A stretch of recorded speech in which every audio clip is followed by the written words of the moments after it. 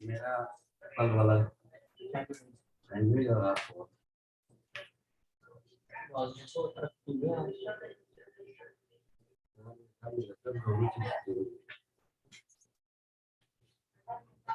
ना पोहा से काम बनता है ना उससे काम बनता है। भैया मैगी नहीं खा लेते हैं। कौन सा लेदर है? वैक्सीन ना लेदर थोड़ी होगा यार। लेदर असली लेदर भाई, अब दुनिया कुछ भी बोले हमें कहना ना, मेरा तो नहीं है भाई। ये लीजिए तो भाई मैं तो खुद ही मना कर रहा था। एकदम लेदर जा थोड़ा टाइट होता है।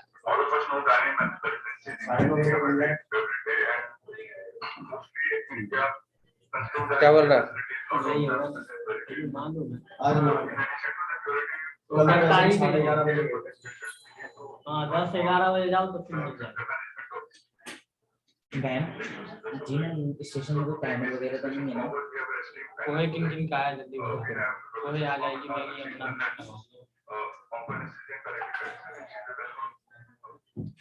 जा बेटा जा यार। अरे क्या लेना है? सैंडविच लेनी है। बस यही सी बात है, झांट लगती है वहीं पे जब भूख लगी होती है तब बहन जो खाने को नहीं मिलता।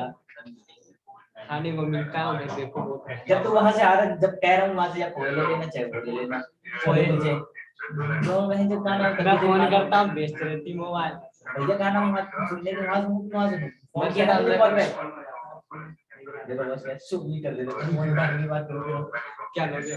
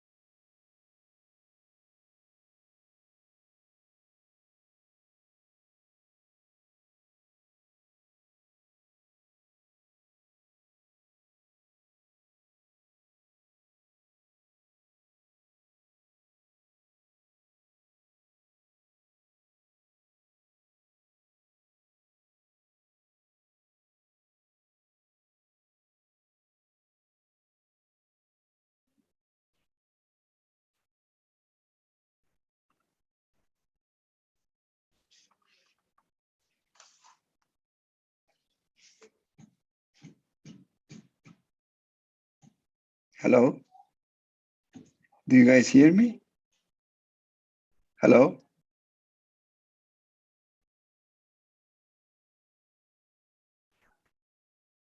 Yes, sir.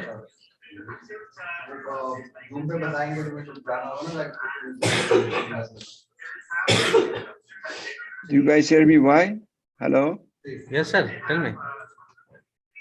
Yeah, do you hear me? Yeah. Okay, great.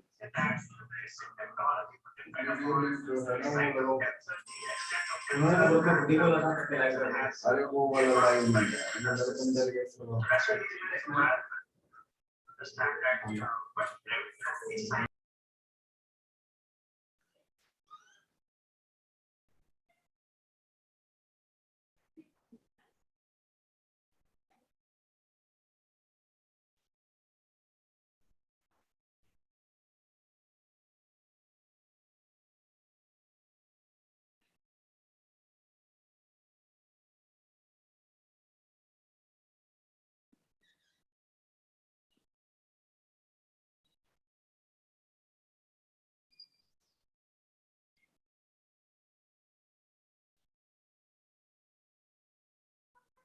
Hello? Yes, sir. So are we, am I on? We're supposed to be there at 7:45, right? 9:30. Sorry? Your session is started 9:30 a.m. I'm Dr. Kayumi from Canada. For me, it is 7:45. Okay.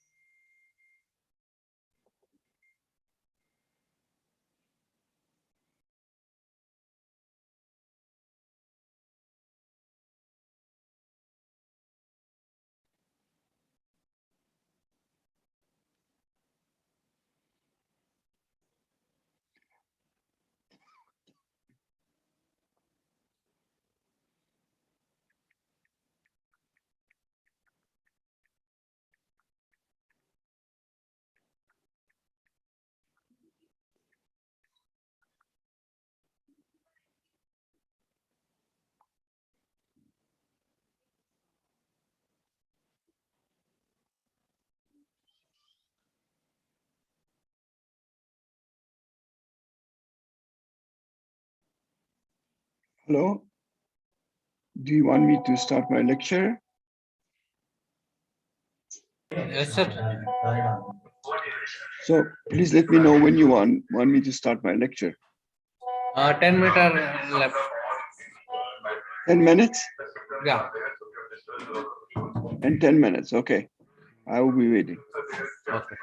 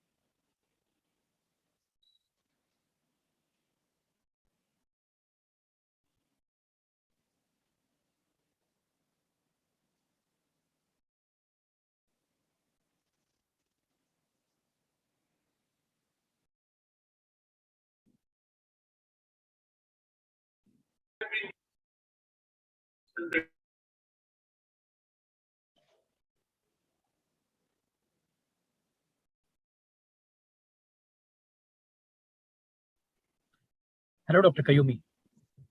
Yes, hi. How are you? Good, thank you, thank you. Thank you so much for taking time out to log in today. No problem at all. So you guys are ready to launch? Yes. So the other parallel session already started in Hall A. The two parallel sessions going on. Uh-huh. Your session will start in 5 to 10 minutes. Sir. So I'll just come back to you when we're ready. Is that okay? That's fine, no problem. Just let me know whenever you're ready, and I'm just gonna start. I'll give a brief intro as well so that you can start. Sure, but you hear me properly, right? So there is no We can, problem. sir. It's perfect. It's perfect. Thank you. Okay, great, good. Okay, thank you.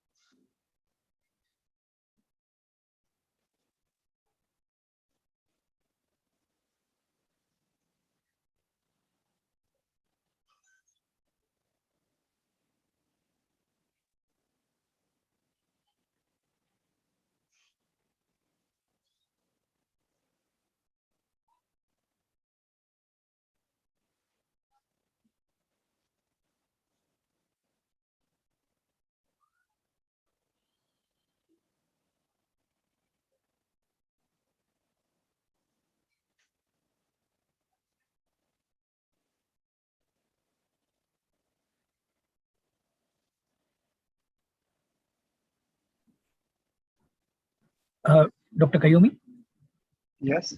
we're starting in 5 minutes. I'm wrapping up in the other hall. So the second session Okay, starts. sure. Give me 5 minutes.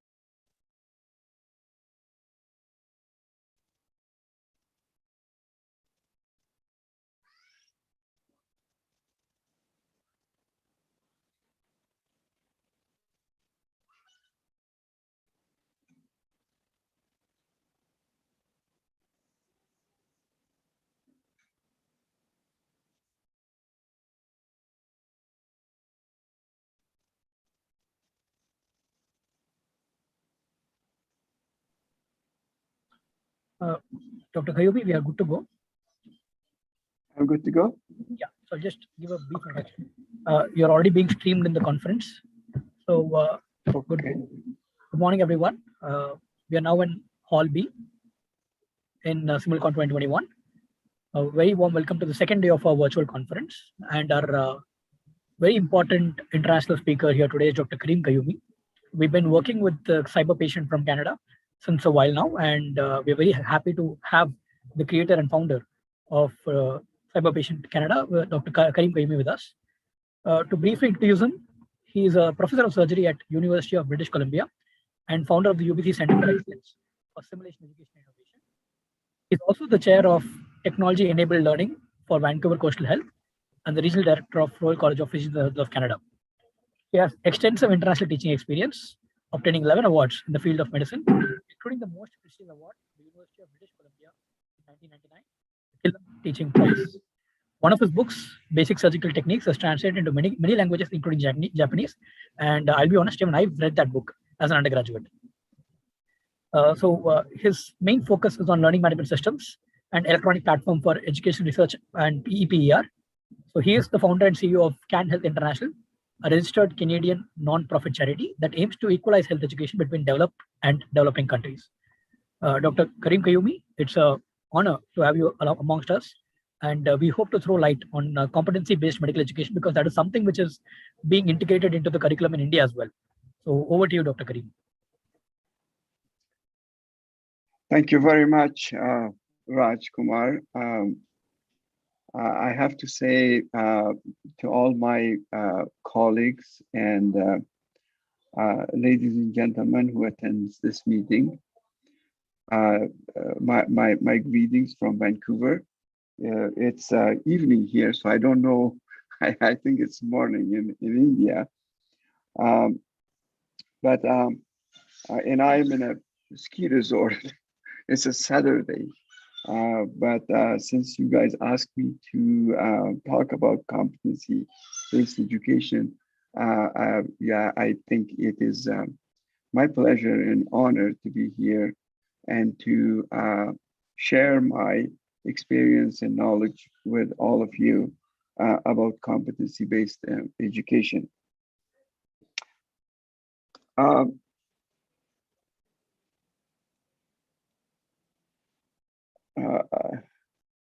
So by the end of this presentation, you will understand the history of competency-based education. You will be familiar with the social and political origin of cybervision, of competency-based education. We will be familiar with theoretical origins of competency-based education, and I'll try to introduce you with Canadian system of competency-based education, which is called competency by design. To start, perhaps it's a good idea to think about a definition for competency-based education. Competency-based education, by simple definition, is a method that allows students to advance based on their ability to master a skill at their own pace, regardless of the environment. But you also will find in the literature different other names for competency-based education, which is skill-based learning, proficiency-based learning, mastery-based learning, outcome-based learning, performance-based learning, or standards-based learning, but they all mean the same thing. If you look at the history of competency-based education, we have to think about apprenticeship model, because apprenticeship model has been the main method of teaching, particularly in medicine, from ancient time to modern time. If you look at the ancient Egypt, India, China, Greece, Rome, Persia, Islamic, Hebrew, and other civilizations, you will see that the apprenticeship model is the model of passing information from the past generation to the new generation. In medicine, medical was always taught as a trade. So in medicine was always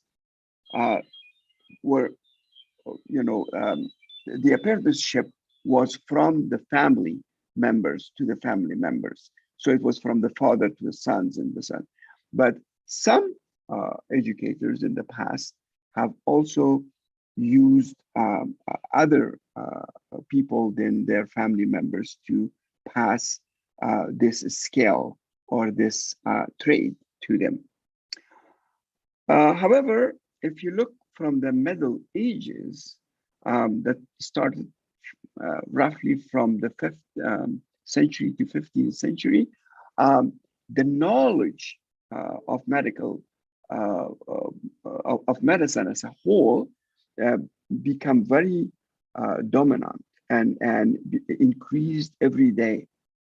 So the increase of knowledge made people to learn more theory of medicine than to pay attention on practice of medicine, particularly in the late 1800s and beginning of 1900.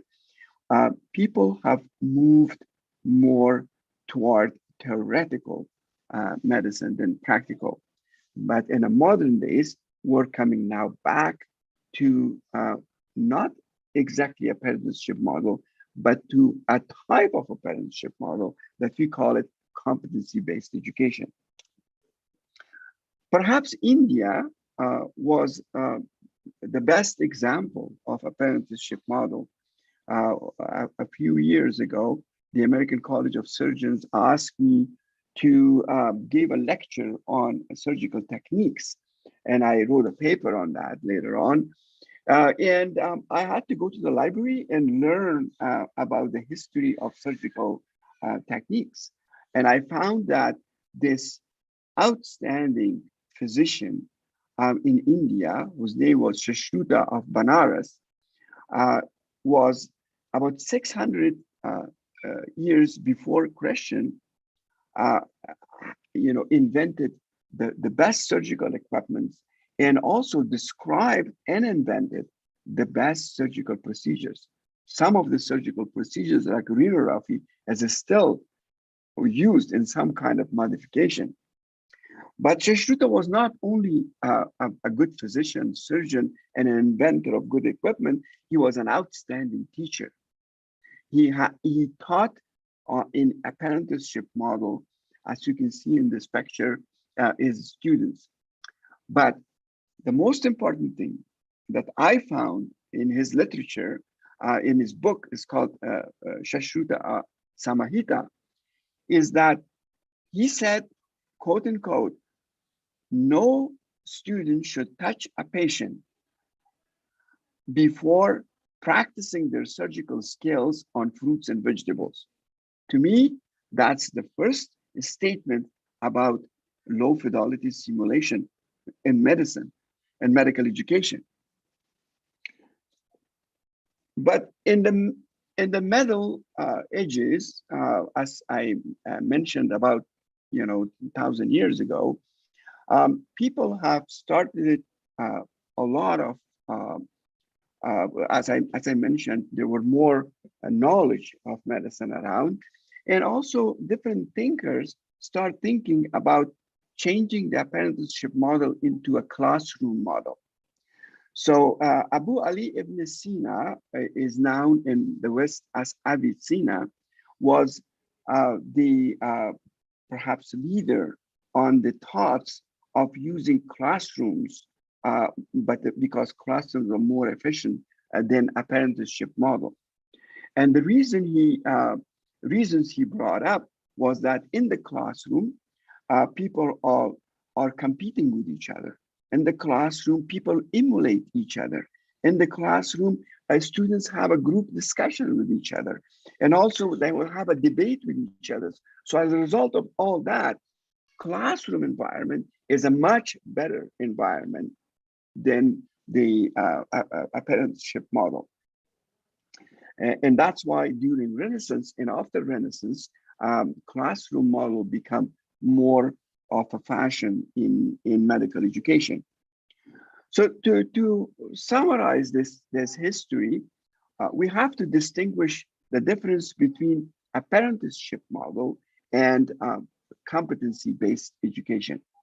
So apprenticeship model is mostly on-job training to pass skills of a trade or a profession to a new generation. While the competency-based education is not only about skills, it's about knowledge, values, attitude, performance, and other things in that context. So therefore, competency-based education is much in a much larger scale than apprenticeship model. Apprenticeship model is just transferring performance-based learning. It's just transferring skills to another one. While in competency-based education, you have to take into serious consideration not only the skills, but also knowledge, values, attitudes, and others. Now, I would like to touch base with you about the competency-based education coming to North America. and what was the social and political reasons and in factors for that. You may ask yourself, what competency-based education has to do with political and social structures, but it did, and I'll tell you why. I would like you to remember these dates, 1950s, 60s, and 70s. These are very important days for competency-based education. And the factors that influence competency-based education was social, political, and then theoretical origin. And we're going to talk about both of them a little bit. Let's talk first about the social and political origin. You perhaps have seen this picture before. You would know what it is. It's the first Russian satellite that's called Sputnik, and it went to the orbit on October the 4th, 1957, and it was the first satellite from the Earth to go out to the orbit. Americans had the similar technology to do, but Russians were first to go to the orbit, and it did hurt the pride of the Americans very much. So the Americans were very mad about this, that the Russians went first to the orbit with this Sputnik, and it created a social, political, culture revolution in the United States and North America. And as a result of that, Americans start thinking, what is wrong with us? And they realized that they thought their technology is better than the Russians, but it is not. And also they thought their education system is a very good system, but it is not. So they start thinking about how to change the development of technology, and they spend a lot of money and efforts for that. As a result of that, we got the internet. The internet that today we are using and talking is a result of that Sputnik going to the orbit first. And this is another lecture, so we can talk about this maybe some other time. But the second issue that they were struggling with was education, because they thought, what is in the education system of the Russians that we don't have? And they realized that Russians has a 3-tiered education, while the United States and Canada, there was K-12 and then universities. But Russian had K-12 and universities, but between K-12 and universities, they had these skill development, vocational skill programs, which is called uchilishi in Russian. So the Americans start thinking about developing these vocational skill programs with competency-based education. So as a result of this, the United States had specific actions.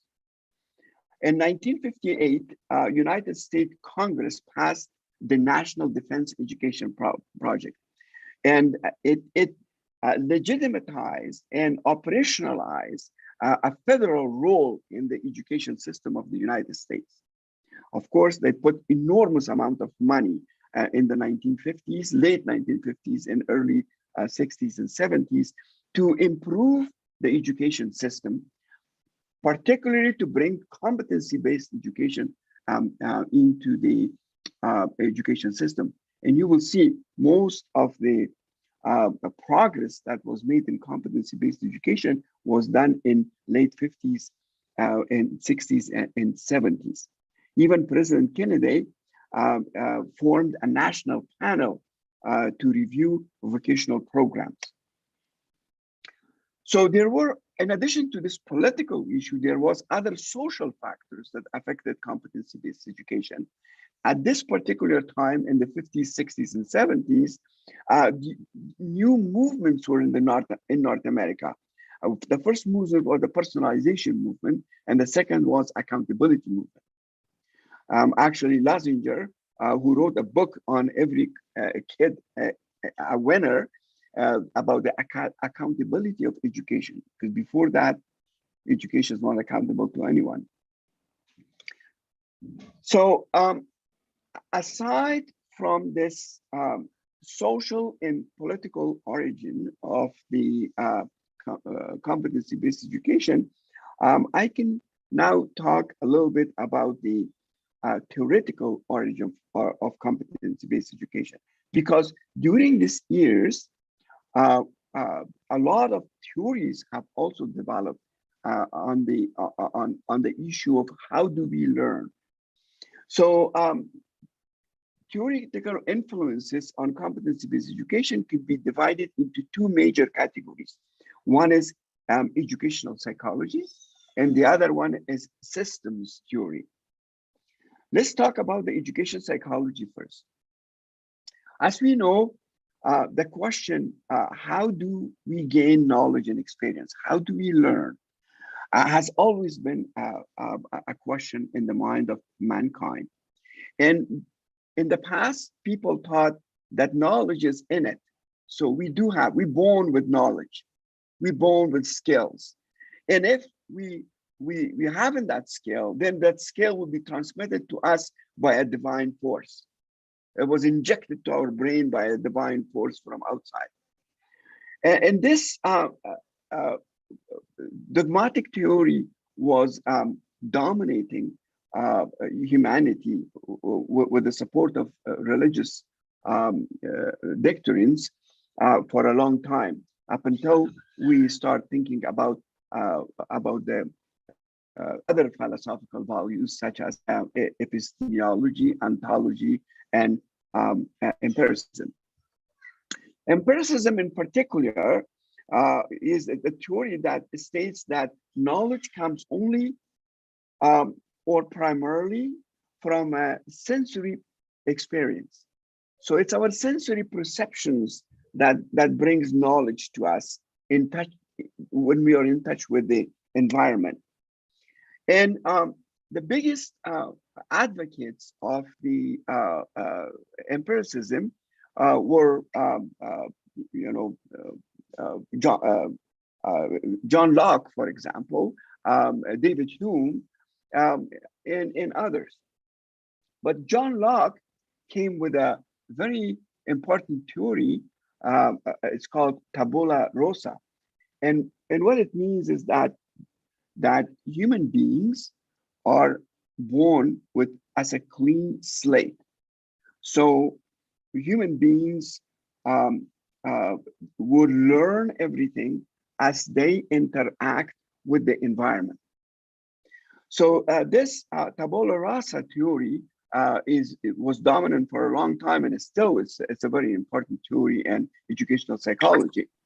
However, if you're going to look at Ibn Tufail, which was an Arab philosopher, he actually born in Spain and then died in Morocco, and he wrote a very important book. It's called Hay ibn Yaqdan. So Hay ibn Yaqdan is a roman. It's a novel actually, and he wrote this novel to bring some philosophical issues to the mind of human beings. So his book was translated in Latin, and it's called Philosophus Autodacticus. It means self-made philosopher. So this book is about a child who born in an isolated island without any human being around that child.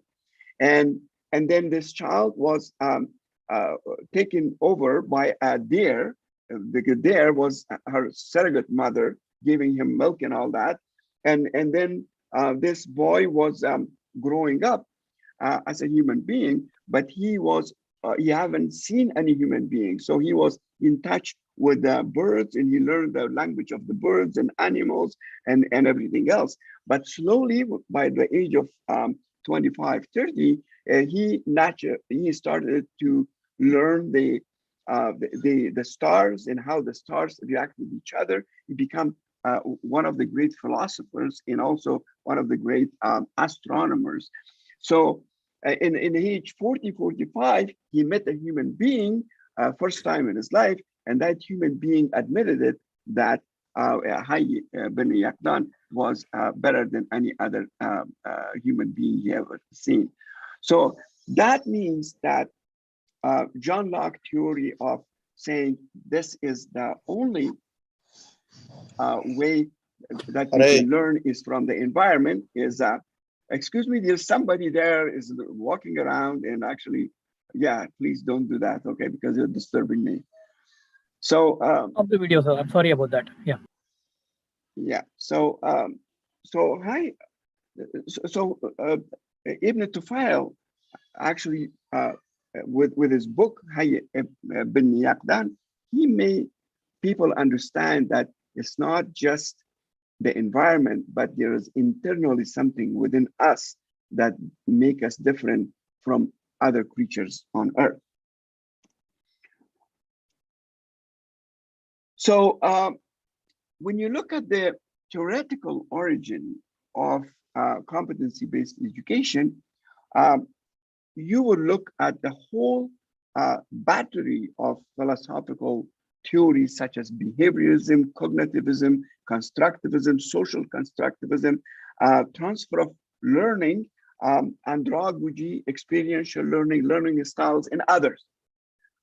I have to tell you that, in my opinion, competency-based education, although it cannot be confined in one educational theory, multiple educational theories can be used for competency-based education. However, the main theory behind competency-based education is constructivism that was proposed by Swiss pedagogue Piaget. What Piaget said is that learning is secondary to and dependent upon progressive reorganization of cognitive function. To teach, Piaget said, is not to reshape behavior, but to provide the environment for students to self-explore. So this is perhaps the basis of competency-based education. And also the theory, that transfer theory, the theory of transfer of learning, not transfer of knowledge, because transfer of knowledge is from one person to another person, and transfer of learning is from the same person to the same person, how our prior experience affect our new experience. And it was proposed by Hofdings in 1800s. Then also theory of andragogy, because we are dealing in medicine with adults, not with children. So pedagogy, P means children, pedagogy, agogy means leading. So pedagogy means leading child, but in medicine and medical education, we are leading adults. So therefore, the notion was that pedagogy theories does not apply. It has to be andragogy theory. And there are specifics I cannot talk about today because it's another lecture. But anyway, so from the theoretical origin perspective, the factors that influence, it could be only the constructivism, transfer of learning, and andragogy. If we are gonna talk about theories, there are educational psychology theories that we talked about, but the second important theory that affected competency-based education is the system theory. The system theory is a very important one because it brings the context of skills and performance into a larger system. It simply says that systems might have specific small little elements that they can talk to each other.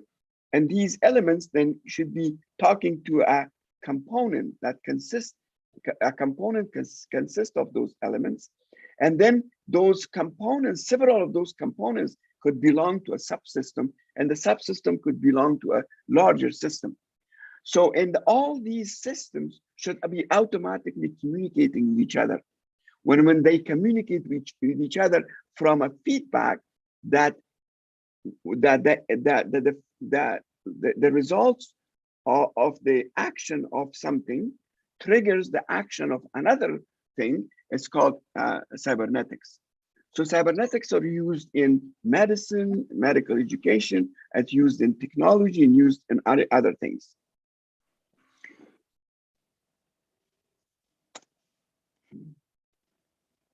There was something, okay.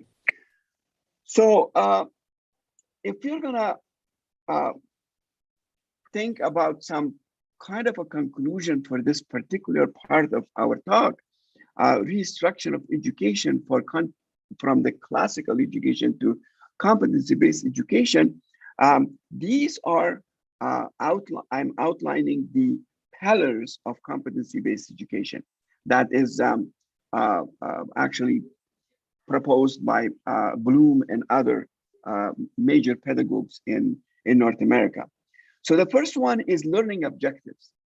When we talk about competency-based education, we have to have a specific learning objectives that identifies the level of mastery. And that is expressed by Bloom's taxonomy.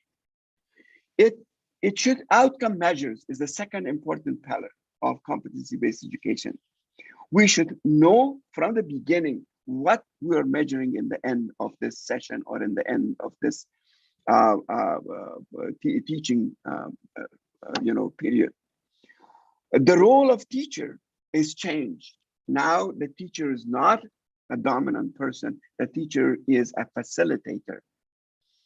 And then the most important thing in competency-based education is that time, semesters, years is not important anymore, because your performance is based on competencies. If a student can perform and learn a competency in 1 month or half a month or 3 months, it's up to them. It should be individualized to them. So time is not important. It's important how soon they reach those competencies. And also customization. We always talk about style of learning, to customize our teaching to different style of learning. But in competency-based education, it's different.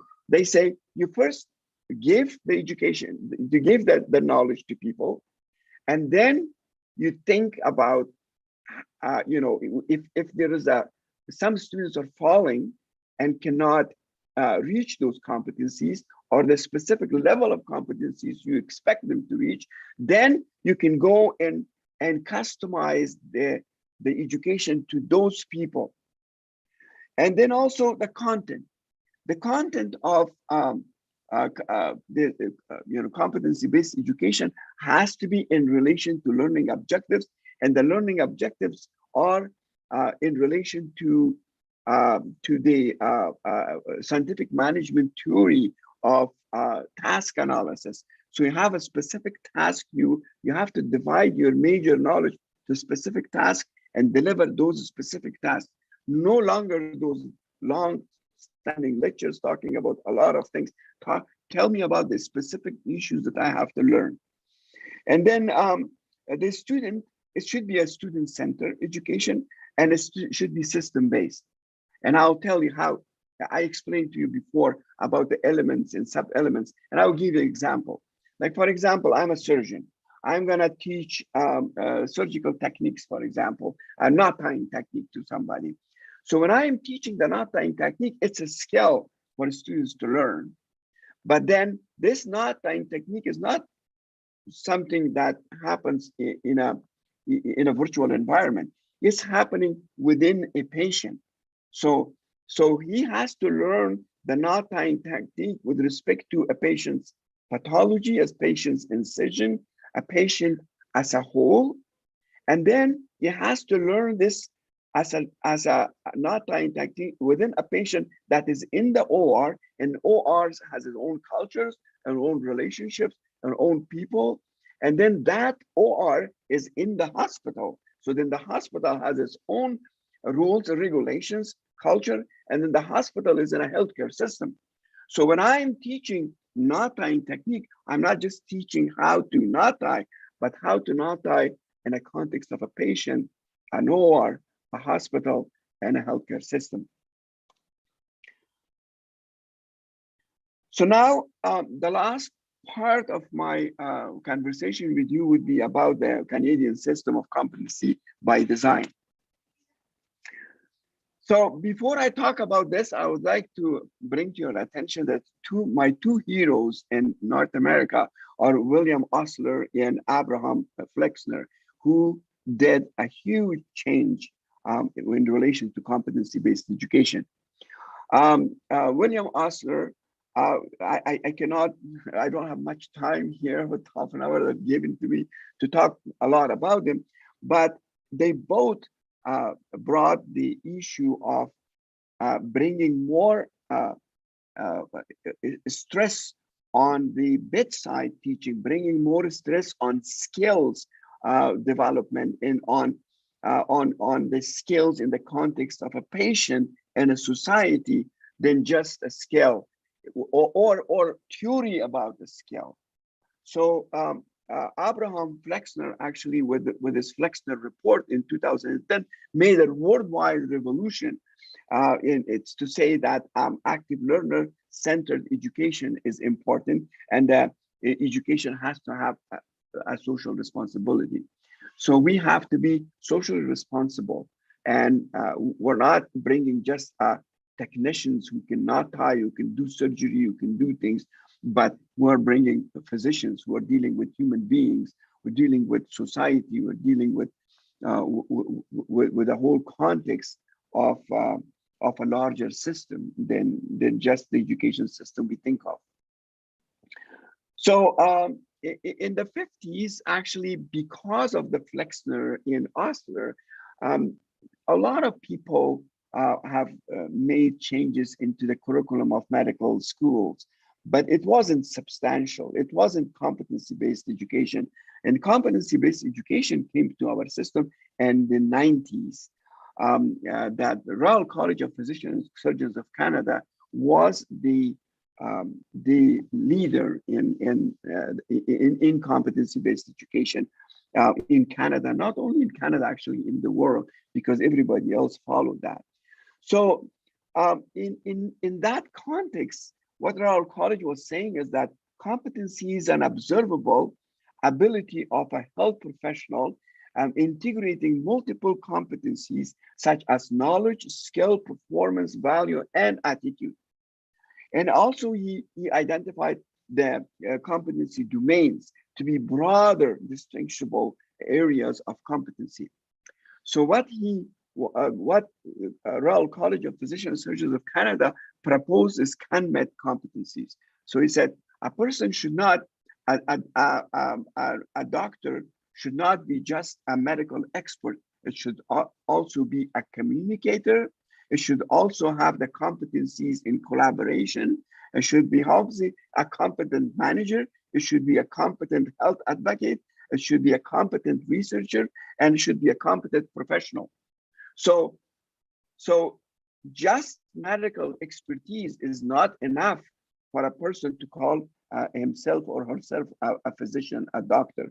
It has to be much more. And now CAN-MET competencies are a mainstream for undergraduate, postgraduate, and continuum of care in Canada. The other important, recently important issue that the Royal College of Physicians and Surgeons of Canada brought up is competency by design. So what competency by design means? It means that you should not have just think about competencies within the framework of a residency training program or undergraduate or postgraduate education. You should think of that on the framework of the lifelong learning. So entry to residency training program, transition to disciplines, and then going to the transition to practice. And then also by the time you go out of practice, we should make a design of competencies for the whole continuum of our lifelong learning. So that's what it means. If you want me to tell you what's the difference between competency by design and competency-based education. Competency-based education is a part of competency by design. And competency by design is for lifelong learning.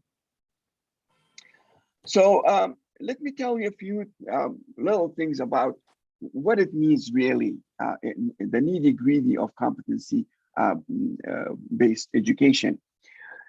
Is each discipline, first of all, would define a number of outcomes from the beginning in each stages of training, and the program will teach and assess using the following sets of standards. There are different type of standards, but two standards are very important. It's milestones and APAs. So milestones is an observable marker of achievement of levels of performance along a developmental continuum. So what it means is that when you have several milestones to achieve a particular competency, and then a lot of those competencies, several of those competencies, it goes into a competency in going to EPAs. So EPAs stands for Entrustable Professional Activities, and it is a unit of professional practice defined as tasks or clinical responsibilities that trainees are trusted to perform without supervision after they have attained a sufficient specific competence.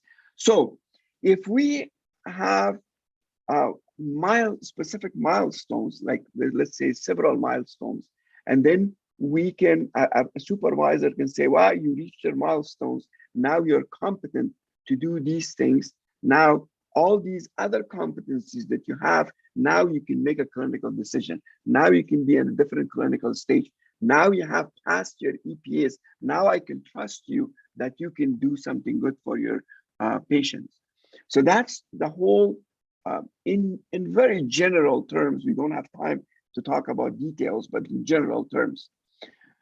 The EPAs are new, and it's mostly designed by two major organizations. It's the Association of Faculties of Medicine of Canada, and then the American Association of Medical Colleges. Both those EPAs are exactly the same. Canadian EPAs has 12 EPAs, and the American ACMG has 13 EPAs. But this is the EPAs only for transition from undergraduate to postgraduate. When you go to postgraduate education, year one residency training program has its own EPAs for a specific domain of medicine. Let's say look, internal medicine, surgery, obstetrics, and gynecology, pediatrics, and others. But I'm giving you this as an example to understand what those competencies are. So if you look at those competencies, they are actually available on the internet, and you can go and get them at the ASMG and also the Canadian Faculty of Medicine. EPAs are available. So, for example, for Canadian AFMC EPAs, the EPA 1 is all about history taking in physical examination. So if you know how to do histories in physical examination, you will pass the APA 1. APA 2 of us formulate about adjusting differential diagnosis. If you do that, then you pass the IPA 2, and it goes all the way to IPA to EPA 12. So when you have all these 12 EPAs, that's what means that you are now ready to go to residency training program. We trust you, you're trustable to go and deal with patients directly without supervision. So, but it's not about, as I said, it's not about the skills. Competency-based education is all about other issues that are larger than just the skills, about collaborators, communicators, health advocates, and professionals, and so on. So, and then in this document, they can describe if you have EPA 1 history and physical examination, then what are the other competencies that you would need for this EPA? It's medical expertise, it's a communicator, a professional, and a scholar. So the same thing with all 12 EPAs. Unfortunately, we don't have time to go through all of them, but also they describe in this document what this EPA is all about. What are the CANMET competencies that you should have with respect to this EPA? What are the entrustable behaviors, pre-entrustable and entrustable behaviors? So these are the checklists that the examiners would look into. Actually, EPA is an exam, it's an outcome measure. Okay, so they would look into that, and they say that most of these EPAs can be done, of course, in clinics, but to do it in clinics, it's huge. It's a big money. It's a big effort. It needs a lot of manpower. But to do it in a simulation center is also, you cannot do everything in simulation center. But for example, you cannot do history taking and physical examination in a simulator. So, but you can do something in a simulation center. But I can tell you that now we have developed and patented an educational program. It's called Cyber Patient EPA, where we can actually do an online EPA assessment and also online EPA training for all our students. And it will be perhaps unveiled in the end of this year. We're looking with the Royal College of Physicians and Surgeons of Canada to support this and to bring this to for the use of other people. Now, in the end, I just want to go back to my learning objectives, and I can say that we did understand the history about the values in competency-based education. I did talk about the social and political factors affecting competency-based education.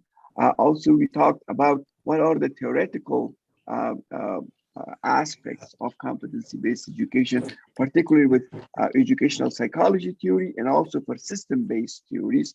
And also, we talked a little bit about the Canadian system of competency by design. So at this point, I would like to thank you very much for your attention. I'm sorry that my grandchild is just knocking the door there, you know, and she wants me to play with her, but I did what I could under the circumstances to have a chat, a conversation with you. I'll be more than happy to entertain any questions you have. Thank you for your attention.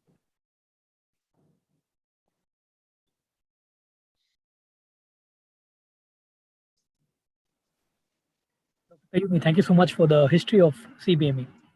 Now, you'll be pleased to know that CBME is now part of the medical education curriculum in India, where we're really focusing on competency. And the framework we are following right now is the Miller's Pyramid: knows, shows how, etc. So that is the famous we are currently integrating into our curriculum here. And we're very excited to test out cyber patient in our institute as well as through our society, and see how it can really help us in remote teaching as well, because it's become a blended learning model now, where we're still anticipating a third wave, and we might just have to go back to tele-simulation and tele-healthcare delivery, tele-education delivery. So we thank you for your work regarding this, and that is a very long history into CBME that I was definitely not aware of, and I'm sure our learners found a lot of insights into that. Thank you, Doctor, for joining us at such odd hours and from a ski resort, nonetheless, from your holiday. Thank you so much. No problem. And thank you, Mark, for facilitating this. It wouldn't have been possible without Mark's insistence. Thank you. No problem.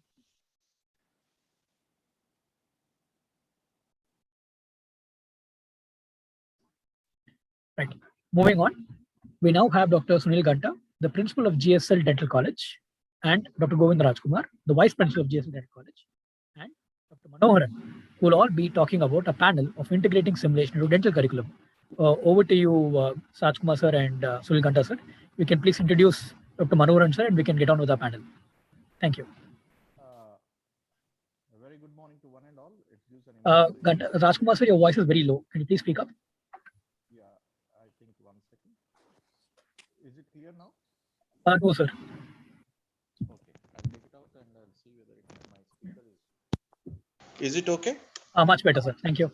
Yeah, it gives me immense pleasure for me to welcome Dr. Manohar sir.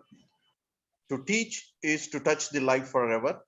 This is the teaching philosophy of the speaker of today, Dr. P.S. Manohar. He is currently heading the Department of Prosthodontics and Crown and Bridge, Sri Balaji Vidyapith, Puducherry. Dr. P.S. Manohar finished his BDS and MDS degree from Mahatma Gandhi Postgraduate Institution of Dental Sciences, Pondicherry, in year 1992 to 2001. He has also trained health professional education and was awarded PG diploma in health professional education from Sri Balaji University, Puducherry, with gold medal. His interest in education and technology made him to pursue his current research on curriculum for dental interns through his PhD program. He has published 30 well-cited publications in indexed and other journals of international journal national repute. His contribution includes innovations and materials in prosthodontics and also randomized controlled clinical trials. He has also 23 copyrights for his credit and applied 3 patents in dental devices. He is one of the privileged member of Dental Council of India to frame the competence-based dental education framework in the undergraduate in dentistry. Indian Prosthodontic Society has recognized him as a section editor for removable prosthodontics in esteemed Journal of Indian Prosthodontic Society. He is also an associate editor for State Journal of Tamil Nadu and IPS Journal of Clinical Prosthodontics and Implementology. He is also a member of educational unit at Indira Gandhi Institute of Dental Science.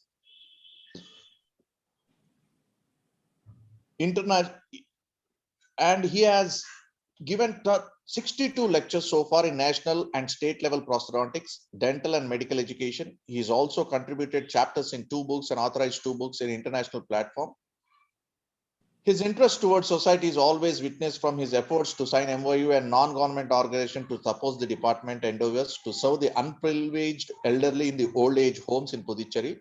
His academic goal is to take dental education beyond papers to more practical application in undergraduate, postgraduate program, and to develop a genuine scholarship and leadership among dental educators. His caption is always, to teach is to touch the life forever. So I really welcome you, sir, for your Manohar sir, for this lecture or symposium or whatever the talk we are going to have right now. And I welcome Dr. Ganta Sunil sir also for this program.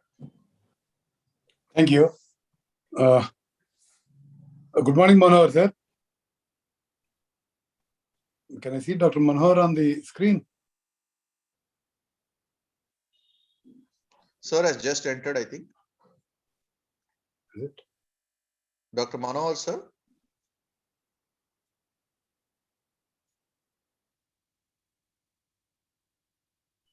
Dr. Manohar sir.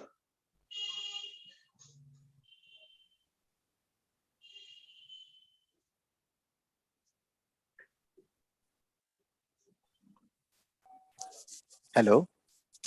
Hello. Yeah. I got logged out. Sorry. Yeah. No problem. Yeah. Manohar, this is Dr. Sunil speaking from GSL. Yes, sir. And I'll be moderating our discussion. Yes, sir.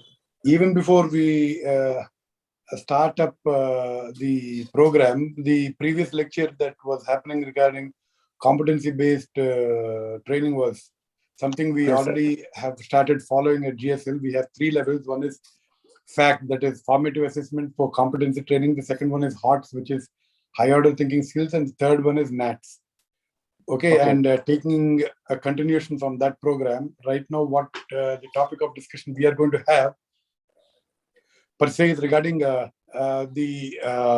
blending of the simulation curriculum into the dental curriculum. Yes, sir. Yeah, even before we start, just to on the upfront, one of the key foundations is the idea, that is to preserve the core and stimulate progress.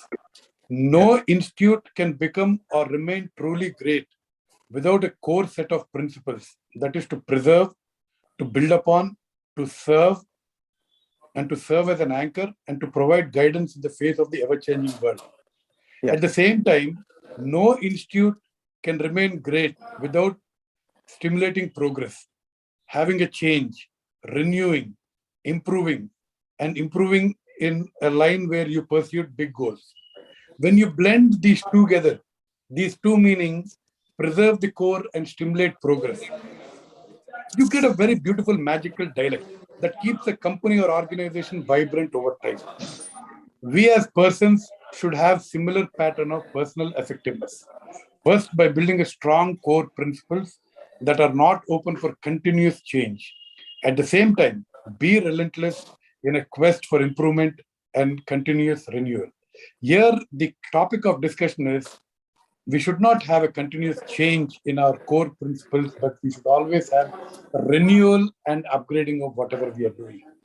This dialect enables an individual to retain rock solid foundation and attain sustained growth for a lifetime.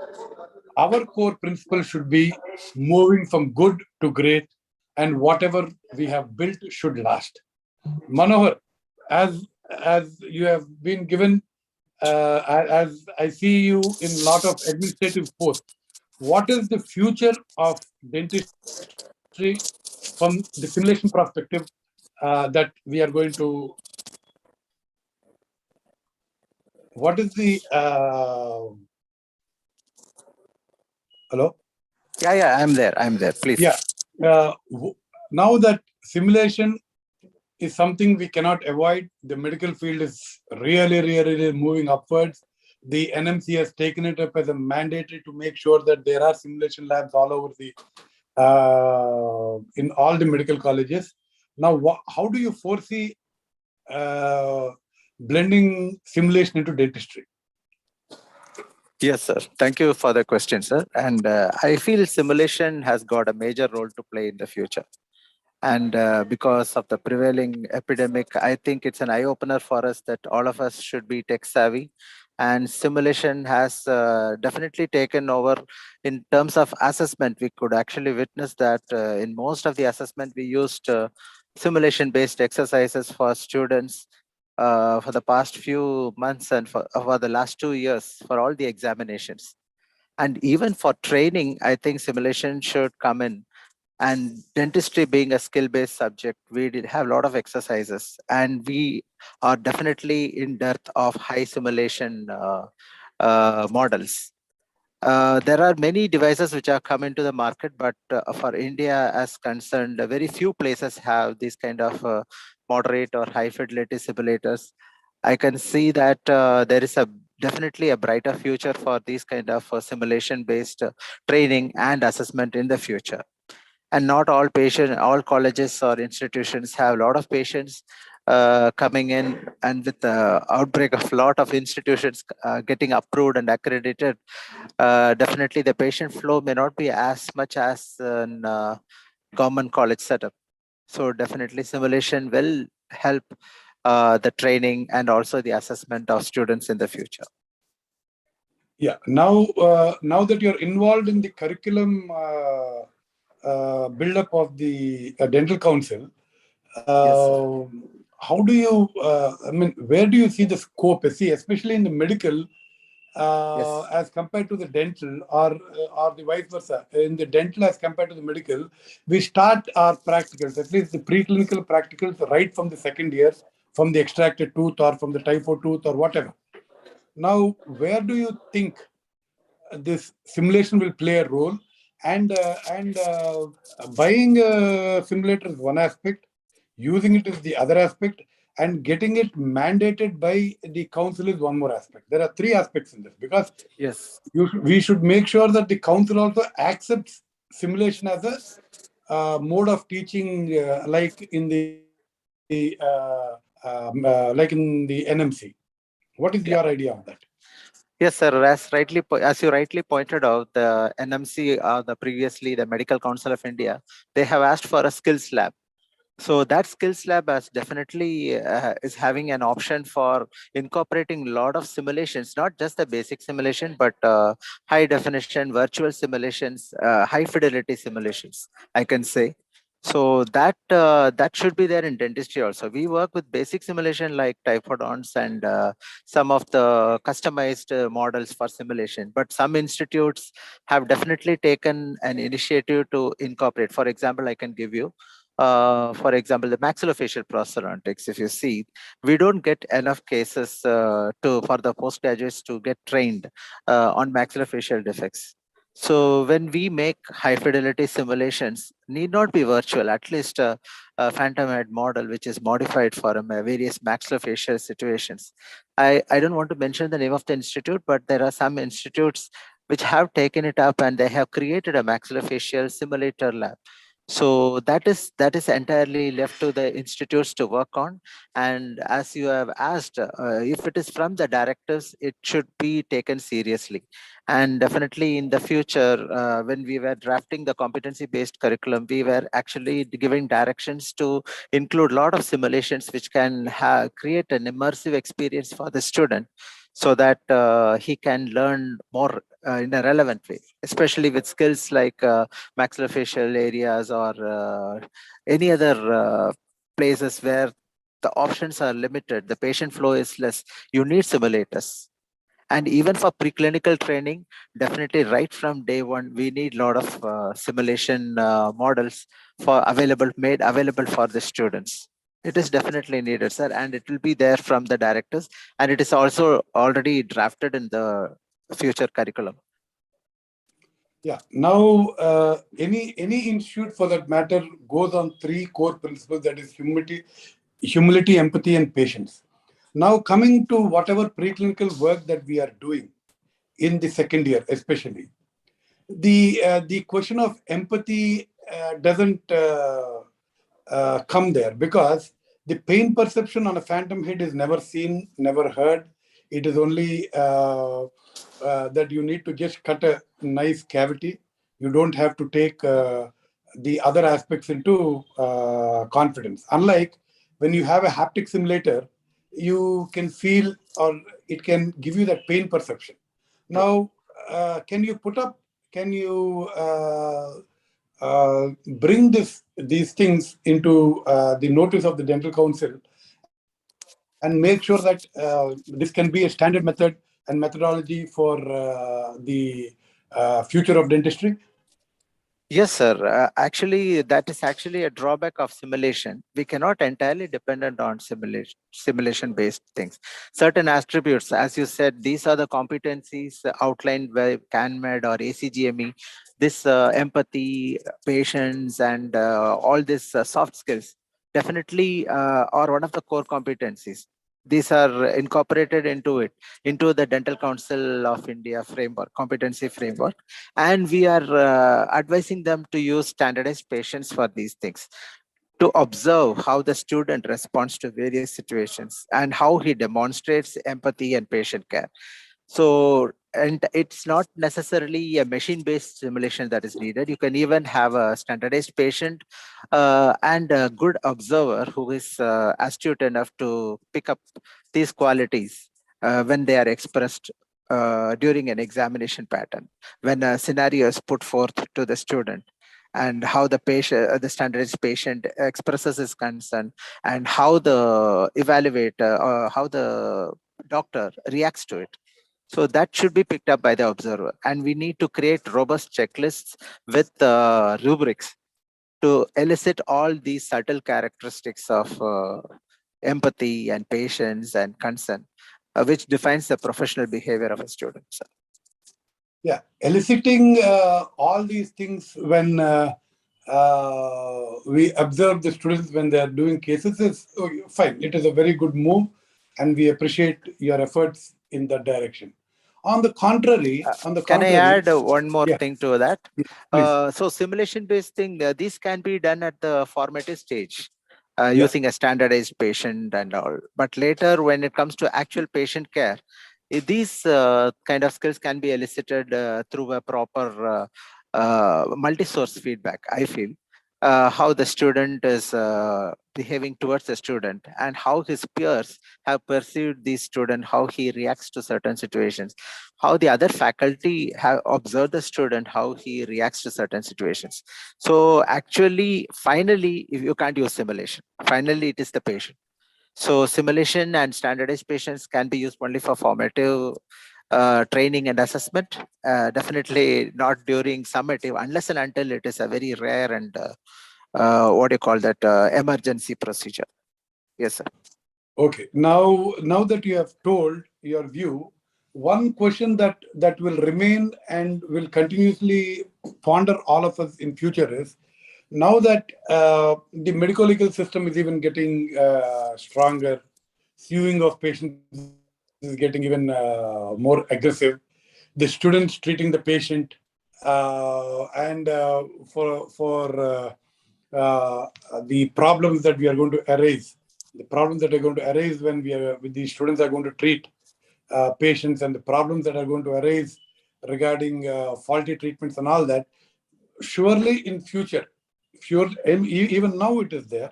Surely in future, the medical legal aspects of the patient and doctor is going to increase drastically. Don't you think the simulator can replace a patient in the teaching curriculum?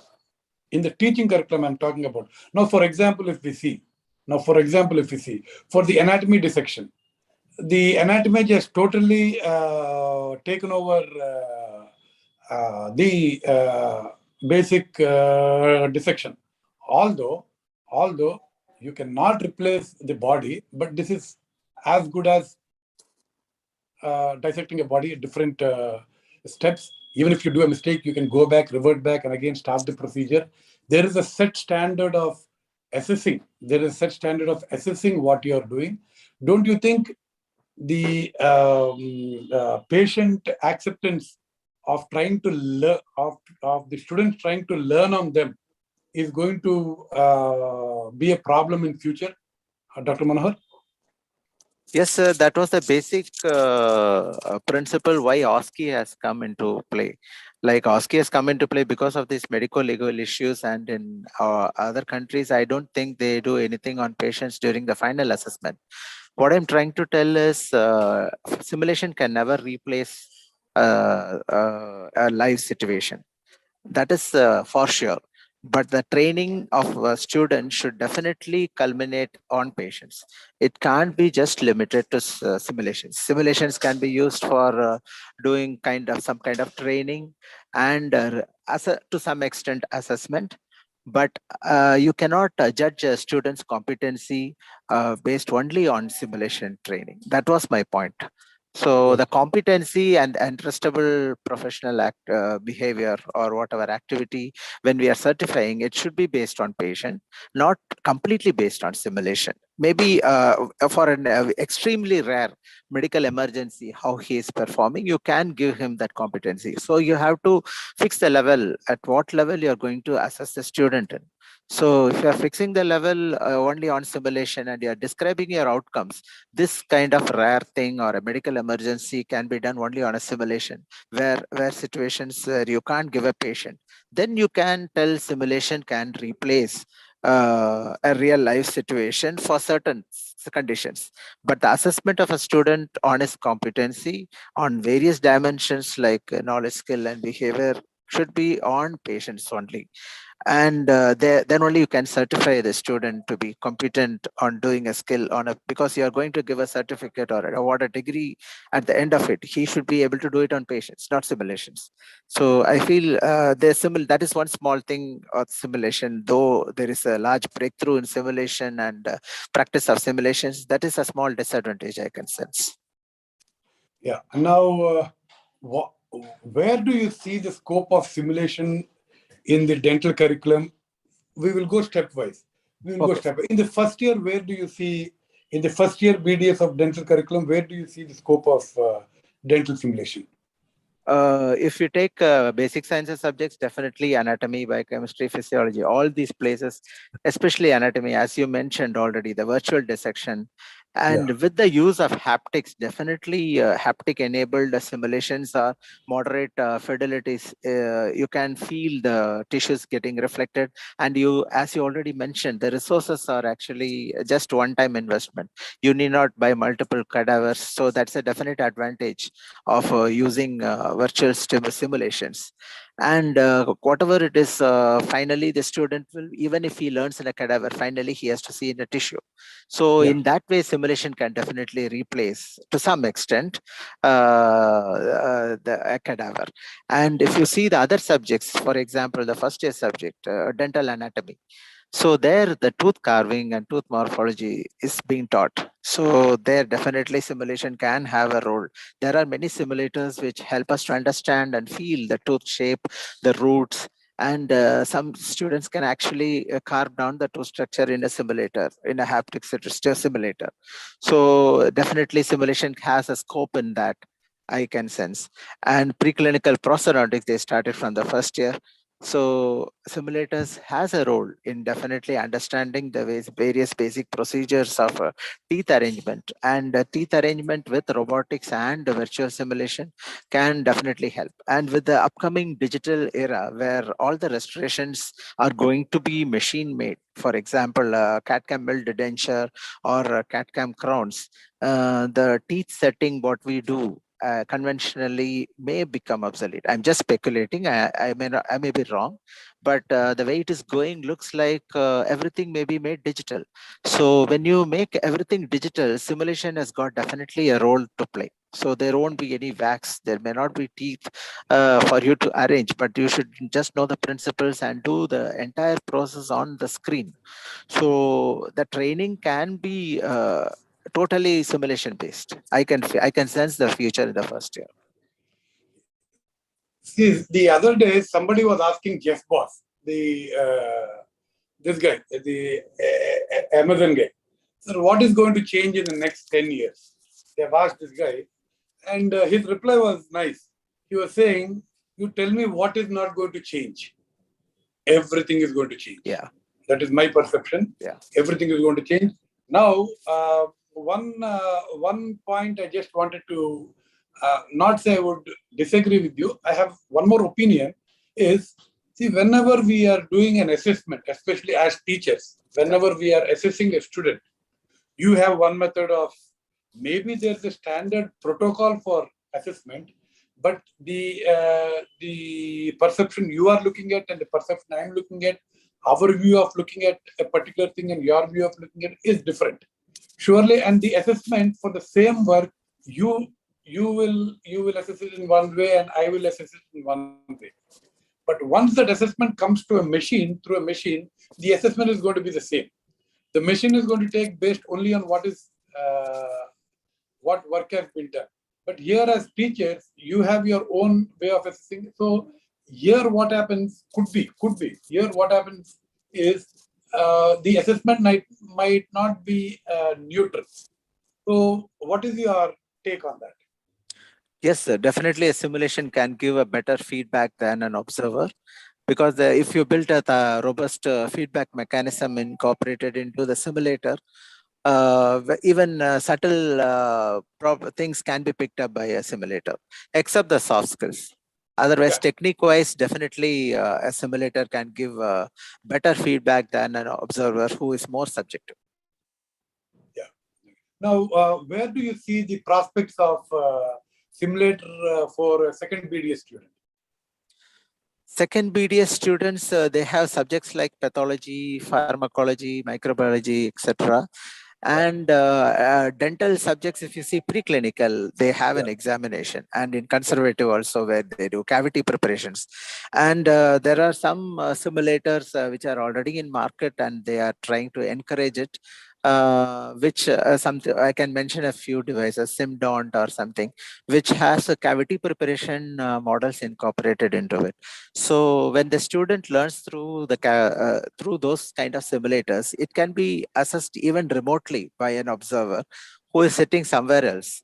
and you can very well train him. And most of these models are developed being self-directive. So the student has to just learn it like a video game, and he will be able to use it, and he will be able to get some idea of the real cavity preparation. And because there is one more limitation in our conventional cavity preparation or tooth preparation, what you see, the preclinical, because we do this ivorine typodonts. The feel of that ivorine typodont is not similar to that of the natural teeth. So there are some simulators which have come up with the natural teeth feel, that enamel, dentin, and all those things. So that feel is much better when we use the haptic-based virtual simulators. So that can actually one step take it ahead to give a more immersive experience for the student, and even the force feedback and all those things. But the problem with those things is they may not have the experience of saliva and the tongue, the soft tissue deformation, which is not there. I think those things, if in future, if they are trying to build it up, bring it into the simulators, definitely simulation will be a way ahead. Yeah. So Now, there's a definite scope. Now, Manohar, I would like to bring to your notice that Yes, sir. just yet 2 days back we have bought 3 simulators. Okay, sir. And my staff and students are very happy with that, and it is haptic. It is haptic. They are able Wow. to feel. They're able to feel the way the cavity cutting is done, and the pain perception. The machine makes a sound when you go past the dentin, or when you put more pressure, or and that simulator is equipped for class 1, class 2, class A cavities. It's even equipped for the implantology course, and it is, I mean, a host lot of things. We have bought about 3 or 5. I'm not very sure. 3, I'm sure. But one thing, after looking at that, what I feel, Dr. Manohar, is there is lot of future for simulators, especially Yes, if it's sir. got haptic sensation. Yeah, definitely. Yeah, and I would like you to share me that information regarding maxillofacial prosthodontics, where somebody has made a simulator, so that we also can. Actually, there are some indigenous people who are doing it, but I can say Savita Dental College has actually started a jumpstart for the maxillofacial thing. They have a huge lab wherein they're trying to bring in all these kind of simulators where the students can learn various kind of defects. So, if you know moulage techniques, I think anybody can do it on a cheaper scale. The moulage techniques wherein you can actually try to simulate the bone and the soft tissues.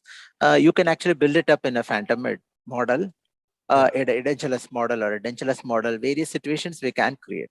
And we can ask the students to understand the defect when they see inside what are the undercut areas, what are the retentive areas, what are the support areas, how to identify which area to block, which area not to block during implant. That is the main thing about maxillofacial thing. So that thing can be brought out in a simulator. It may not be a high virtual simulator, but it can be a real-time simulator. Oh, surely. That is something very good, and that is something we should pick up. Here we have a very big cancer hospital within our own institute, so we have a lot of direct access to a lot of maxillofacial prosthodontics. But your suggestion of trying to do something like that should be. I take that point well, and I think I should improve in that direction. Yes, sir. Actually, because you said, can I come in? Yeah, please. Yeah. I was talking about this maxillofacial things. Just because you mentioned you have a huge hospital, then definitely you will be having a lot of maxillofacial defect cases. So, so you can actually capture the CBCT and the pictures by scanning, digital scanning, and you can create 3D printing printed models of the real defects. Yeah. So actually 3D printing nowadays, it's become very cheap, and you can line it with a soft membrane. Then like a silicone, which you can actually buy from a hardware shop. It can be made very cheap. Otherwise, if you try to create a model, it's actually really time consuming. So you can use 3D capturing of the real defects and make a 3D printing with a soft tissue lining. So that will give to some extent, without saliva and all, you can get a feel of the defect for impression. On end of March, I'm running a maxillofacial prosthodontics course in the college in association with the Cancer Hospital and your IPS Prostho Society. And where do you see the simulator in teacher training? Simulator in teacher training. Actually, that is a great question. Simulation training actually needs to be the moderator or the facilitator who is using the simulation should be very dynamic in bridging the gap between the simulation and the real life, I feel. So, and he should also inform the student what he has to look for and what are the problems in the real time. So there, the teacher's role is very important when it comes to simulation-based training. It is not just doing something on the simulation model. He has to bridge the gap between the simulation and the real-life experience. Why I'm asking this question, Manohar, is I'm asking this question is specifically if the teacher is not well versed with the simulator, or not only the simulator. Okay, if he's not well versed with implantology. The impression is going to give the student is implantology is not important. Just leave it. You can do a lot of other. See, that is what I'm trying to say. First, there should be a vigorous teachers training program if you have a simulator. Definitely. And only then we should move it into the student. Do you think it is right? Definitely, sir. Like even during the operation of a simulator, he has to be well versed. Because if you take a high fidelity simulator, he has to know in and out of that high fidelity simulation. And the second point, as I told before, is bridging the gap between the because real.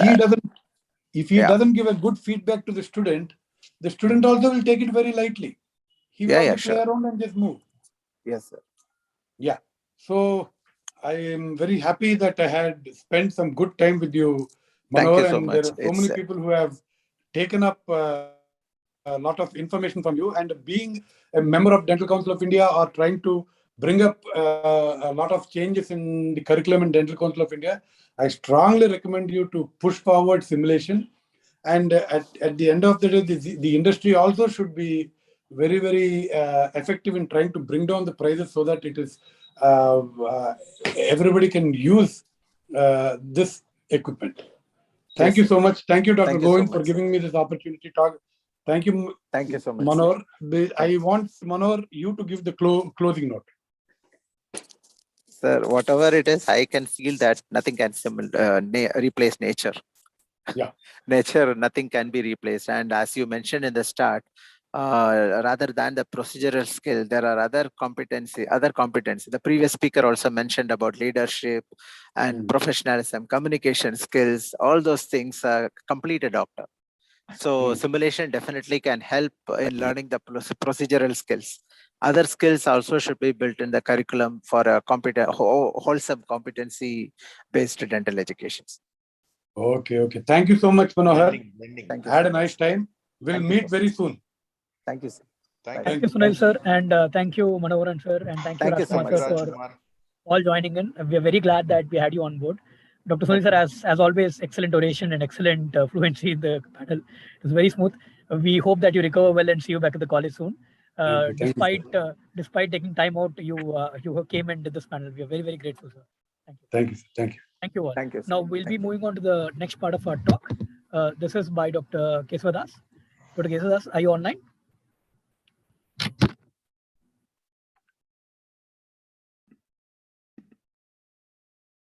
Yeah, I'm online. Welcome to SIMULCON 2021, sir. So I'm just giving you a brief introduction.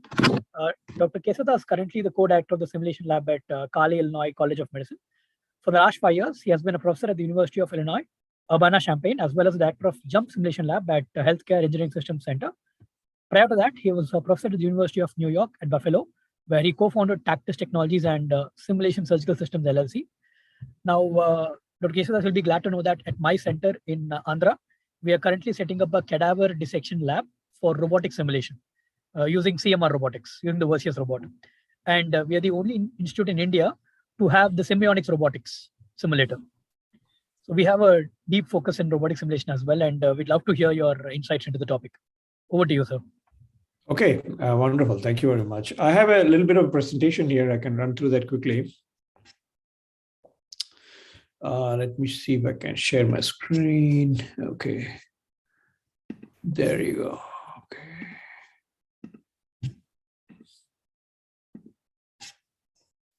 Okay.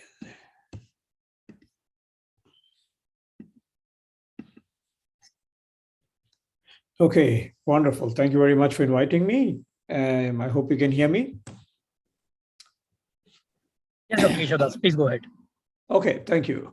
So, as per your introduction, I'm a faculty at the University of Illinois. I direct the Health Engineering System Center. My area of research has been medical simulation for quite a long time.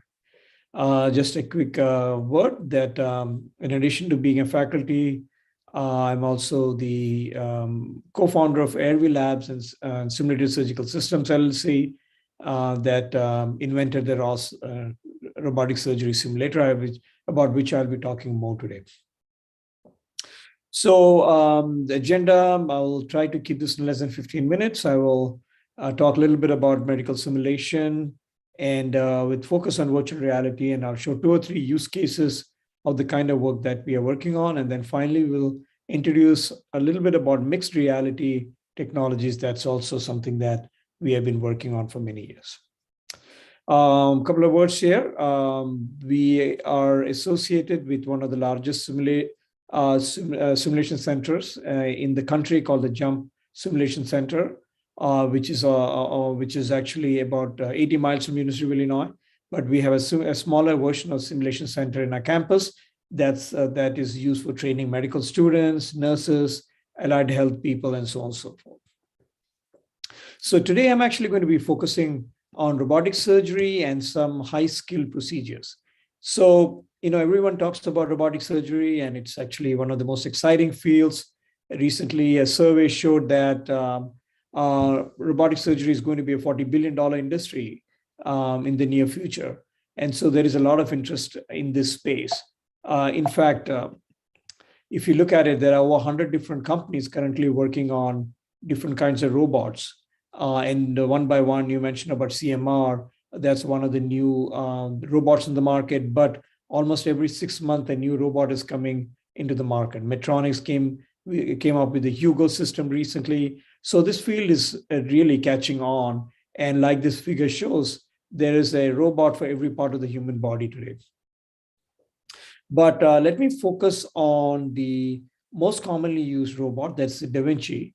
And that robot was designed to perform laparoscopic procedures. I mean, traditionally, laparoscopic procedure is done by manual process by putting a tool through a hole made by trocar.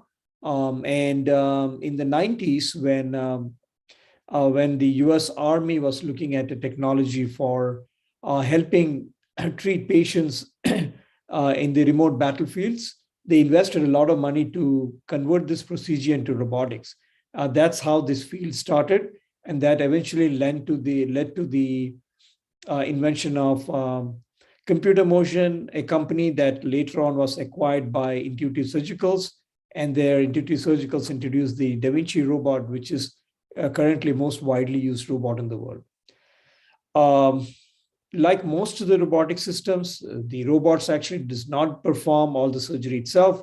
Traditionally, a person sitting at a remote controls a robot, usually in the same room, and then they can perform many different procedures.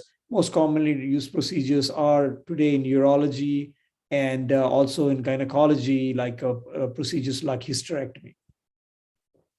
A few words about medical simulation.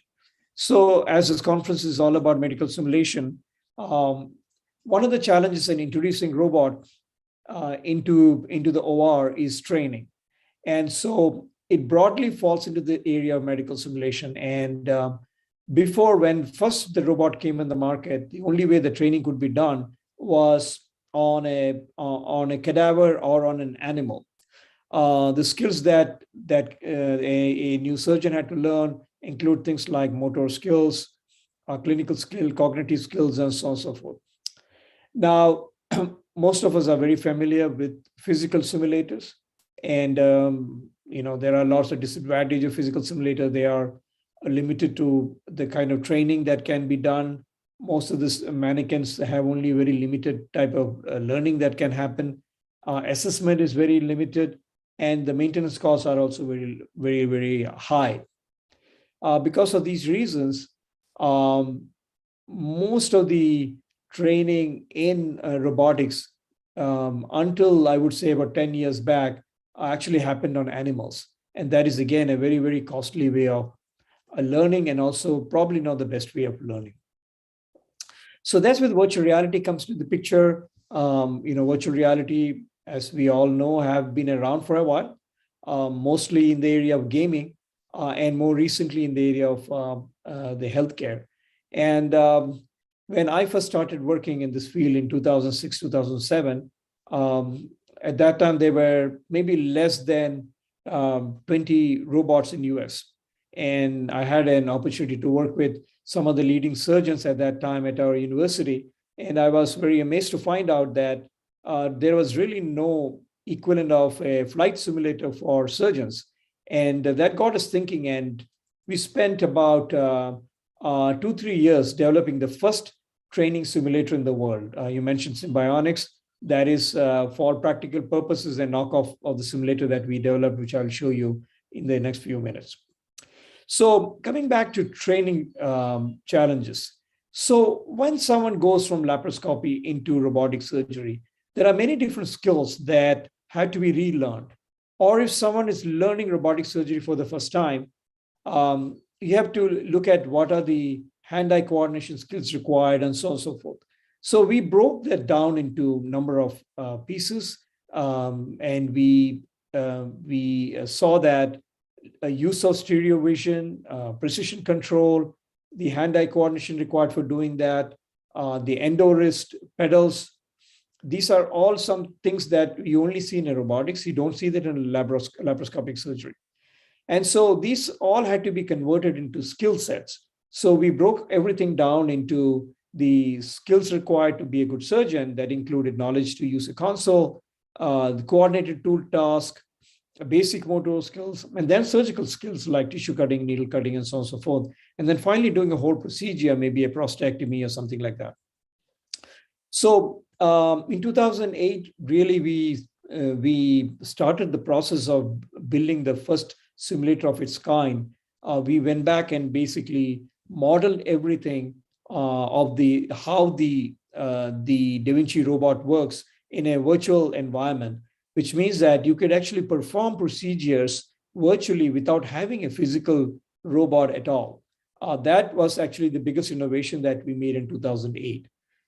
And then we created a number of virtual skills, like, for example, how to do tissue cutting, how to do knot tying, how to do needle handling, and so on and so forth. So eventually we came up with about 16 different modules. And someone, when they go through all of the 16 modules, you have the fundamental knowledge required to use a robot. As an example, one of the skills required is to tie a knot, and we developed a very advanced mathematical models that helped someone to learn how to perform different kinds of knots. And the system itself actually keeps track of the kind of knots that is created. So as an assessment, it can tell you whether you actually did the right kind of knot or not. We also developed using gaming techniques that is used in entertainment gaming, but we use that techniques to create procedure where someone could perform prostatectomy, do things like using the energy tools, cut through the urethra, go into the prostate, remove it, and come back and do anastomosis and things like that. The end result of that was that we had multiple different models developed. I can show you as the technique became better and better. On the very top is the 2006 model. In 2007, it was slightly better. In 2008, we had all the haptics and everything figured out. In 2009, we finally released this product. In this picture that on my right is the first version of the simulator that we came up with. And I'm standing here with Dr. Gebhardt, who is also the CEO of Intuitive Surgicals. And this was the final product that is in the market today. And it is available for purchase. It's used in over 50 different hospitals around the world in 12 different countries. And you mentioned again the Symbionic system. Symbionic system is largely based on a technology that we developed. There is a very clear set of curriculum that someone can go through from all the steps, and this basically shows the layout. And once you go through all of these steps, all the 4 modules and 16 tasks, you will actually have learned how to use the robot in a very good way. We published in 2013 the very first validation of a training simulation for robotic surgery in the journal called Urology. That is the first time that someone showed that simulation can be used for training robotic surgeons. Since then, we have made a lot of progress. More recently, about last 3 years back, we developed technologies to create virtual simulation of medical technologies in a rapid fashion. We have started a new company called Airway Labs, technology licensed from the University of Illinois. Currently, Airway Labs is making many advanced solutions for medical device companies, medical colleges, and hospitals. I'll give you 1 or 2 examples. One of the software uses the mixed reality concept for teaching nurses and doctors in recognizing sepsis. Another technology that's available today commercially is to learn using VR how to perform intubation, and I will show you a quick video on that as well. Here's an example of a virtual reality system that we developed to teach nurses how to set up a robot in the morning. Great. You learning. Another useful button is the up and down buttons. These buttons are used to adjust the height of the probes depending on the size of the patient in hospital bed. Let's try them out. Move, great, and now try using the down button as well. Awesome, let's move on. Now let's try to move the robot. To move the robot, first we need to move all the probes behind the green laser that the machine shines onto the floor. I've added a yellow plane to display that laser in 3 dimensions when a probe moves in front of this line. So it actually goes through the entire step-by-step on how to set up a robot in the morning.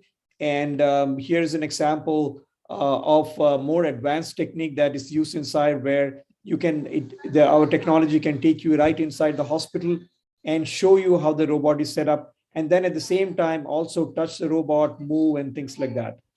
This technology can be used in almost any medical technologies, not just robotics. It can be used for laparoscopic training. It can be used to train nurses and skilled technicians and things like that.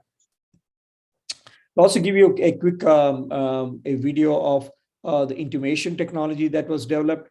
And again, this is a complete virtual reality technology that takes you step by step and teaches you on how to perform intubation. The laryngoscope into the mouth over the right side of the tongue, and upwards. Advance the laryngoscope slightly until the tip of the epiglottis can be seen posterior to the back of the tongue. Advance the tip of the laryngoscope blade into the vallecula between the epiglottis and the tongue.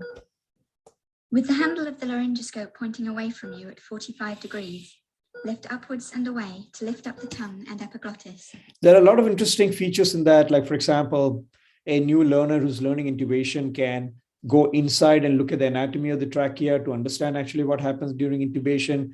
It actually it also monitors if you're doing the procedure correctly. There is a video system shows you through the camera how your intubation is being done, and so on and so forth. So this is just one of the examples of the kind of things that we are now developing using our technology. Finally, I just want to show you that merging mixed reality is something that can very quickly create content. Here's a content creation that allows bringing the different models into the 3D world. Like, for example, inside an operating room, you can bring anatomy, you can bring CT scan, MRI, and so on and so forth. And this can be used for various applications. Like, for example, You could be training new nurses and anesthesiologists, or you could be teaching or monitoring and how looking at a heart and looking at a surgical planning and so on and so forth. So I will stop here. Just a quick picture showing you the large number of students and faculty who work in our center and who have helped in creating these technologies that I showed you just now. A quick word about where you can find more information about us. My email ID is cash@illinois.edu. If you learn more about every company that develops mixed reality, is airwaylabs.com. If you want to learn more about the ROS robotic surgery simulator, you can go to simulatorsurgicals.com.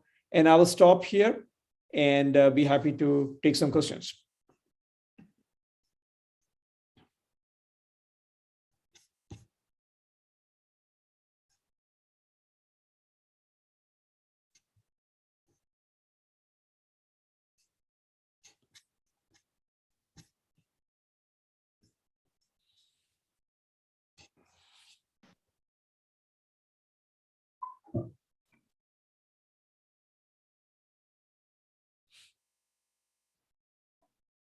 Dr. Keshav, can you hear me?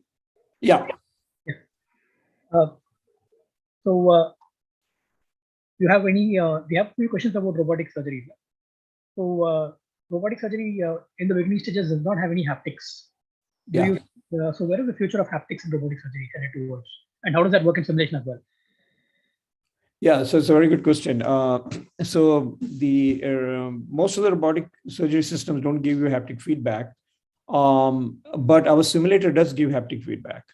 And the way we have used that is to actually help using technology that I did not go into today because of time limitation called host technology. What that does is it actually uses haptics and techniques to hold your hand and teach you how to perform anastomosis and how to tie a knot and things like that. It actually drags your hand and teaches you. And as you start becoming better, then the haptic force reduces. It gives you full control on how to do. So that is a technique that we have developed. We have patents for that. And it's one of the only technology of its kind in the world. It's on the ROS simulator today. You can do an entire procedure using that, like prostatectomy and hysterectomy using haptic feedback. It's a good way to give an estimate to someone who's learning what is actually the forces involved in surgery, even though while performing the surgery, you don't actually feel it. I'm hoping that as the technologies become better in the future consoles will have a high precision feedback in haptics that can help people in putting the right amount of tension during tying a knot and so on and so forth. You're on mute. Thank you. So this particular simulator that you spoke about, how many installations have you had in the South Asian subcontinent? I know that there is one in Jipmer in Pondicherry. Right. There are a few in South Asia, I'm not sure, but there are a few in China and Japan. Faisal is here. Faisal is the CEO of the company. And Faisal can add if there are any country I missed. There is Saudi Arabia, Dubai, and all those places as well. So other than the obvious that cost is a limiting factor, what other limitations do you see to integration of this simulation into the surgical curriculum? I think the cost may be probably the biggest limitation, but otherwise, I don't see these are standalone systems in the sense that, in many ways, robots, training on a robot, you need a robot, and it costs $2 million. Yeah. Simulators, like because you have your own simulation center, that it's a very economical alternative to learning. At the same time, you don't need to tie in an OR, and in the cost of tying up an OR for training is very high. But you can put the simulator like ours in a training center, and people can learn. So I would say that the entry point and the cost may be the limitation, but I don't think that there is any other limitations really at this point. So, Dr. Keshav, thank you very much for your time. We will get in touch with you from GSL end as well, because this is very insightful for us. Because this haptic, where you initially handhold and then let go, That seems very, very interesting. So we'd love to know more about it. So thank Absolutely. you. Thank you for your time and logging in from the US at such odd hours. It really means a lot to our conference. And we really do hope that we can host you in live in person at our conference next year. So thank you. I'd be happy to do that. Okay. Thank you. Bye-bye.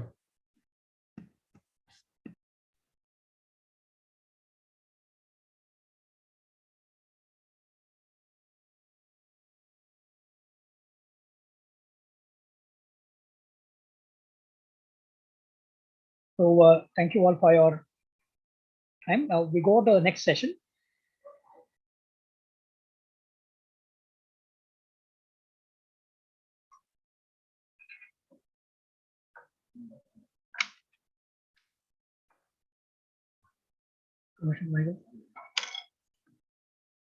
So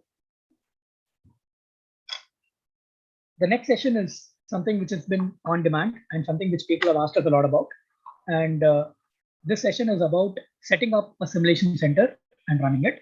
Now, to speak about that simulation center, which is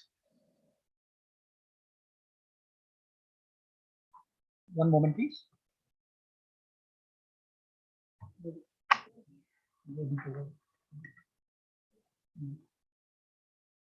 So we'll start the session in 2 minutes. We're just talking about how to set up a simulation center and how to manage an advanced simulation center in this day and age.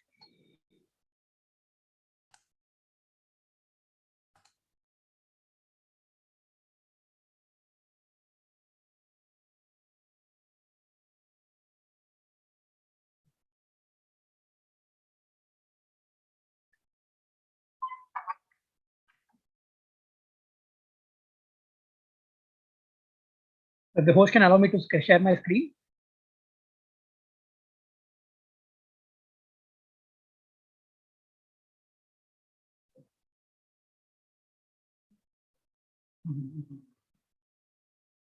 Right, I hope everybody can see my screen.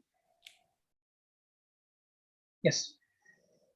So I'm Dr. Rajkumar. I'm the head of the simulation center at GSL Medical College. We call it GSL Smart Lab, Simulation Modules for Advanced Research and Training. And today, this topic is about vision, mission, and the future for simulation training. Now, this conference itself and this simulation lab would not have been possible without the vision of our chairman, Dr. Gani Bhaskar Rao. He is popularly known as chairman by everybody in the district of Rajahmundry. He's a world-renowned surgeon, and he developed his own technique of laparoscopic surgery in simulation. And he's instrumental in setting up the simulation lab when in a time where people were not even thinking about a skill lab. So the dream of simulation lab in GSL goes back to almost 8 years, where the first what we acquired was a laparoscopic mentor, right? So because our chairman is a surgeon by practice, his initial interest in simulation was through a surgical module. Now, once the surgical module came into place, we really started expanding our horizons and thinking about simulation other perspectives. The other next major acquisition was this dissection table, which is Anatomage, popularly known as the virtual dissection table. Now, there are several particular products in the market which promote virtual dissection, and we're not promoting any particular product as such, but this is the one that we have at the Simulation Center. And this really pushed our interest in advanced simulation because of the feedback that we got from our students. Now, we are training a generation of Gen X students and millennial students who are more interested in technology and game-based learning. This particular module, this particular Anatomage table enables them to interact with a virtual dissection board, which is unlike any other board available in the market right now. So when we found that students were spending more and more time with the Anatomage rather than the cadaver, we realized that there is some amount of pedagogy that helps and enables students to learn more through virtual dissection. Now, once Anatomage happened and we saw the success of Anatomage, we decided to really expand into advanced simulation. Even to this day, this Anatomage table is being used by our students of medical, dental, nursing backgrounds. They're used by our PGs to look at anatomy, to pre-plan their surgeries. They're used by the radiology department because it's also an FDA-approved DICOM viewer. You can load in the DICOM image of any patient and you can look at different views. You can zoom in, you can construct, you can go for virtual dissection, freehand dissection, things like that. And so virtual dissection has been basically an indispensable tool of GSL. Now, along with the virtual dissection table, we started focusing on a skill lab where we have mannequins and task trainers for all the skills possible in the simulation center. So the skill lab is a dedicated space where we have partitions and we can do OSCE style teaching for our students. This is used by the departments themselves. Each department is given access to these skill lab, skill mannequins, and they tell us when they want to use it, and the students come in batches and use it. This is also an image of our skill lab. Now, while this is going on at GSL, while these developments were happening at GSL, our managing director, Dr. Sandeep Gani, pursued his PhD in simulation from Delft University in Amsterdam. And that really taught us more about simulation and how there is a future for surgical simulation as well. So that was the advent of GSL Smart Lab, thanks to the guidance and aegis of our managing director, Dr. Sandeep Gani. Now, our next major acquisitions were the high fidelity trainers, which is basically human patient simulator and Lucina. So HPS was bought right before the COVID happened, right before the first COVID wave. And we used it extensively for training our PGs and residents and nurses on COVID pandemic guidelines and simulations. So how to intubate using a aerosol generator procedure, how to simulate using PPEs, things like that. The next one was Lucina. Now, in our center, not only do we have Lucina, but we also have it integrated with HoloLens, wherein you can wear a HoloLens device, which is a mixed reality device, which demonstrates the capabilities of HoloLens and delivery. Let me see if I can play it to you.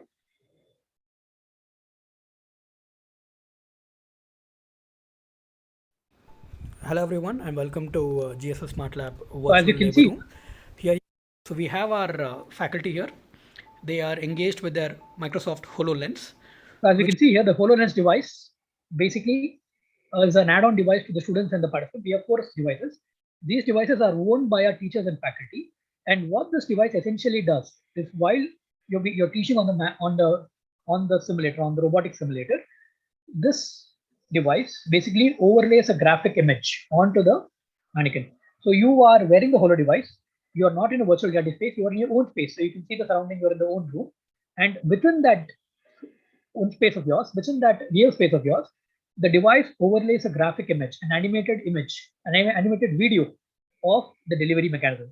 So this adds an incredible value to the learning pedagogy of the students, and they're really intrigued by how they can see the patient mannequin and they can also see the virtual reality part of it while they're in their own personal space. There's no closed virtual reality space because that creates a lot of latency issues and lag and giddiness and things like that. So I think we really think at GSL that this is the future of simulation, mixed reality, wherein you wear a device which projects an image onto your eye while you are there in the physical space, in the physical realm, not a virtual realm. So that is HoloLens. Going back to my presentation.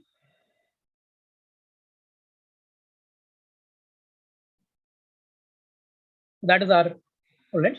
Now, like I said, thanks to Dr. Sandeep's experience with surgical simulation and his numerous publications in surgical simulation, we took a deep dive into surgical simulators. And we've acquired a lot of task trainers, which improve dexterity. We recently procured laparo simulators from Poland, which are top-notch hand-eye coordinated devices for the laparoscopic training. We have a dedicated wet lab space where we can use animal tissue. And after that, we further went on to invest and procure multiple specialties related mentor devices. These are made from Surgical Science Israel, and you can see that we have simulators for each and every specialty. Now we have an angio mentor, which replicates the entire angiography procedure, right from catheterizing to deploying the stent. We have robotic simulator, which you mentioned earlier, is the only simulator in India which simulates the Da Vinci robotics dexterity. We also have lab mentors with virtual reality modules. We have Ortho mentor for orthoscopic training. We have GI bronch mentor, which enables us to do endoscopy and bronchoscopy. We have ultrasound mentor, which enables us to teach ultrasound for transthoracic echo, for trans-abdominal echo, transabdominal ultrasound, for transvaginal ultrasound, and even transesophageal echo. So this is our robotic mentor in action. Now, as a next step at GSL, we are now in the process of tying up with CMR for the Kedavik Center of Robotic Surgical Excellence, wherein we procured the CMR Versius robot, and we are using it in clinical practice. And because of our robust infrastructure, we are planning to set up a simulation center with fresh frozen cadavers, which will be one of its kind in India. where we will teach robotic surgery to people who are interested in robotic surgery. Now, ever since we've had multiple players coming to the robotic market, such as CMR and the mentors and things like this, the market has the scope for surgical robotic surgery has really opened up, and we see a lot of potential in robotic surgery training. And we are actively engaged in setting up the simulation center. We recently had a dry run of a fresh person cadaver for surgical intervention, and we're pleased to say that we got really good feedback for it. Now, just before SIMULCON started, we also happened to set up our dental simulation unit with Vertizi V2 version 2. Now, we're proud to say that this is the first time this has been bought in India, the first installation in India. We have 3 of 6 simulators, and as you can see in this video, the simulator gives you haptic feedback when you are actually doing the procedure on the teeth. You can feel the drill vibration. You can feel the same haptic sensation that you might feel while drilling into dentin or enamel or a cavity, right? And all this is possible assisted with virtual reality. So this is also a virtual reality device wherein you can log into the VTC simulator and you can go close to a patient, you can approach them, and you can do all your procedures using the virtual reality modules. Now, as a push to simulation, we first held a conference on simulation in 2019 called SIMULCON-2019. Now, that conference really made us understand the different stakeholders that are involved in simulation in India. Now, as a result of that conference, as an outcome of that conference, we ended up setting up the Society for Healthcare Simulation, centered and headquartered at GSL Medical College, Rajahmundry. Now, the executive committee members are pan-Asian, and they bring in different levels of expertise of simulation through their experiences with working in simulation at their own centers. Now, this conference was a direct result of that collaboration. And this is the 3rd edition of SIMULCON that you're in right now. And the Society for Healthcare Simulation is a not-for-profit organization, and we really hope to inculcate the idea of simulation in India. Now, this came to the forefront with the increased emphasis on the NMC guideline for skill labs. Now, everybody knows that they need a skill lab. A skill lab is now the catchphrase in most medical colleges. Most ME units are really interested in setting up their own skill lab because it is not mandatory. Now, we at the SHS enable that. We hope to conduct future faculty development programs and also give you a structure and foundation for setting up your own skill centers. So in the first SIMULCON, we had speakers coming from 6 countries. The second SIMULCON, we had speakers joining in from 11 countries. And at this SIMULCON, we have speakers joining in 15 different countries, offering a global level of expertise. We're not only talking about medical simulation and team-based training, but we're talking about higher level simulation such as robotic simulation. We had a talk yesterday on ECMO simulation, and we have a dental spotlight today. We spoke about dental simulation. And as an add-on to all of this, we've officially launched our journal. That we've been discussing about journal multiple sessions yesterday and today, the International Journal of Healthcare Simulation, where we hope to create a forum for Indian simulation enthusiasts to publish and talk about what they're doing in simulation. So I really hope that this gives you an insight about what GSL is doing in terms of simulation and what the Society for Healthcare Simulation is poised to help you out in terms of improving your simulation knowledge, in terms of helping you establish your own simulation centers, and with the end goal of patient safety in mind. Thank you very much. Without much further ado, we'll move on to the next session.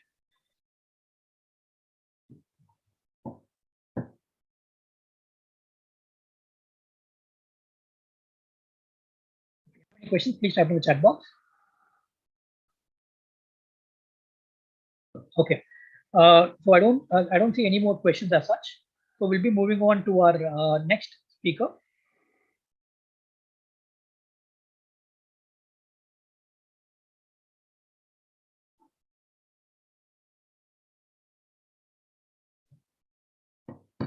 One moment, please.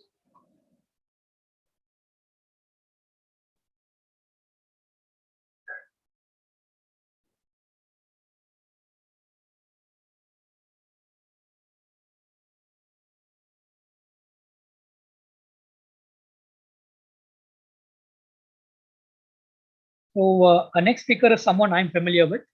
It's Silverio de Souza Mendes, the Chief Business Officer for Body Interact. Silverio, are you online? Yes, I am. Thank you very much for this opportunity. We're meeting again. How are you doing? It is also a pleasure to meet you again. Unfortunately, not in a face-to-face environment, but fortunately in an online environment. So thank you very much for this new opportunity. Yeah. So I'll just give you a brief introduction, Silverio, then you can start your presentation. All right. Thank you very much. So Silverio, during the past few years, has been learning every day and contributing and investing his knowledge with a strong and true commitment as a Chief Business Officer for Body Interact. He's also the executive member of corporate around table of American Society for Simulation Healthcare USA. So his company Take the Wind was founded in 2008 to provide technology solutions and digital content for medical education and clinical decision making. During these years, he's won remarkable prizes such as DMF 2012 Award for Seal of European E-Excellence in Digital Media, Best Product In-Show Award at IMSS 2016, Seal of Excellence 2016, 17 and 18 certificate delivered by European Commission, SME Excellence for 17, 18, 19, 20, a prize that recognizes Portuguese companies with high management performance, Deloitte Technology Fast 500, Europe, Middle East and Africa 2017-19, Born from Knowledge 2018 Award by the Portuguese Innovation Agency, World Summit Award from United Nations, and E-Learning Japan 29 Award. So that's a lot of awards, Silverio. I think I should stop here or you won't be able to see your session. So please, over to you. Thank you very much for your kind words and also for this introduction. For me, it is a pleasure to be in touch with you again. I also bring some new features that we are launching in 2022. So our main mantra on Body Interact is practice with virtual patients, saving real lives. This is our main mantra. So greetings from Portugal and also from our team. Our company was founded in 2008. We are headquartered in Portugal and we also have a company in the United States. We also receive many recognitions from the market that you already told. And we work also very close with more than almost 300 universities around the world, 175,000 users all over the world with more than 170 countries. These are our scientific partners that we have, that they also review our product, they also review the algorithm, and they also review the clinical scenarios. The Body Interact, it's a cloud-based cross-platform that works in any device that you would like to use. It works in an online browser, it works also in Android devices, Apple devices, Windows devices. And I will give you a small taste about what it is about.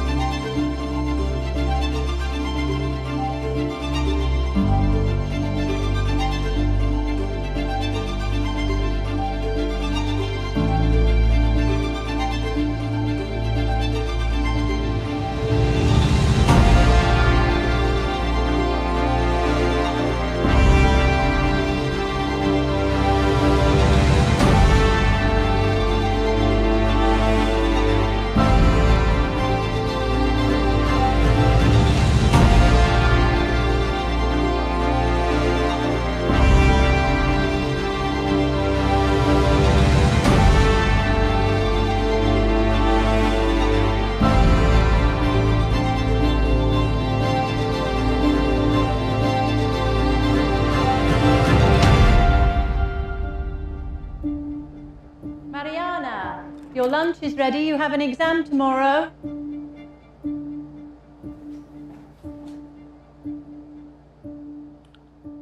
So for us, it's not lunchtime, but it's in order to give you also the idea about practice with real virtual patients. It gives us also the possibility to save real lives.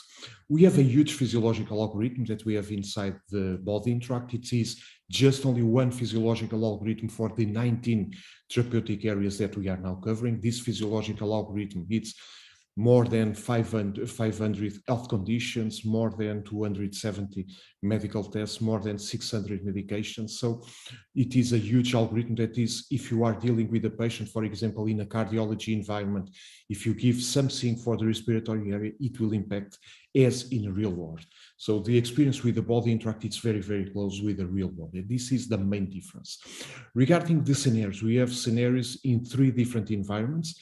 In the pre-hospitalar setting, scenarios that happen in the street, that happen in an ambulance, that happen at home, scenarios at the emergency room, and also scenarios in the consultation environment. So we can replicate all the patient journey in a virtual environment with a very close to the real world. So the product is useful for the medical students, nursing students, for the emergency medical services, and also in some specific countries, it is also used for the high school students, for the vocational schools. This is our family of avatars. We have 3 difficult levels for scenarios: basic level, intermediate level, and also advanced level. We have patients, virtual patients from babies to seniors, and the body interact gives the realistic pressure, the realistic also feedback in real time with a 3D avatar. These are the specialities that we are now covering. We are always increasing, and we have a built-in learning management system on the body interact that allows you also to use in a distance setting environment, as also the Medical Council in India also suggest, ask to do remote simulation. And with the body interact and also with the learning management system, the body interact, you can make synchronous and asynchronous online learning. You can schedule training sessions, evaluation sessions, and obviously that you can also use it in-person classes. The body interact allows you also the possibility to merge virtual patients into different teaching approaches. You can use it in a flipped classroom, in blended learning, and also in the SIM integration. These are some pictures about how you can use it inside the simulation center, in a distance setting, a learning environment. If you want to use, for example, in a classroom, it can be also mediated discussion. And this is also a concept that we like also very much, because the main criteria on body interact, it's the clinical reasoning, but you can also add some low fidelity mannequins and also some test trainers, and in this way you can make this integration. So you can start the scenario on body interact, you can press the buttons on the body interact, but you can practice some specific maneuvers, some specific interventions on the test trainer. So it allows you to perform the gestures and develop also the procedural skills. So it is also a good way to give another learning experience to the students. We are also in a pre-launching for a new feature that is a multiplayer option. So with the body interact, everyone can be at the same time inside the same clinical scenario with the same patient. I can be in Portugal, for example, and you can be in India also playing on the body interact, and we will be at the same time with the same clinical scenario. So our patient will be the same, and you can start making interventions, and I can talk with the patient, for example, in real time. So it is also a very good feature for the distance learning approach. So summarizing, the body interact simulates the realistic tension and teamwork, give us also the real-time reactions, the critical feedback. The scenarios are expert reviewed and also are in line with the all guidelines, worldwide guidelines, and also the clinical evidence. And it can be used anytime, anywhere, because it is available 24 hours a day, 7 days of a week. But I believe that it's different to listen the concept. It's also different to see how it works. So it starts with a short context briefing by the nurse that we can also listen the briefing. in a couple of seconds. 50-year-old man was found collapsed in his office. So it is regarding the history. Some information is relevant, some other information is not relevant. We have a proportional time. I'm feeling really tired. 20 minutes on body interact are more or less 1 hour in the real life. So we can see the patient, we can sit the patient, we can also change the views of the camera of the patient. For example, imagine that I would like to make the pupil light reflex. So I can put the camera to the top, I can go to the physical examination, visibility and pupil light reflex. I can drive the light and I can also see if the pupils are reacting or not to the light. We can also make, as in real life, we can also make questions to the patient. The patient will answer us. For example, I'm Mr. Victor Janssen. How are you feeling right now? I'm a bit dizzy. I'm not sure what you mean. Are you feeling any pain? I'm not sure. Maybe. Okay, you are a little bit confused, I suppose. You can check, for example, the airway, if it is clear, if it is not clear. You can also start monitoring the patient. For example, I will start monitoring the patient, checking, for example, the blood pressure, checking the pulse, breath rate, oxygen saturation. We can also see the ECG. If you want to ask, for example, you can also go and ask the 12-lead Just ECG a moment. Here is the ECG. You can also ask A full lab tests. biochemistry has been requested to the lab. The exams will arrive. You can also see. I'm feeling really tired. Notes. If you want, you can also order a report. If you make good decisions, the patient health conditions will go better. If we make wrong decisions, the patient health conditions will deteriorate.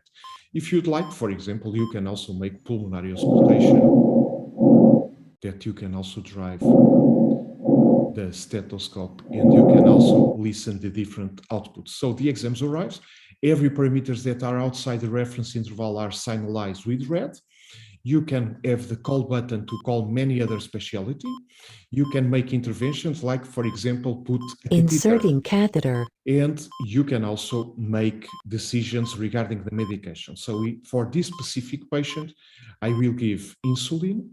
Let's wait for having the via inserted. So right now the via is already inserted and I can put here 10 units of insulin. So I can monitor the patient. The blood glucose was a little bit low. So right now I gave the insulin and I believe that something not good will happen to the patient. But it is just only to demonstrate that if we make good decisions, the patient health conditions will go better. Applying chest compressions. If we make wrong decisions, the patient health conditions will go worse. Proceeding to intubate. Right now I'm having the stress because Turning I on believe ventilator. that you are also feeling the stress of the real life. And right now I'm trying to recover the patient, making the advanced life support. So I put the ventilator, I'm making also the life compressions and I gave also the adrenaline. So let's see if the patient will survive or not. So right now we can see that the patient survived. We need to take care regarding all the metrics because all the vital parameters, because the patient health conditions are not so healthy. This scenario can hands in 3 different ways, or I can jump here and I can select debriefing and I have a multiple choice question that I can tell what was the diagnosis. The scenario can hand also if we stabilize the patient or if the time was over. For example, I can answer that was an hypoglycemia, it was correct.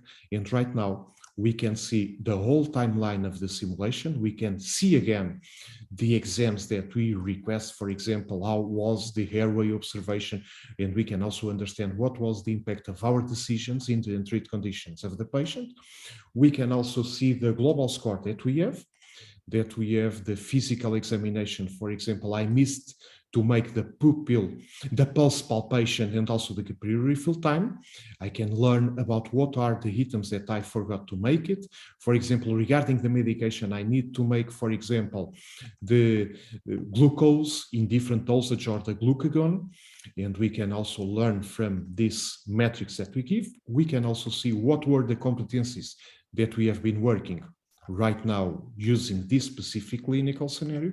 And we can also see learning objectives, the general, the specific, and we can also see what are the scientific references that we based the scenario. So these are the contents that I would like to explore with you. Feel free if you have any question to put us, and also to put to Vishal Surgical. Vishal Surgical is our representative in India. So if you would like to have more information, and also if you would like to have a trial account that you can also use for 2 weeks, feel free to request us, and also to request to Vishal Surgical. Thank you, Silverio. As usual, it's always been a pleasure to hear you speak about your product and have a demo. I still remember doing your case with you once and scoring very, very poorly. So it was. Yeah, it's not that easy as it seems. It's definitely quite tough, because the amount of realism that it adds, it actually makes you sweat when you start using it. So, Yes, Silverio, we have a question from the audience. Do you have any validation publications regarding this software? Yes, we also have publications. We have research papers that are available also in our website. We also have been making also a research project with Dr. Lulu Sharif from India. She's one of our executive board members. Yes. Yes, and she also explored the benefits of using the body interact. We have a global impact research study, and we also make research studies country by country, and we are able also to measure the benefits, the strong benefits that we have from the body interact, because we measure from the teacher's point of view, we measure also from the student's point of view, and we also measure the benefits comparing also many other mannequins, for example. Yeah. Thank you very much. Thank you very much. We'll move on to our next speaker now. Thank you very much. Thank you very much. Wish you a great day. The next speaker is Mr. Ran Bronstein. Ran has been a pioneer and visionary in the field of medical simulation for over 20 years. I've started one of the key founders of Symbionix, creating the vision for the company and leading the development of the technology advanced medical simulators. As the company president and CEO, Ran oversees all company operations both internally and externally. Before joining the company, he founded Kaidam Multimedia and managed his R&D team, software company focused on 3D technologies, which was acquired by SEA in 1997. Since 1992, a Technomatics Corporation, which provides manufacturing process management solutions, Ran was 3D and simulation project leader. Symbionix was acquired in summer 2014 by 3D Systems, a successful event of Symbionix story and the gate to an exciting continuity. The goal was to take advantage of the best anatomical modeling and simulation technologies and to combine it with 3D printing. To create the bridge between virtual and virtual reality and printed models in the medical field and enable patient-specific based healthcare. Today, Ran is managing the simulation business within 3D Systems. Now, Ran, as an institute where we use your products on a daily basis, you can see it in the background as well. I can say that truly revolutionary company. Thank you for all the work that you've done. And I will hand over the stage to you so you can speak about your product. Thank you. Yeah, so thank you very much for and the honor to be here today. I'm very glad to be here and to be able to speak about the merge or between surgical science and Symbionix, and also a bit about the history of Symbionix and medical simulation. I'm in medical simulation already from 1997, so many years in this field, and I'm a great believer in this field, and this is why I stayed so many years within this field over the years, because this field has a real impact on the way physicians are training and on the way physicians are improving their skill. One of the things we thought from the beginning is that we need to collaborate very closely with the healthcare community in order to improve our simulators. So our simulators are teaching tools, and you cannot teach physicians or you cannot teach within the healthcare community without collaborate with the healthcare community, because the knowledge is within the physicians and the knowledge is within you, and we need to collect this knowledge and to inject it into our simulator. A simulator needs to mimic the human body, and the human body doesn't have technical specifications, so it's hard to mimic and simulate it. It's a huge technical challenge, and this collaboration is in the DNA of the company from start. Symbionix was first in many aspects. We were first to do complete a medical procedure, a laparoscopic medical procedure, and the reason that we thought is that you need the whole set of training. Also, what my friend showed before, the cognitive part, and also the improving skills part, and the procedure task and the procedure skills. So everything is important to get a full training and to improve your skills. And sophisticated procedure, laparoscopic procedure and surgical procedure are very important to be trained on. Especially today, the operation room environment is becoming more and more sophisticated with robotic mechanism, with virtual reality, with AR. Everything is combined, deep learning. And in order to control this sophisticated environment, you need to be trained. And in order to you need to be trained, you need the simulators. It's in the aircraft industry. It's a bit year before the healthcare community, because aircraft, as I said, aircraft is a bit more simple in a way that was designed by the human being, and our body wasn't designed by us. So to simulate and to learn about how to operate on a human body is very, very complicated. We were also first with patient-specific simulation, meaning to take anatomy from a specific person and to train on it or to rehearse on it before an operation. So many things, because innovation is part of everything we do. We believe in collaboration, we believe in innovation, we believe in working with you. And in India, we're working with Vishal to promote medical simulation, great partner all over these years, a long partnership and very fruitful. Today, we have a whole line of medical simulators. I won't go on all of them, but also for the vascular field, for laparoscopic field, for the ultrasound field, for the GI field, for urology field, gynecology field, and the robotics field. And as was said, I think that all these different fields are very important. Robotic simulation becoming, let's say, more important because many companies and many medical device companies are pushing this technology into the OR in a fast way. So it will be important to train on robotic. So from the beginning, our goal was to create this full line of simulator to enable this full experience of training in many aspects. In 2021, we were merged with Surgical Science from Sweden. I believe that consolidation in our market, in the medical simulation market, is important. It is important that instead of some small companies competing with each other, competing on resources, bigger company will operate and serve the physicians better. I feel that way now as part of a bigger organization with Surgical Science and also with Mimic in the USA. All these companies were combined into one, and also raise the eye of our field in the investment community. So there is more money. Money will be invested into improving the product, improving the technology, creating more technology, creating more product and innovation using AR, VR, deep learning algorithm, data science, and everything else, synthetic data, and everything else that needs to be done in order to create an immersive training environment.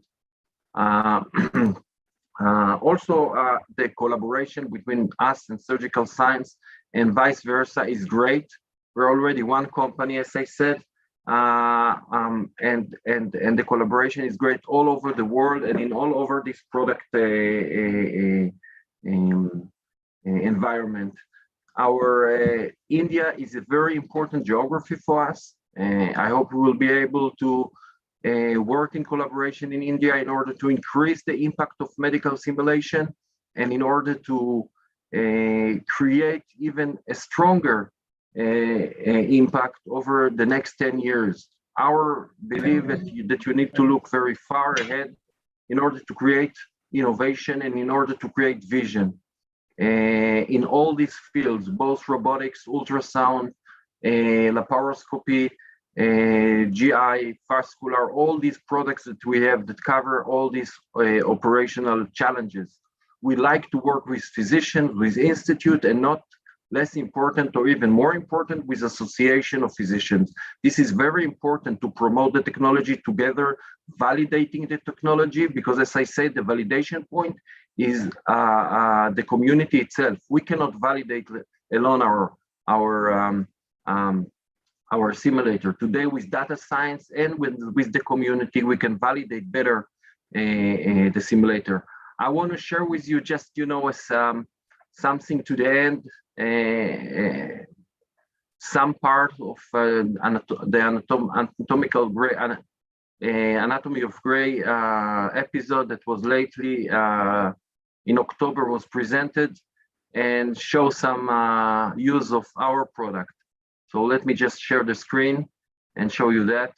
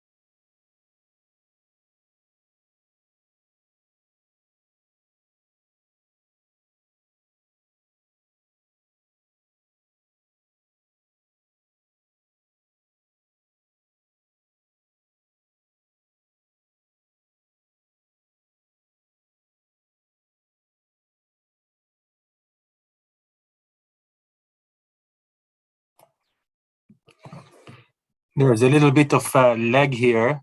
Hi, this is Ilan. I'm working with, I'm the training manager in Symbionics and Surgical Science.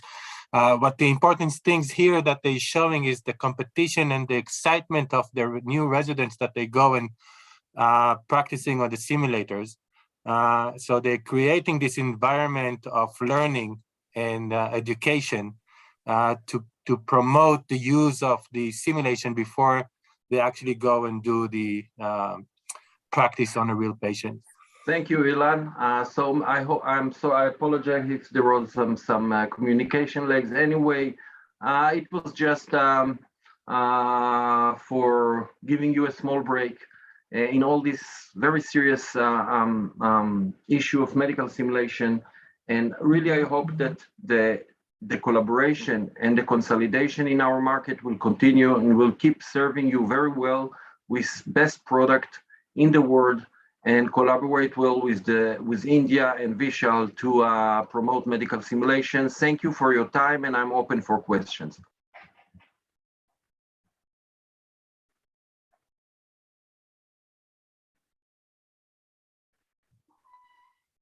Thank you, Mr. Rand, for your time. Now, the frequent question that people keep asking is, what's happening next? What products do you have in the line for us?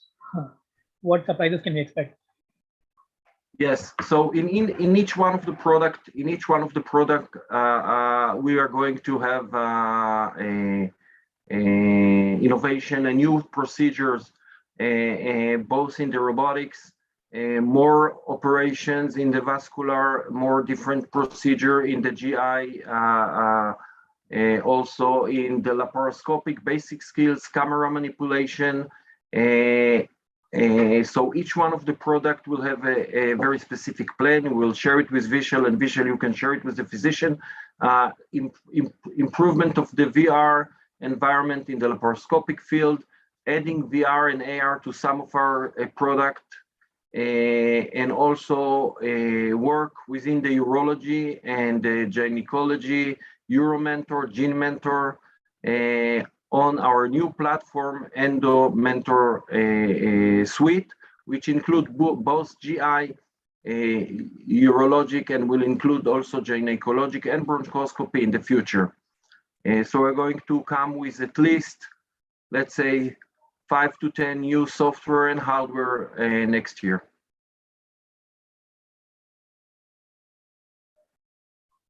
Thank you. Thank you. Now, I find that there's a lot of utility for mixed reality using devices like HoloLens. Now, are you working anything on that front? Not just AR, not just VR, mixed reality devices? No, also we're working with AR. We're testing, actually, we're validating both VR and AR, looking to find the best way to train people. So AR sometimes is good for the operating room because you can mix the reality. We are currently mainly have VR within our simulator, but we're working with AR HoloLens and trying to find the best suitable place for them. Maybe in the ultrasound platform or in other platform. We have also some new development around the trauma simulator, also for VR and AR, and we're choosing the technology carefully. When you want the real environment and you want to inject object into the real environment, you are using AR, but then you have one environment. If you want to use a virtual environment, so you want to change environment for the user, you need to use VR, but then you block the sights of the person. So you need to understand where to use each one of them in order to create the best training experience. Thank you so much, Ran. Thank you for your time and thank you for connecting at such an odd hour from Israel. It's a pleasure to host you. And thank you very much. We really hope to explore you for future products as well, because at GSL we have a separate love for Simuonics. You know that as well. Thank you. Yeah, thank you. So we'll be moving on to our next speaker. We are on time. We're back on time actually. Dr. Ritesh, are you online?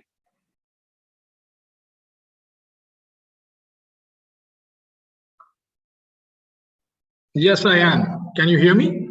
Yes, sir. Can you please switch on your video, sir? Yes, Mr. Raj, there's a slight echo and reverberation of whatever the speaker was speaking. Okay, sir. Sir, it's quite clear to me from our end, sir. I can hear you very, very clearly. It's crystal clear. Yeah. So, hi, good afternoon, everyone. Good afternoon, sir. My name is Dr. Ritesh Kumar. Can you see us? Yes, sir, we can. Yes. So I'm the medical director of Maverick Solution. And we'll be talking about recent advances in critical care, especially ventilation simulation, right? And this is the need of the hour, seeing the COVID situation that we have at present and the emerging patterns that we have. So I'll just skip on to a very short PowerPoint presentation. Mr. Raj, if you could just let me share the screen, if you can make me the host. So you're already the co-host, so you should be able to share. Okay. Right. So can you see my screen? Yes, we can. Clear. Yes. So today we are very happy to introduce our baby simulator right over here with me, Lucy. Right. So Lucy stands for Lu for lung and C for simulator.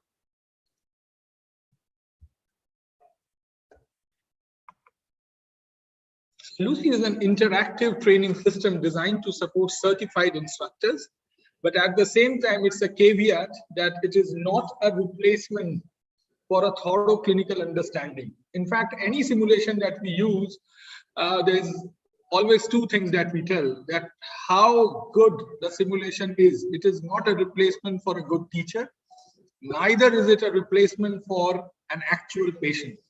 But many things in between, those are the things that simulation can take over. And another, our philosophy is simulation should be competency based.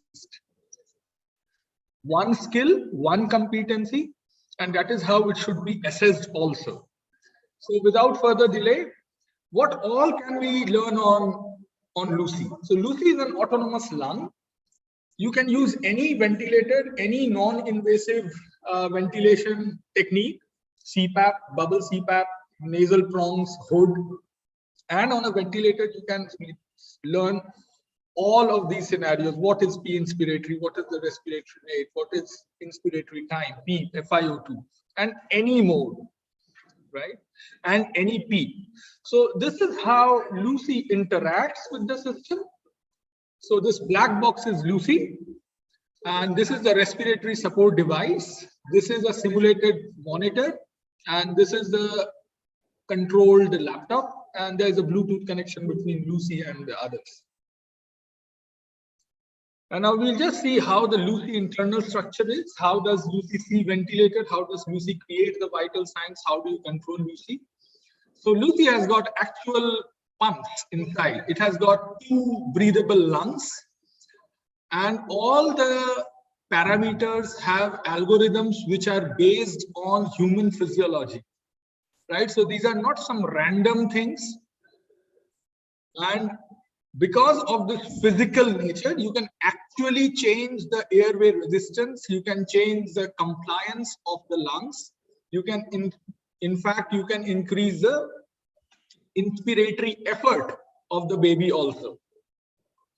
And the actual parameters that you would see on a ventilator are the real parameters that the Lucy lung shows. And Lucy will respond whatever parameters or whatever changes you make on a ventilator. So these are some of the parameters that we can see. We can see the transcutaneous PCO2. We can see the respiratory rate. We can see the pre-ductal SpO2. We can see post-ductal SpO2. So we have got cardiogenic modeling also into it. We have got ECG, plethysmogram, right? So this is what all you will see on the simulated simulator. This is our Lucy Life. This is the software that runs Lucy. So there are already some pre-filled case scenarios, most common case scenarios for neonatology. But at the same time, you can make your own cases, right? So this is me. I think I'm done with my presentation. If you just give me a second, I will just start showing you our Lucy to you. Just give us a minute. Any questions till now?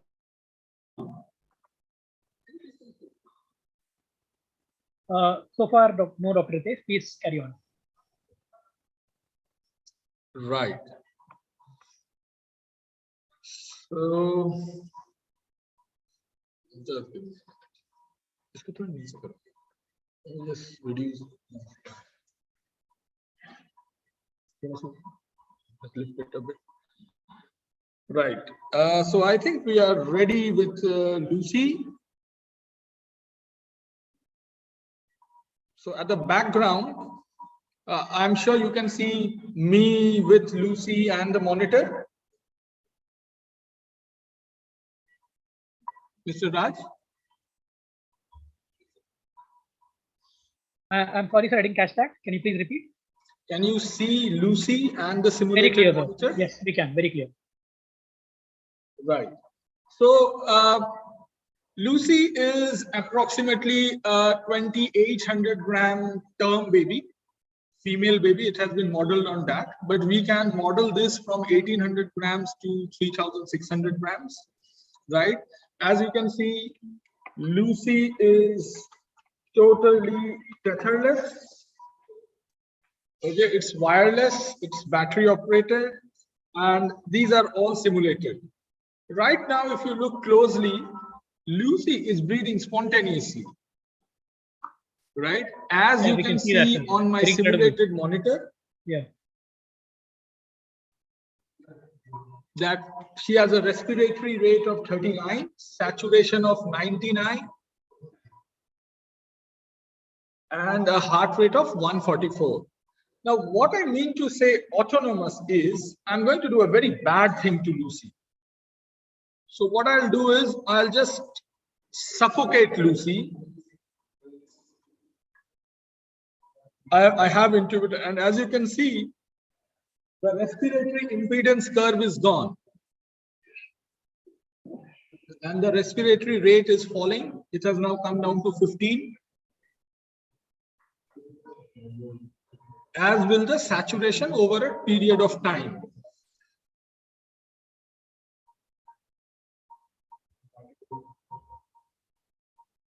So Lucy is a healthy baby, so she's struggling, trying to breathe, but I'm suffocating her.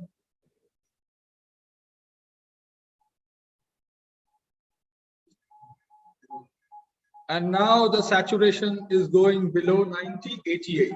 Now what happens immediately when I leave it?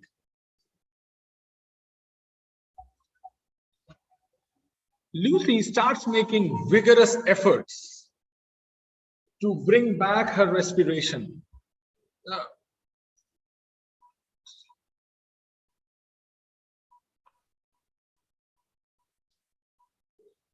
She's really trying hard to bring back her respiration. And now again, the respiratory rate is at 38 and 99. Right, so I'll just share my screen once again.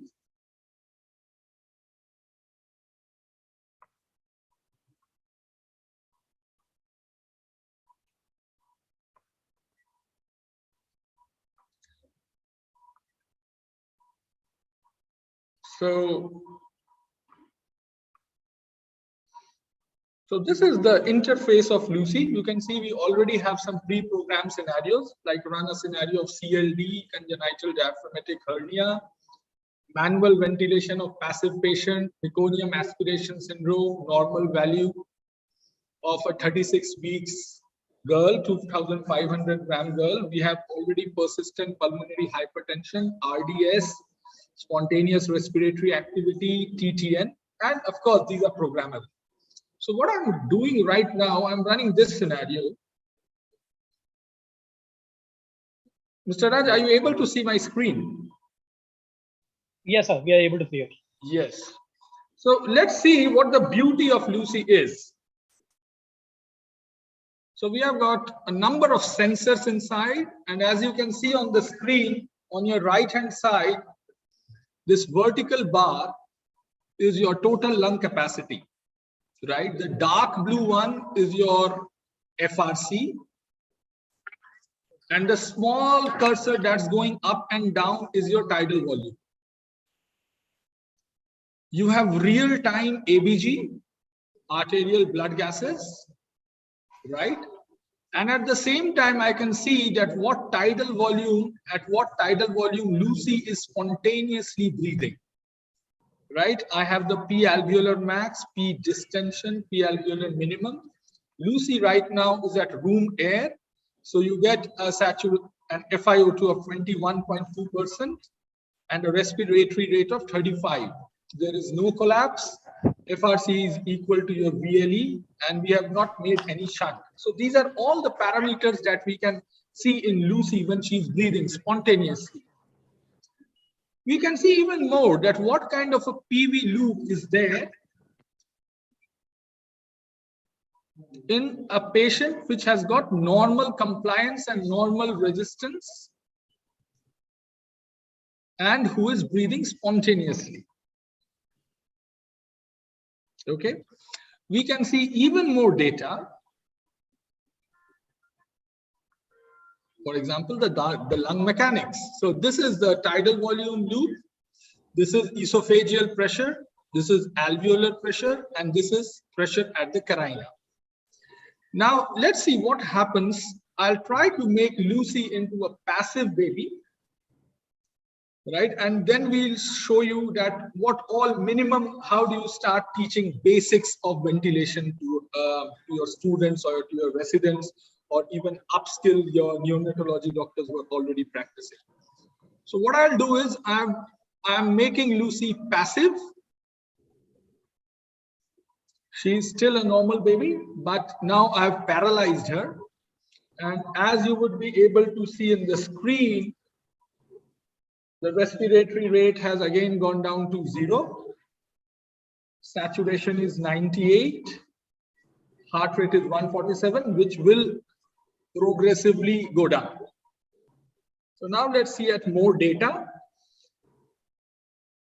So Lucy is not breathing at all, so there is no tidal volume.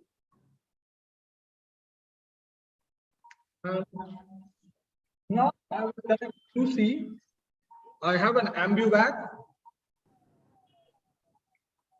and we'll see what happens when I start ventilating Lucy. For all practical purposes, your students would be able to see the simulated screen, right? And over there, you can see that the respiratory rate is going up.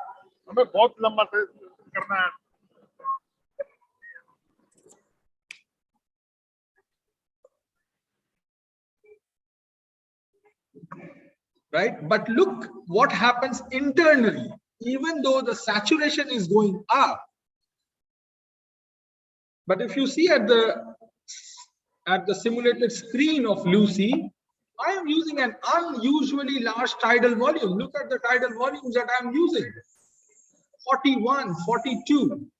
At such scenarios, most neonates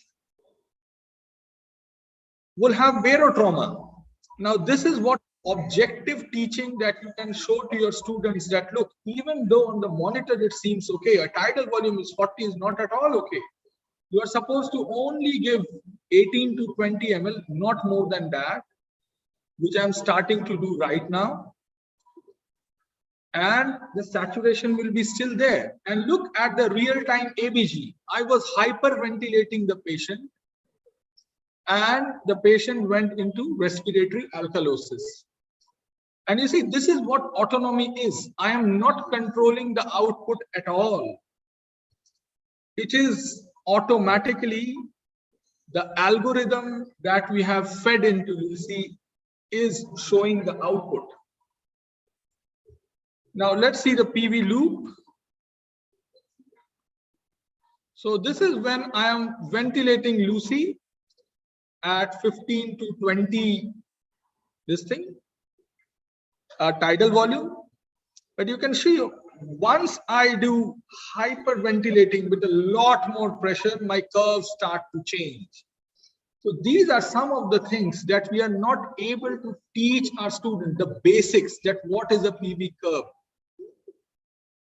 and how it varies with varying resistance and compliance. So I'll just modify Lucy a bit also. Now, these are the following parameters that I can modify in Lucy. So I'll just, in lung compliance, what I'll do is I'll increase the total resistance a lot.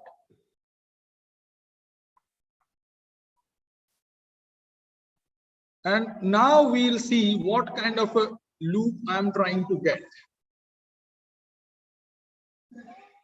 You see, the loop has already shifted to the right. And actually, I have to use a lot of force in ventilating Lucy. So you can teach compliance, resistance, you can change your recruitment maneuvers. So these are some of the parameters that you can have to create different scenarios. I'll just quickly run, I know we are very short of time, so I'll just quickly run another clinical scenario to show you that what Lucy is capable of. So I'll run a meconium aspiration syndrome. And just look on the monitor what will happen. Lucy will start breathing in a couple of minutes.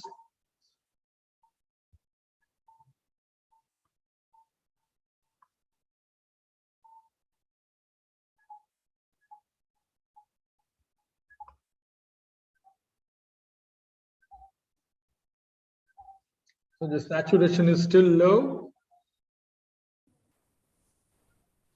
Hi. Hello.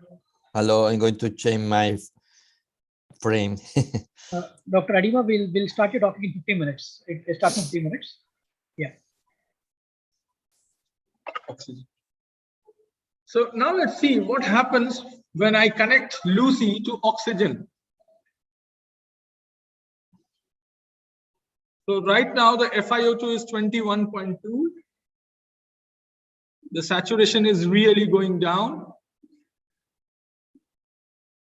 And I have an actual oxygen cylinder with me. So I'll just connect it to my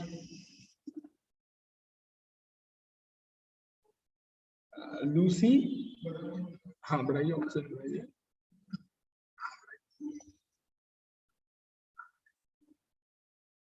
And as you can see on the monitor, my FiO2 is already increasing.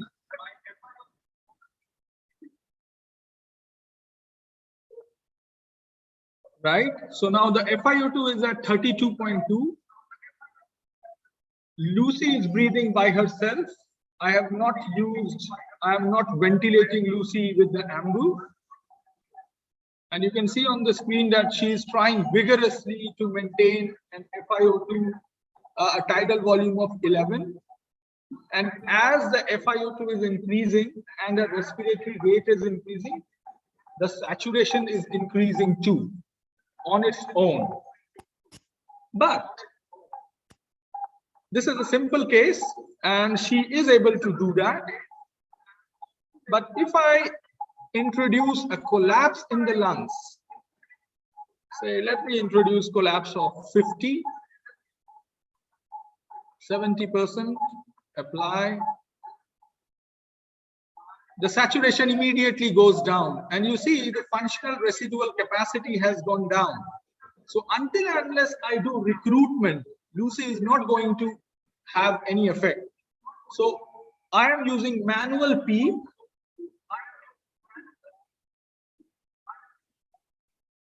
And let us see if Lucy responds to an FiO2 of 80% and still she is not responding. Right? Because I am not able to recruit the lungs. So if I am able to recruit the lungs, which I am doing now, I am doing breath stacking.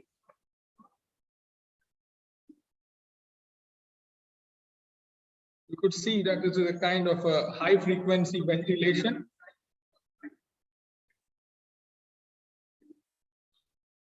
So even with an FiO2 of 92.6%, if I am not able to recruit Lucy, my saturation is not really improving.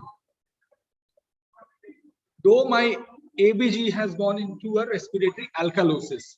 So this is what we wanted to show, that a very, very realistic autonomous lung in a neonate, which follows human physiology, in which the outcomes are independent of the instructor. Inputs are there, I create scenarios as per myself, but the output is absolutely autonomous based on the human physiology. And with Lucy, you can connect it, for the sake of simplicity, I've connected it to an AMBU bag. But Lucy can be connected to any non-invasive or invasive ventilator in the world, and it will respond exactly like a neonate would. So let me just revive Lucy. I really don't like her being there.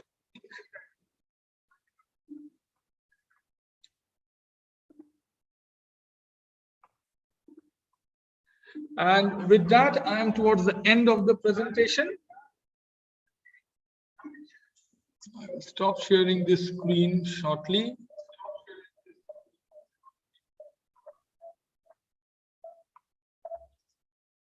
Sir, can I present you the questions that you have? Yes, please. So there is a question. The question is, so the entire lung model on the neonate is completely simulated, or is there an actual lung mechanism inside? Yes. No, they're asking if there is a lung model inside, or is it simulated by a software? No. There is an actual lung inside. There is a two-compartment lung inside. There is a physical lung inside. Right. Now let me show you. So this is what Lucy has. It has got actual physical lung compartment inside. We It is can't see not your screen simulated here. on a You can share software. it. If you can share it, we can't see your screen.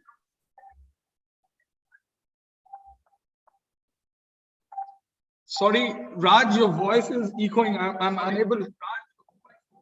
Sir, I was saying we can't hear you. We can't see your screen. If you can share your screen once. Okay. Just give me a minute. I will.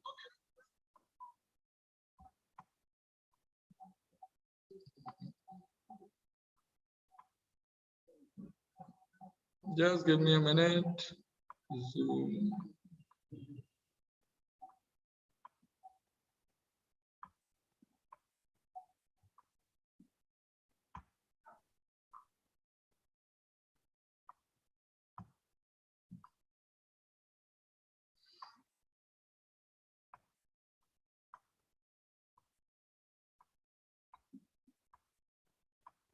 So now can you hear me?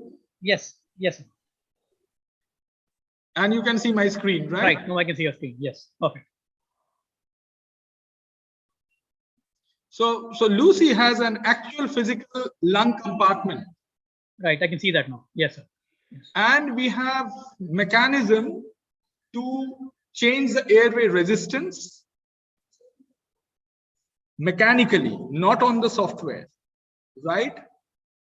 And we can mechanically change the compliance. Mm-hmm. We can also change the inspiratory muscle pressure.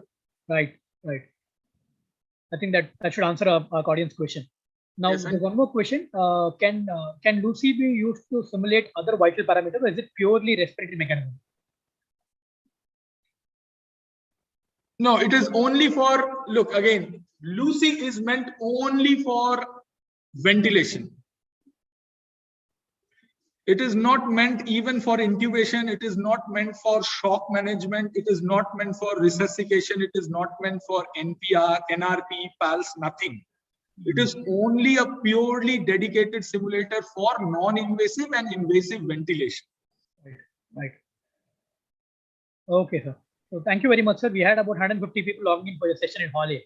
So thank you very much for your time. I personally seen Lucy's demonstration in person at GSL, and just the skin texture and the realism of it added so much value. It was fascinating to see it, the nose crusting, the eyes crusting. It all seemed like a real baby altogether. So thank you for your time, sir. Thank you so much. Thank you. Okay. Bye. Bye, sir.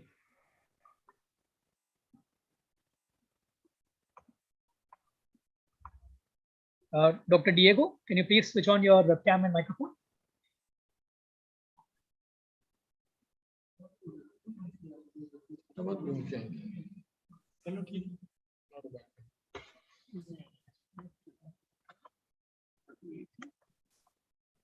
Hi, good morning. Good morning, Dr. Diego. Thank you so much. We are very happy to host you today all the way from Spain. It's a pleasure to host you. You'd be pleased to know that at our center, we recently installed VertEasy V2. And we really want to know more and more insights into your work with VertEasy. So let me briefly introduce you and then you can take over.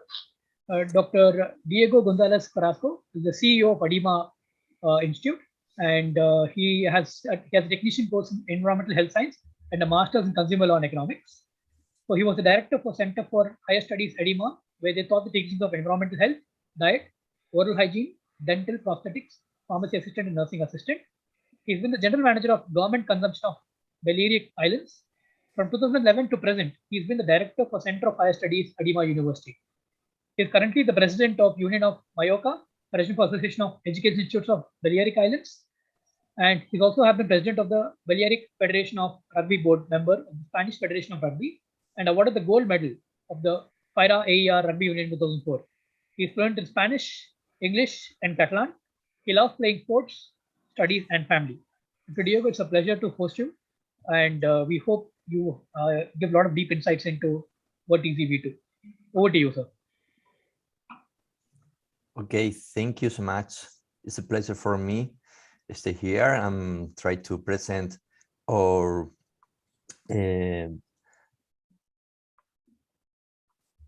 sorry, I try to share my frame. Okay.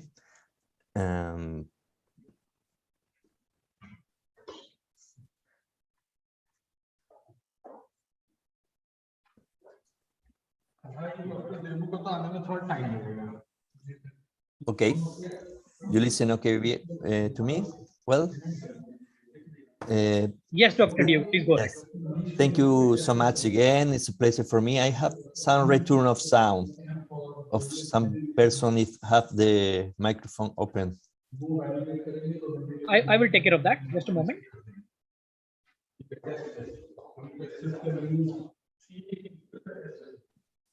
Okay, Yes, you can go ahead, sir. You can go ahead. Yeah. Thank you so much. Well, like I say, this is a pleasure for me and for my university school from the Balearic Island in Spain. We are a school with dentistry degree, and we are inside the University of the Balearic Island. For us, it's a pleasure try to explain like we use the virtual reality and the 3D haptic system inside the dentistry degree. Some years ago, yeah, we start to work with the simulation, but in the first moment, I try to explain a little storytelling about in the start in 1993, when we start with our school. I think that we don't need computers. This is a sample that my partner Gabriel said to me, please, let's go to buy one computer. And I say, no, it's not necessary. I think that this is not a good thing. We spend so much time in front of the frame. I don't believe in the computer. And I try to explain that everybody and me also have a great mistake in the life. Some years after of this, in a congress in Oslo, I find I have the opportunity to find the VRTC system from the 3D haptic system, and then we find a technology that helped to us in a new program that we have, because for us the digital system is very important for learning and for the objectives and skill of the students. Like the UNESCO explained with the ICT, the competency framework for teachers, also is a rule that we have to work in our school, yeah. And we have we are developing two areas in our school: the smart school and the 3D with the virtual reality. The smart school is very community, is nothing new, but we work with multi-screen cameras, with smartphone, tablets, laptops. We work with Wi-Fi, Bluetooth, QR code, and also the cloud, the apps, all the system of Google, the web, the social media. All this is the system of a smart school that we have in our degrees of dentistry and other degrees that we are working with. We develop contents, video, podcasts, library, all the system of a smart school. But for us, it's very important the learning experience, like Albert Einstein said, the experience is very, very important. And for this, we are looking for a methodological proposal for innovation in the learning of dentistry for help us in the practice of our students.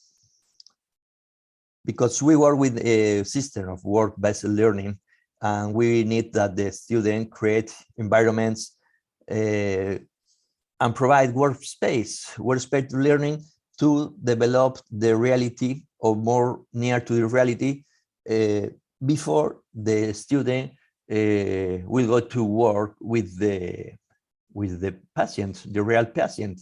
We need develop a virtual environment to make their great experience to develop their skills. Yeah, this skill, this acquisition of a skill is promote the autonomous and reflective learning, promote the ability to learn, and the face the student to multiple challenge by fostering the ability to respond. Yeah, then we apply strategies to the knowledge construction. Yeah,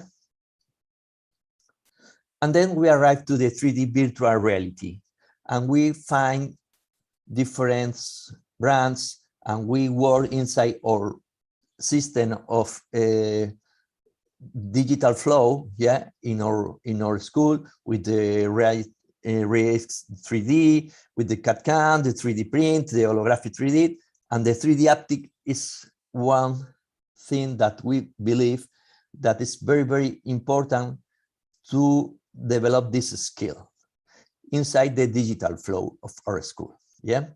Then we start to work with the VDC system and with the haptic arms. Yeah.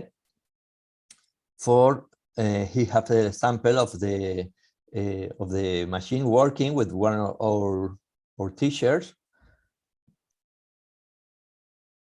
And now we can see that we have a frame with the mouth of the patient, and we have also the Ray X cuts, the axial, digital, and also we can show the hand with is occurring the skill in the mind of the student. Yeah.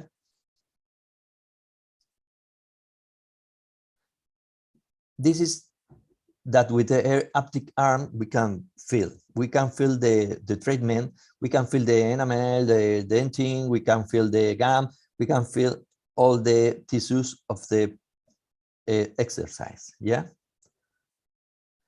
This is a sample of the developed also of other machine but the system is also the very easy system. It is the hardware. Yeah.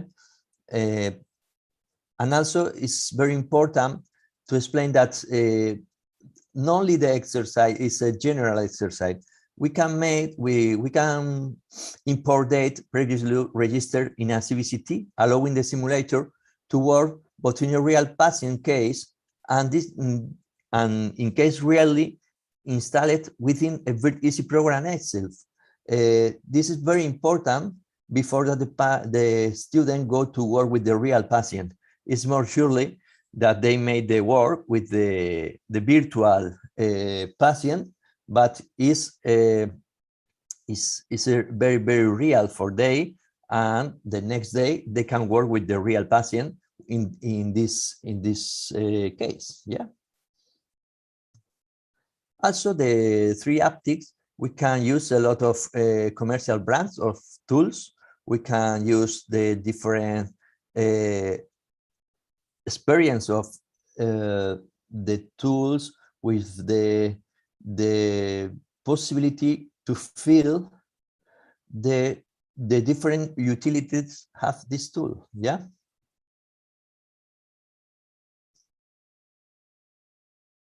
And also it's very interesting this area to work with inside the case with the RX ray, because I think that we can start making that the student now all the cuts and the axial, sagittal, and coronal structure of the teeth. He can find the enamel, the dentin, the pulp. I think that is very, very important. And also he can identify parts of the, like I said, the parts of the tooth treated and not treated, or the treating incorrectly. Yeah, this is very interesting also in this program. And then in our study, we made the hypothesis, the choice of a good simulation system, it's well programmed, used within the curriculum of the degree and post-degree of dentistry can help improve the preparation of our students. And we start to develop this use of the simulation, haptic simulation inside of our degree. I think this is one of more interesting part of my exposition, because I try to explain like we use this system in different subjects. For example, in the first year, we find that it's interesting inside human anatomy, because the student start to use not only see arm, not only see, also to feel the difference anatomy structure of the teeth and the mouth. Yeah. And also for this, in this first year, the biomorphology of the teeth, and also radiology and legal dentistry, but the more important is for radiology, for a start with the different tissues of the teeth and the mouth. Yeah. In the second years, we use inside dental materials and ergonomy and system. Yes. And then they start to know the different tools, the position. I think that is very interesting also for a start to the student. In this second year, also inside the subject of prosthesis and dental pathology. In the third year, we use inoperative dentistry, in prosthodontic also, and pediatric dentistry, because we can use the decidual teeth. Yeah. And also for endodontics in this third year and oral surgery, we have a lot of exercise to work inside these subjects. And also we can make more. Yeah. Every year we are making new exercise, and we try to develop better the skill of the student inside these subjects. For the 4th year of the student of dentistry, we use also again inside the prosthesis 3 and endodontic 2, the pediatric dentistry also, and prosthesis and oral surgery, the second part of 3 or 4 of these subjects. And in the last year, we use also with the adult dental clinic and child's dental clinic, because like I explained before, we can put inside the simulator the real case, and the student can train with the real case, and after make the work in the real work. Yeah. Also, we can use inside our post-degree of digital dentistry and new technologies, because we can use in digital restorative dentistry using with the real case. Also inside the digital technicals applied to surgery and implants is very, very interesting. For using implant case, we can develop a real implant case. We can train it in this, and after we can make a chirurgical planning. And also in prosthesis and occlusion subjects of our post-degree of the digital dentistry. And I think and I believe that this is very, very interesting for help in the skill of our students. Okay, and then we go to ask to the people if they think that like us, because we think that it's a good thing, but what are minding the people about the simulator? And we made an evaluation of different interest groups related to the teaching of the degree of dentistry. Both the interviews and the survey carried out can give opinion and guide us to evaluation of results. Yeah, we asked the student, teachers, stakeholders, and dentists. And for the general, we asked about they have a medium or high medium level of use of the technology of the computer. Yeah, and also they have a digital technology in their use daily use. Also, we have a medium high level of the people that we are asking, or we were asking. What level knowledge about the CAD/CAM design and production process do you have? This is a more low, a few more low, because the people haven't not so much work, by the way, with the CAD/CAM system design. But also we have around 36% of people to now. Yeah. And also the other question is, did you know 3D haptic technology applied to the dentistry before meeting in ADEMA when we are working with Day? And the more people is not, yeah? The people don't know so much the 3D haptic system in this moment that we made the pool, yeah? When we ask about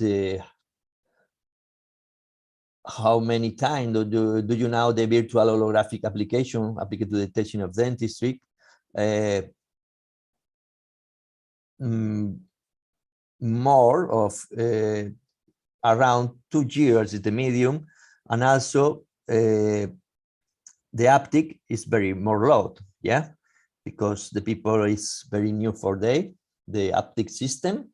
The haptic is a sensitive system, yeah. When we talk around haptic reality or 3D haptic, is to feel the object that you are also watching. Also, the other question that is interesting: what level of sensitive approximation to reality do you think this simulator have? And then here's also very high. No, I think that it's medium height, high. That the people think that when they test the haptic system. And what level of validity for the learning of dentistry do you think you have this active 3D technology in preclinical practice? And also this very high. Height and medium height is the more that the people think that is. And they are thinking also what the level of utility do you think that the technology have to train before approaching the real case, incorporating the real case to the 3D simulation, and trailing the treatment before performing it to the patient. Then also it's a very high, it's medium high, the answer of the people, yeah. And for the, do you think, well, that this is technological innovation is used in our university? Is really a yes. The level of the comfort also is important, and also have a medium height. Height is the answer of the people. Would you have liked to have this technology previously in your learning process? When we ask him the dentist, if you think when you were young and you were working like us in the school, if you have this technology, what do you think? And they think that was amazing have this, but by the way, they didn't know. And the last question, do you think you will have advanced more in learning and better obtain competence to have been able to have this technology during your previous learning process? Also they ask yes, no everybody like, but I think that 80% is a very high level of comfort of the people with this system, yeah. Yes, here we have one of the simulation machine. I think that when we talk with the student, they enjoy gaming and learning. They feel new sensation, and always I say that when I finish to work with they are smiling. Yeah, they smile, and I think that this is interesting because they can repeat. They won't repeat again. Yeah. And for the teacher, they find that it's a great tool for learning. The student will be able to acquire their skill better. The student can improve their learning outcomes. Teacher will have to update. Yes, this is also a reality. And teacher need a learning curve to prepare their class using simulators. For the stakeholders, many of the professionals who have come to visit the faculty enjoy and find that the use of the EC is an advance in the methodology of teaching students. They see many possibilities. And the dentists, many of the comments of these dentists focus on the benefit of they would have on their beginnings of learning if they had this technology at their fingertips.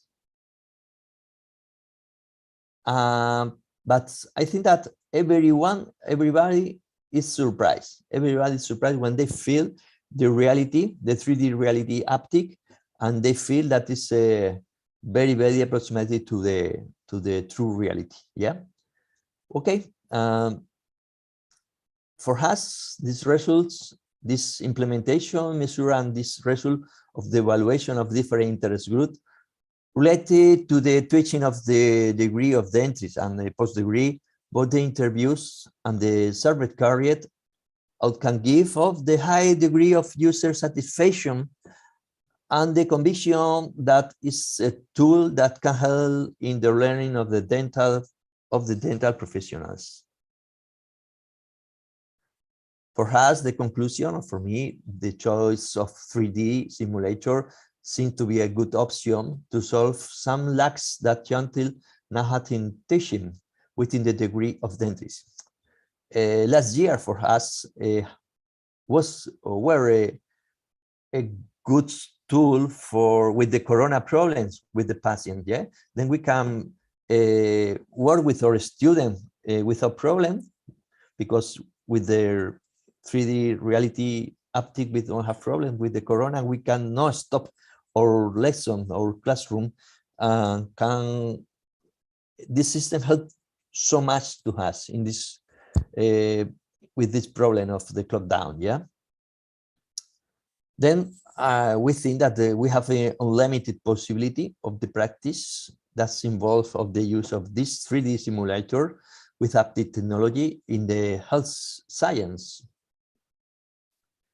We develop a work with a lot of university. We send our know-how about this and how to be easy to explain.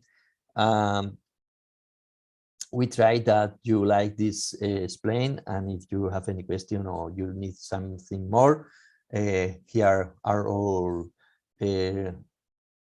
our direction of web page, and we can find also answer your question in the forum. Thank you so much.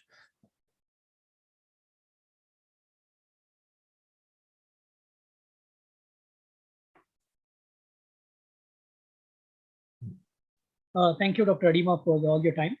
We are really excited to test out your products as well here. And what do you see is the future of the simulator? What is next? I think the future is, we are working so much. We are developing a research with the anesthesia, local anesthesia.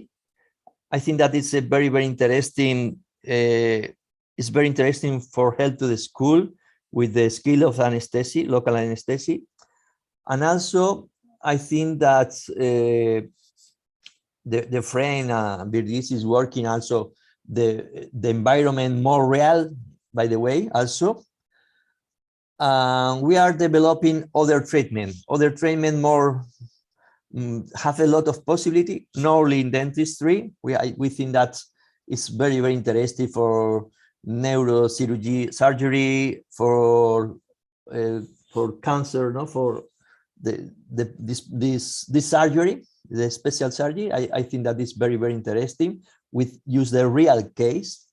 We bring a real case and you train, and before you can go to the patient. And in this great activities, I think that have a great develop. Yes. Okay. Thank you, Dr. Adima. Thank you for your time. For all the participants logging in, we'll be moving on to Hall A now. There are panel sessions going on there, so you can please switch to Hall A. When we thank Dr. Diego for his time from Spain and for sharing his experiences. VertiZ is making inroads into India, and we hope that we'll be able to try it out at our institute at GSL as well. Thank you, Dr. Diego. Thank you so much.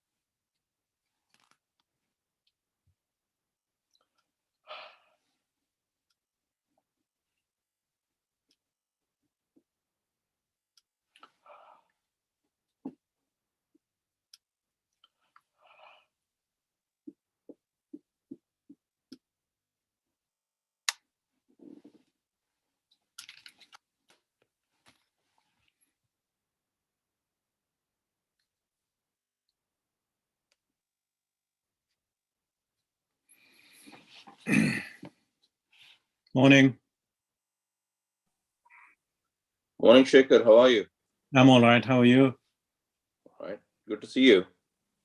Yeah, I thought better to be ready. Make sure things are. It's being prepared, isn't it? It's 8 o'clock. Yeah, I'm a bit of an OCD, so I normally like to be 5-10 minutes early, and especially when you're doing virtual thing, you want to make sure that the slides are working and sound is okay and everything. Yeah, we at least all those things have worked. We can hear you all right. That's good. That's good. That's good. Very nice. I managed to join a little bit yesterday. I mean, it's really good actually. Yeah. Are you recording it, or is it possible to? Well, there are a couple of talks I missed it. I wanted to. Yeah, certainly. So, is it available on YouTube or? It is available on YouTube. I'll forward you the links. Okay. Yeah, there's a permanent record of all these things. Yeah. Okay. Okay. So, yeah, even yours will be available. But what we should do is we should probably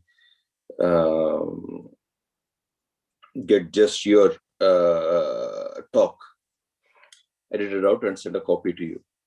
Okay.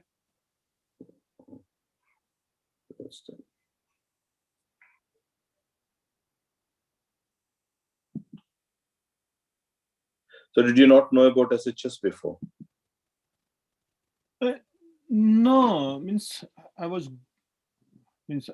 I'm quite interested, so I keep on looking on things. And I spotted on Google, I was searching something and it came on. That's how I came to know about it. So I thought, oh, let's email and because the guy who showed the Bangalore center, that looks very impressive, very impressive. Yesterday, Vasa Center, that looked very impressive. Because I was trying to, I have some good colleagues, and we tried, but it's very difficult to move to do something. I do more hands-on. That's what I like to do. Simple stuff, which if you get the basic principles right at the start, then hopefully they will be fine.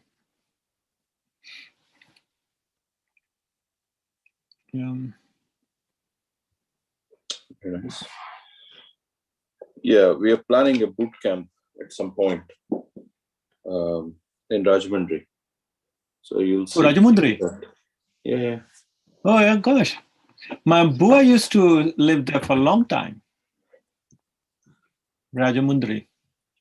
Andhra Pradesh paper mills, I guess. Yeah, paper mill. I went there once only. Yeah. It's quite a nice place, actually. It's a nice place. Nice place. Yeah, it's not far from my native place. So they are the reason why these societies and all these things exist. Rajahmundry people. No, right. Okay.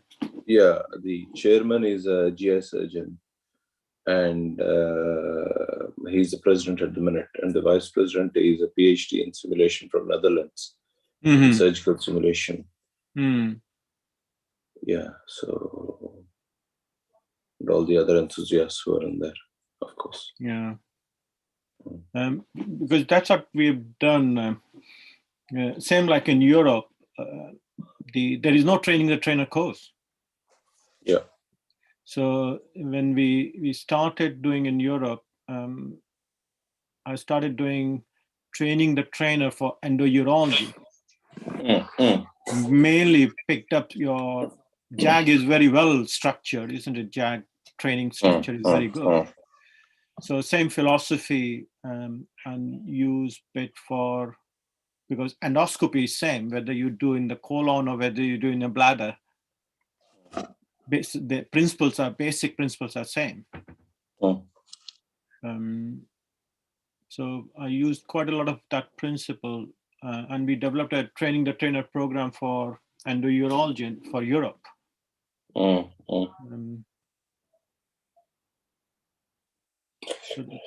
See, Jack's main aim was to translate all the endoscopy activity into gastroenterology.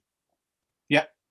Which it didn't quite work out because gastro alone could not deliver all the endoscopy. And then they eventually managed to get a balance between surgeons and gastroenterologists. But initially, it was completely gastro slant. So whenever you reach a particular target, Jag has said, they would move the goalpost. Yeah. So from there, then going to standard setting accreditation and all, they have done enormous amount of work. So that's the plan for simulation this year in India. So that's where Dr. Markham, Dr. Supe, and all these people are quite useful. Right. Because what has to happen is, there is an individual agenda, but there has to be a national accreditation. There has to be some national standard setting. IMSH has, a Society of Healthcare Simulation in the US has it. And then they are not very relevant to India because it's completely American centered. Yes. Yeah. And then same thing with ASPE. ASPE has some standards. Yeah. ASPE has got NHS nuances in it every step of the way. So I don't think we should go and just follow others because they are there. No. You have to adapt to your needs. So that's what we did. We adapted it to urology needs. Yeah. You can use their framework or part of template. There may be some template good to things. generate your own framework. Yes. And then take it from there, I thought. Yeah. Definitely. Yeah. And if you have done that once, it would be very useful for you to join the events from, because what we want to do is we want to create an Indian framework. Yes. Because like quite a few when of these. we did training in Africa. Yeah. I mean, you can't use what you the way you teach in England. You have to adapt to their way and their needs. Yeah. So yeah, definitely. Without any doubt, you can't. Likewise, what they try to do in Afghanistan, isn't it? They thought, oh, we can stamp the democracy there, but I don't think that is the culture and everything is very different. So you have to think in their way. Yeah. So that's where the trick here, once or twice people have missed a trick, and that's the contribution I think we will have.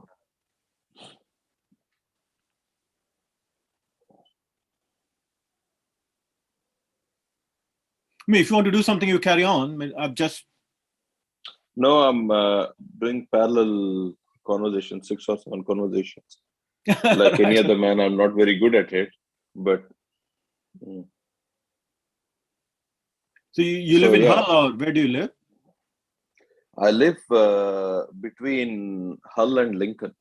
All right. Okay. On the south bank, in a village called Robbie. Okay. Yeah, I don't work in NHS. Yeah, you did tell me that. Yeah, we are about to start our next venture in Hull. So Sunil Daga was in touch with us. Yes, Sunil Daga. Yeah, he's a nephrologist. I know him very well. Yeah. So Sunil's wife was our anesthetic SHO in Leicester. Yeah. Veena was our and he used to work somewhere in Midlands at that time. Sunil did in Leicester, I think. And PhD from Warwick, I think. So he's quite active in Bapio. He's quite active in that. And then he formed this Bapio and Yorkshire Hindu all Society. the Yorkshire doctors. There's a Yorkshire. And then Yorkshire Hindu Society also he is formed. Yeah. So he's quite active in that. So that's the main aim of the society, is to start getting more and more simulation centers on board. I think we reached about 60 now, critical mass. And we need to start standard setting and accreditation from next week. We need to take it up to the next stage, see what people can deliver. We'll still engage widely. We'll still ask a lot of people to contribute. Yeah. And And then there's the pediatric started simulation to come society. to our boot camp to help with the scenarios. For last couple of boot camps she has come, last 2 I would say. Who's that? Veena. Yeah. We do get anesthetists also to come and because especially in scenarios and all. Yeah. Where there are non-technical skills. So we do get nods. Yeah. It's strange. College hasn't taken it on full time. Which college? Royal colleges. There's not much on the college website contributing to it. It still remains an LATB thing. The England College, that is going through a lot of reorganization, isn't it? For last New wine cellar. You mean new wine cellar? Yeah. Sorry, it's just I became cynical after they lost quite a bit of investments in Iceland Bank. Yeah. And I mean, the college president is going to come next year to us to see our boot camp. I got a message. Only 2 weeks Neil ago. Mortensen. Yeah. So because the college rep came to see this time. Our center is recognized by, so they come and watch one of the course. So I managed to get the accreditation from the college, English college. So this was 3rd year, so they came to watch it, and then he said, "Oh, I never thought that it is going to be like this." And then who was that? Who was the college rep? Jonathan Glass. John Glass. Okay. So he then phoned me after 2 weeks that I've spoken to president and he wants to come next year to see. So 12th of October, he said already I've put him in his diary. So yeah, it's an incentive for us to get the college president and all involved, because then there's a college recognition. More and more people get involved in it, and there is a standard setting there as well. Yeah. In that way, Edinburgh College is more supportive. They are always been supportive than London. Yes. Edinburgh College is much more open to these ideas. And Selva used to be the director of education, Selva Shekhar. Right. Yeah, he did quite a few things like this. Actually, he was quite proactive. Okay. Yeah, that's why I said I'm surprised such a nice thing you guys do, and they would have grabbed it with both hands. Oh yeah. No, Edinburgh College was. I did apply to for the their certification, and then because we have got the cadaveric lab as well, so I wanted to get that as well, everything together. And London offered, okay, we'll do all 3 centers. So where all do you do cadaveric labs in Leeds? The anatomy department. So I look after for all cadaveric training for the Yorkshire. Is it fresh frozen or no? They are teal. Preserved? Teal. They are very good. Teal. Okay. Yeah. Teal are good. Okay. But you can keep them for 2-3 years. Yeah. Same with Rajahmundry. They have just started a massive cadaveric program. So yeah. The teal is not very. Initial investment is a lot, I would say. But once you have put all the tanks and all, then cadavers are much cheaper than fresh frozen. Fresh frozen is now 6,000-7,000 pounds. And till it cost us around 2,000-3,000 pounds.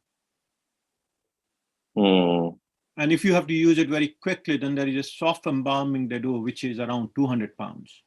So if you finish the cadaver in 3 or 4 weeks, then that's in quite the same teal. In the same teal, is it? Not same teal. When you can do it, there is a different way to embalm them for training. Means we've done a video on splenectomy, open splenectomy for Africa. Actually, I did it with a couple of general surgeons from South, and it looked very real, very real. Okay. Yeah, they must have quite a few splenectomies in Zambia and Ethiopia, don't they? There must be quite a few of those. Interesting. Yeah, so they are waiting for, that's what I've got a text saying. They're waiting to join you for this session next.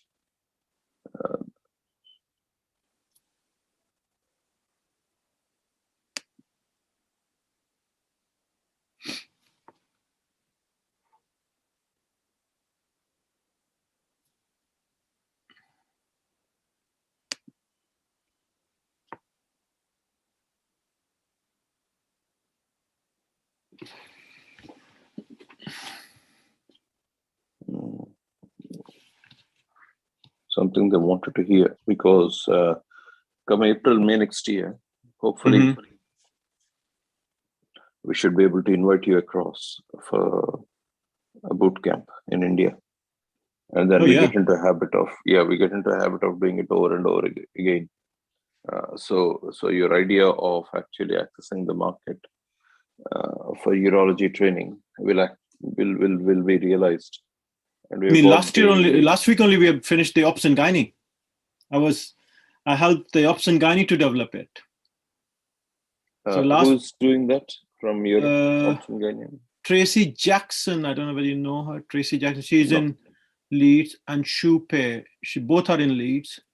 So we did pilot one in April, same model what we are using, and they liked it, got a very good feedback. So we did it from 29th, 30th, and 1st of December.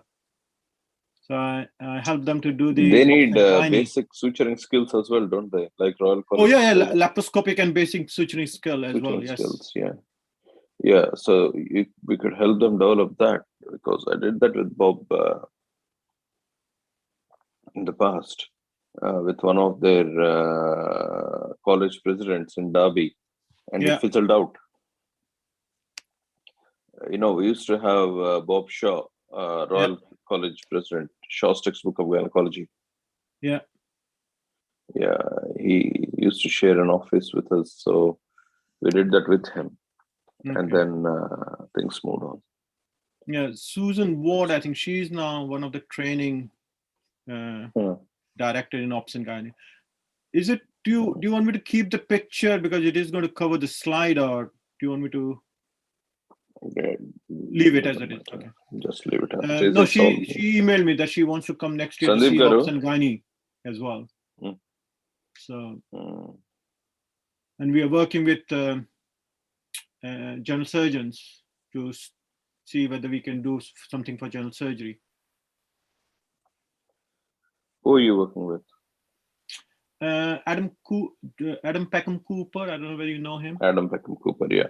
Yeah. Adam used to be part of our asset in the past. Yeah. So he came and saw what we did, and then Richard Baker. I don't know. Do you know Richard Baker? I don't know Richard, but Adam definitely I know. Yeah. So Richard is the clinical director for surgery. So he also came and saw, and then he said that can you help us to develop something for emergency surgery, because there is not much happening. Something similar There's a DSTS course with cadavers in the Royal College, which is very well known. And Ian Banerjee in Nottingham has done quite a bit of emergency and upper GI. The David Knotts used to do, is that what you're talking? David Knotts used to do that as well. That was the DSTS. Yes. Yeah. So He used to do and it then in Manchester. yeah, they did in the Royal College template DSTS. Yes. Definitive surgical trauma skills course. Yeah. Yeah, and then Ian Banerjee did quite a bit of it, and then Newcastle Arun Emmanuel took on, and he did it's now on the 6th iteration, I think, 6th year of cadaveric courses for upper GI. Okay. Esophageal But yeah, and they used Clive Kilty. Do you know Clive Kilty? Clive Kilty, yeah. Yeah, so he's coming and doing in Leeds from Sheffield. Yeah, so Clive was Doncaster first. Yeah. So he does quite a bit of, or he used to do quite a bit of upper GI scopy in my place. Yeah, so.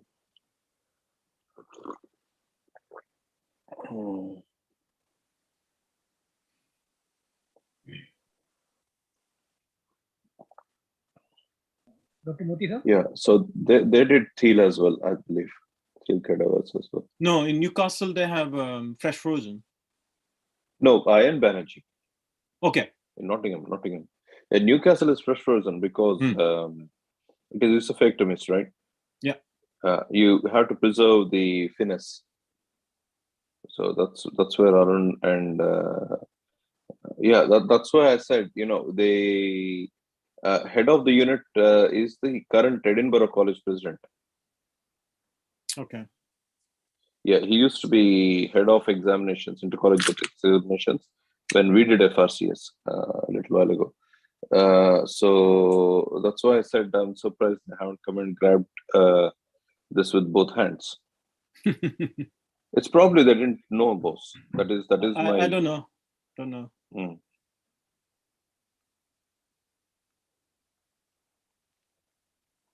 Yeah, so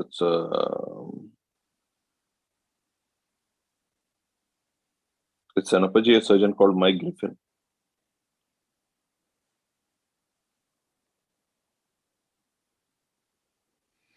Dr. Moti, sir, and Dr. Shekhar, thank you for joining us. We'll be starting in 5 minutes if that's okay. Okay, thank you. Are you going to give me nod that I start talking or? Yes, sir. I'll give you a nod. I'll introduce you, boss. Okay, thank you. So how many publications do you have at the minute? 100 and something. Yeah, 150 roughly.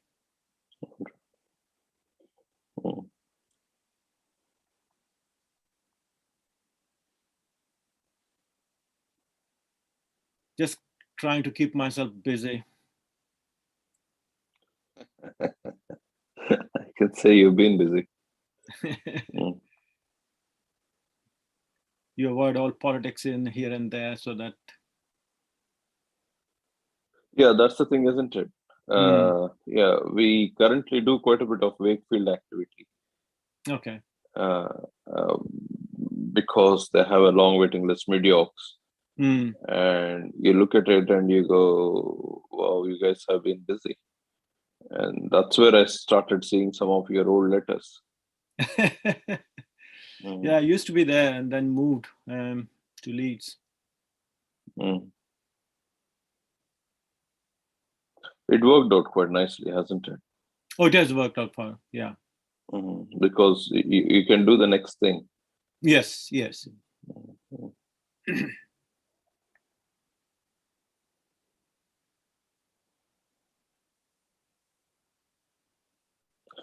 So do you do holmiums and green lights, or what's your interest in that? I used to do a lot of lab, started robotic as well, and then due to my severe myopia, had a retinal detachment. Are you? Yeah, so this is back now, vision is back. So it happened about 4 years ago. But it has affected sharpness I've lost a bit. So okay. I do more now endoscopy. I stopped laparoscopic and robotic work. Okay. So I do more stone now. And prostate, yes. We don't have green light, so I can't do green light. But we've just got a holmium. Is it 50 or 100? 50. 50, okay. Dr. Murthy and Dr. Shekhar Biyani. I can see that a few hundred people logging in right now. Dr. Murthy, sir, you can begin the session. Over to you. Thank you, Raj. It's an honor to introduce Mr. Shekhar Biyani. Mr. Shekhar Biyani is a consultant urologist at St. James University Hospital in Leeds. And he is well known across the UK for his groundbreaking performance on cadaveric simulation. So naturally, he is a co-director of CADSIM, the Cadaveric Simulation Labs in Leeds. More than 150 publications, a very experienced hand. Does quite a bit of endourology, a significant amount of simulation training, helped other specialties set up simulation training in the recent years. I hand the floor to Mr. Biyani. Thank you very much for taking time to speak to our audience, Mr. Biyani. Thanks for enthusiasm. Looking forward to hearing from you. Thank you. Good afternoon.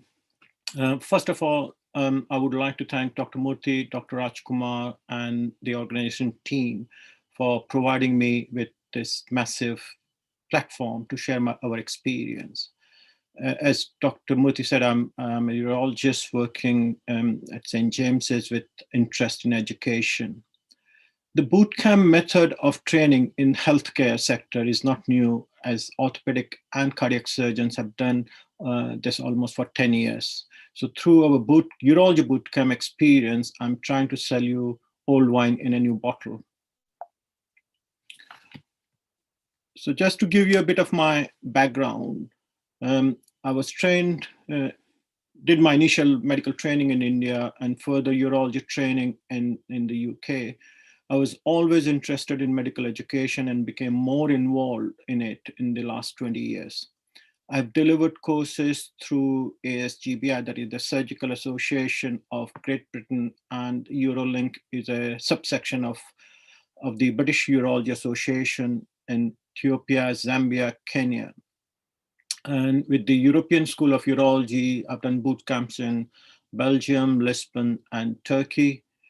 Being a co-director of the Cadaveric Lab, I'm responsible for the cadaveric courses in the Yorkshire region for all trainees. Our courses are free for our trainees. I've also done masters in medical education, education and simulation. So in next 25 minutes, what I'm going to discuss is why did we start a bootcamp? How have we implemented it?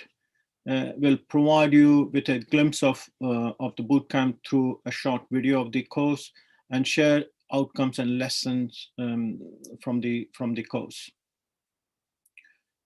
A survey on medical training was done by the GMC in 2015. And you can see that stats are quite alarming, as trainees were not getting enough time in theaters. Following this report, a new document was published on how to improve surgical training. Every year, a survey is done by the GMC to evaluate the training in the UK. Why do we need simulation training? In the UK, new urology trainees, they start in the month of October every year. I'll discuss a scenario. John is a new urology resident. This is his second week. He's doing a ward round and gets a call from his boss that he should come to theater and help him with a body flap. John has never seen this procedure and doesn't know much about it. Can you imagine his anxiety and feeling? So surgical boot camps are themed on the principles of military-style boot camp. They are intensive, focused training using experiential learning and hands-on practice to learn new skills in a safe environment. These courses are proposed to be a time-efficient way to accelerate learning and prepare a resident for the real-life practice. One thing I feel is missing in this definition is the syllabus. So I think a defined trainee stage-specific curriculum should be included to make the bootcamp training more effective. The bootcamp training is slightly different from a standard skills course. Bootcamp should include the curriculum. It is usually very intense, and it should be delivered when there is a change in responsibility. A practical course can be done at any time during the training, for example, learning about anastomosis. How did we develop the bootcamp? I was doing procedure-specific courses for a long time. Then through the Eurolink and ASGBI, I got an opportunity to deliver a multi-speciality course in Africa, working with general surgeons, orthopods, gynecologists, and anesthetists. And we delivered 7 courses on the management of surgical emergencies in Africa. I learned a lot from this involvement and designed a 2-day Bridging the Gap course in the UK for core surgical trainees, along with general surgeons, orthopods, and vascular surgeons. Following this experience, I felt that we should deliver a single multi-component course for first-year urology residents covering all technical and non-technical skills. I submitted my proposal to the training committee and piloted in 2015. We followed the implementation science framework for our program. In the next 2-3 slides, I'll just try to outline basic principle of implementation. So program implementation requires 2 types of activity. Program-related activities include designing and developing a program with evaluation and monitoring, and also assessing the program effectiveness. Implementation-related activities include monitoring the implementation process for any barriers, as a lack of standardization and standardized approach may lead to the drift, program drift, and suboptimal outcomes. Implementation has to go through different phases: needs assessment, stakeholder engagement and context exploration, pre-implementation planning, and program implementation with monitoring and ongoing evaluation. Whether the intention is to implement a new or established program, the first step should be to engage all relevant stakeholders and define the host context after a needs assessment. Discussion among stakeholders at this initial point could inform implementation outcomes such as acceptability, appropriateness, feasibility, capacity, and cost of the implementation. The information gathered through this process will allow us to make necessary changes and finalize the plan. The next step is to ask, can we create a plan to provide sufficient training to teach the who, what, when, where, and how regarding the proposed program? This should follow a discussion with stakeholders once all conditions about the what, when, and where are satisfactory. Then we are ready to move into the next stage. Once the program has been executed, it is important to collect data on program outcomes and on the process of implementation. A good program could be poorly implemented and may provide suboptimal learning outcomes. Upon completion of the first implementation, one should continuously monitor the program. So that is what we followed when we developed our program. So we did a need assessment in 2014 and delivered the first course in 2015. We started with 16 trainees, and now 48 trainees every year attend the course. In the last 7 years, the course has grown significantly, and from 2018, it was recommended to all new trainees in urology. We could not do it in 2020 due to the pandemic, but this year course was very well received. Once again, 48 trainees attended. A modified, shorter version of the course has been delivered at some European centers and as well as in Africa. The course is aimed at new urology resident covering nearly 30 technical skills, and goal is to move trainees from conscious incompetence to conscious competence. Non-technical skills training has become a major part of the surgical training in the UK. Therefore, we also focus on common non-technical skills to improve decision-making and planning like a chess player, stress management like a Usain Bolt, and teamwork like the team of Captain Scully. The course is only for first-year urology residents. In the UK, after graduation, one has to do 2 years of foundation training and 2 years of core surgical training. Only then they can apply for a registrar job. The course is delivered over 5 days. 4 days are dedicated to the skills training. Participants are divided into 8 groups with 6 in each group. We follow a training template of 1 trainer, 1 trainee, and 1 simulator. I think this is the key. There are 2 to 3 morning talks to provide additional knowledge, like on pediatric urology, how to admit your mistake, how to go and tell the patient that you have made a mistake.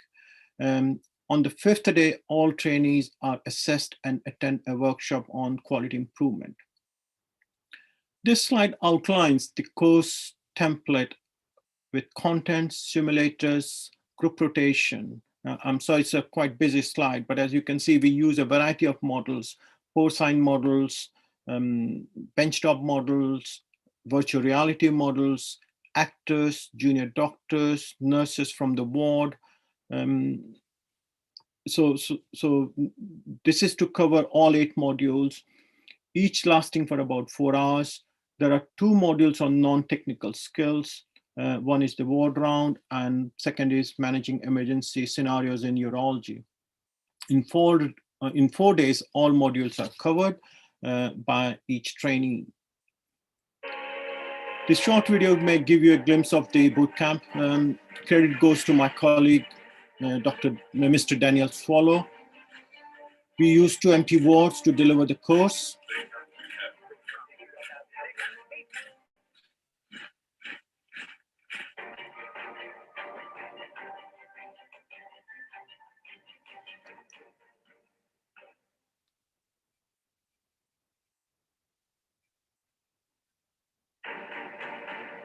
You can see that our focus is on one-to-one training. This allows trainees to ask any type of question without any hesitation.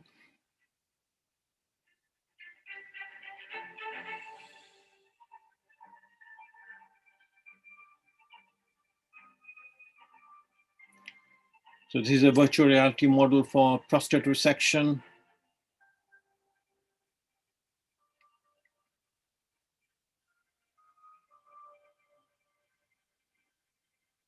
And we ensure that they manage to finish at least 5 resections during the course on different models.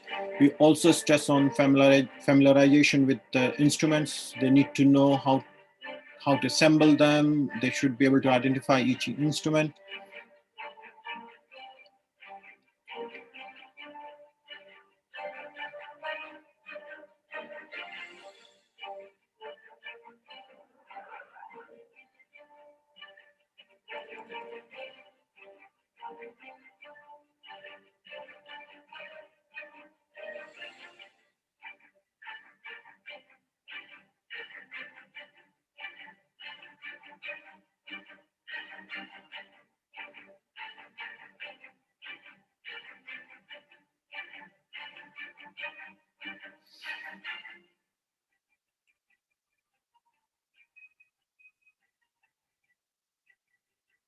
In the last couple of years, we have introduced robotic taster sessions. So they get about 45 minutes on a robot just to give them early exposure.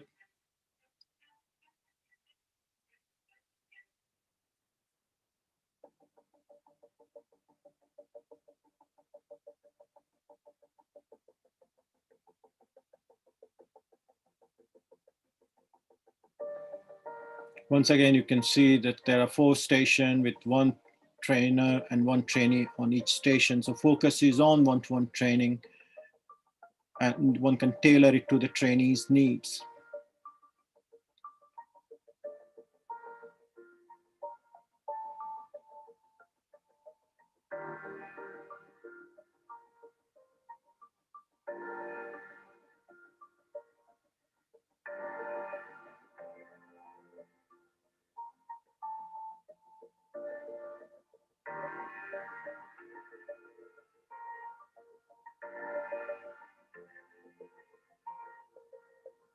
So it's very hands-on. Lectures are minimum. So we create a ward with actors, junior trainees and nurses. Participants get a handover sheet and they have to do a ward round. This is recorded. They do face some distractions or interruptions and how they react to these. After 20 minutes, they get feedback on their performance. Why we feel this is important, because as an SHO, they usually follow a ward round. They never lead a ward round. So this is their first chance to lead a ward round.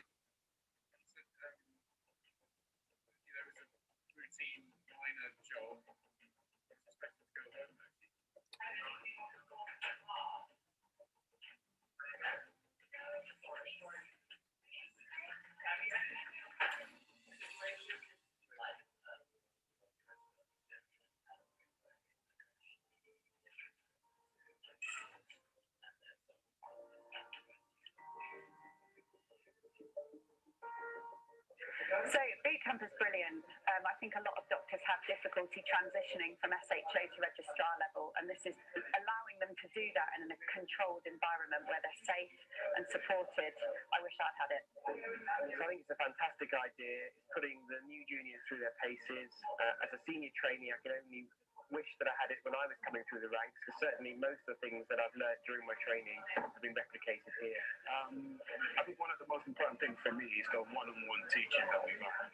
I've never been to a course where we've literally had one tutor just literally there looking at you. They're not telling you off, they're not scrutinizing you, it's just more of a teaching session. So it's been quite great. So trainees are assessed throughout the course. A variety of methods are used, from MCQs to Knott's taxonomy. On completion, trainees receive a summary sheet outlining areas for improvement in technical skills score and guidance on non-technical skills. We produce a full report of the course and have regular meeting with all stakeholders. To maintain a high quality learning experience, we practice, review, adjust, execute, and evaluate cycle with regular readjustment to the program. The feedback on learning objectives, gain in knowledge and course content has been very positive. As you can see, most trainees agree or strongly agree on all three domains. The course is not limited to the acquisition of technical or non-technical skills, but participants also get an opportunity to develop friendships with peers and networking. What works? Our main strength is high faculty, trainee, and model ratio template. Means nearly 50 trainers help us to deliver the course. We have developed our own 4 interesting models for the course. The course, there are emergency rare scenarios in the course like priapism, penile fracture, simulation, and renal trauma. Most faculty have bootcamp philosophy and it is in their DNA now. We are very fortunate to have like-minded and enthusiastic faculty members with a variety of skills. The majority of courses hands-on, as I said, we keep trainees busy all the time. Lectures are only the introduction, which is 5 to 10 minutes. Trainee summary sheet, you can see on the right side of the screen, provides tailored feedback on technical and non-technical skills to participants. Nearly 50 trainers every day help us to deliver the course. We do get faculty from physicians, anesthetists, nurse consultants, support. The key to success is to follow ABCD approach, I feel, for a simulation program. Yes, you need to have an assessment, quite like-minded buddies or faculty. There should be course content. Delivery should be multimodality, and of course, the learning environment should be good for learning. So these are the essential components of a successful program. Every year we try to add new skills. This year we stress more on non-technical skills and we introduced the metacognition concept usually used in sports. As you know, metacognition is thinking about thinking.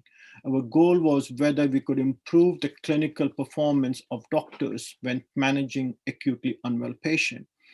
The other thing we did to improve engagement during clinical scenarios, we prepared a bingo grid of non-technical skills, as you can see at the bottom of the screen. Delegates were asked to highlight with green for good non-technical skills and with yellow for suboptimal non-technical skills during a scenario. And if they managed to get one color vertically or horizontally, then they were asked to raise their hands and reflect on their points. So this went down very well, and we want to continue with the next course. Doing it alone would be very difficult. Good support from colleagues is needed. Poor faculty or model ratio should be discouraged. Evening lectures, initially we used to do it, but we stopped because trainees used to be they feel very tired at the end. A structured approach to implementation should be considered, and a proper course evaluation is mandatory if you want to run a bootcamp. The bootcamp won the education category at the Janet Global Health Award and recently received an award from our chief executive.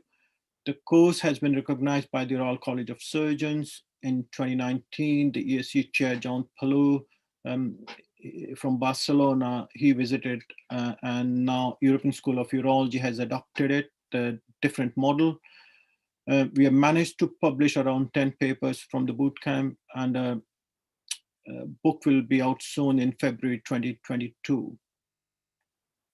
The whole project is a big team effort, and I would like to thank co-directors, module leads, faculty, trainees, medical education team, and sponsors.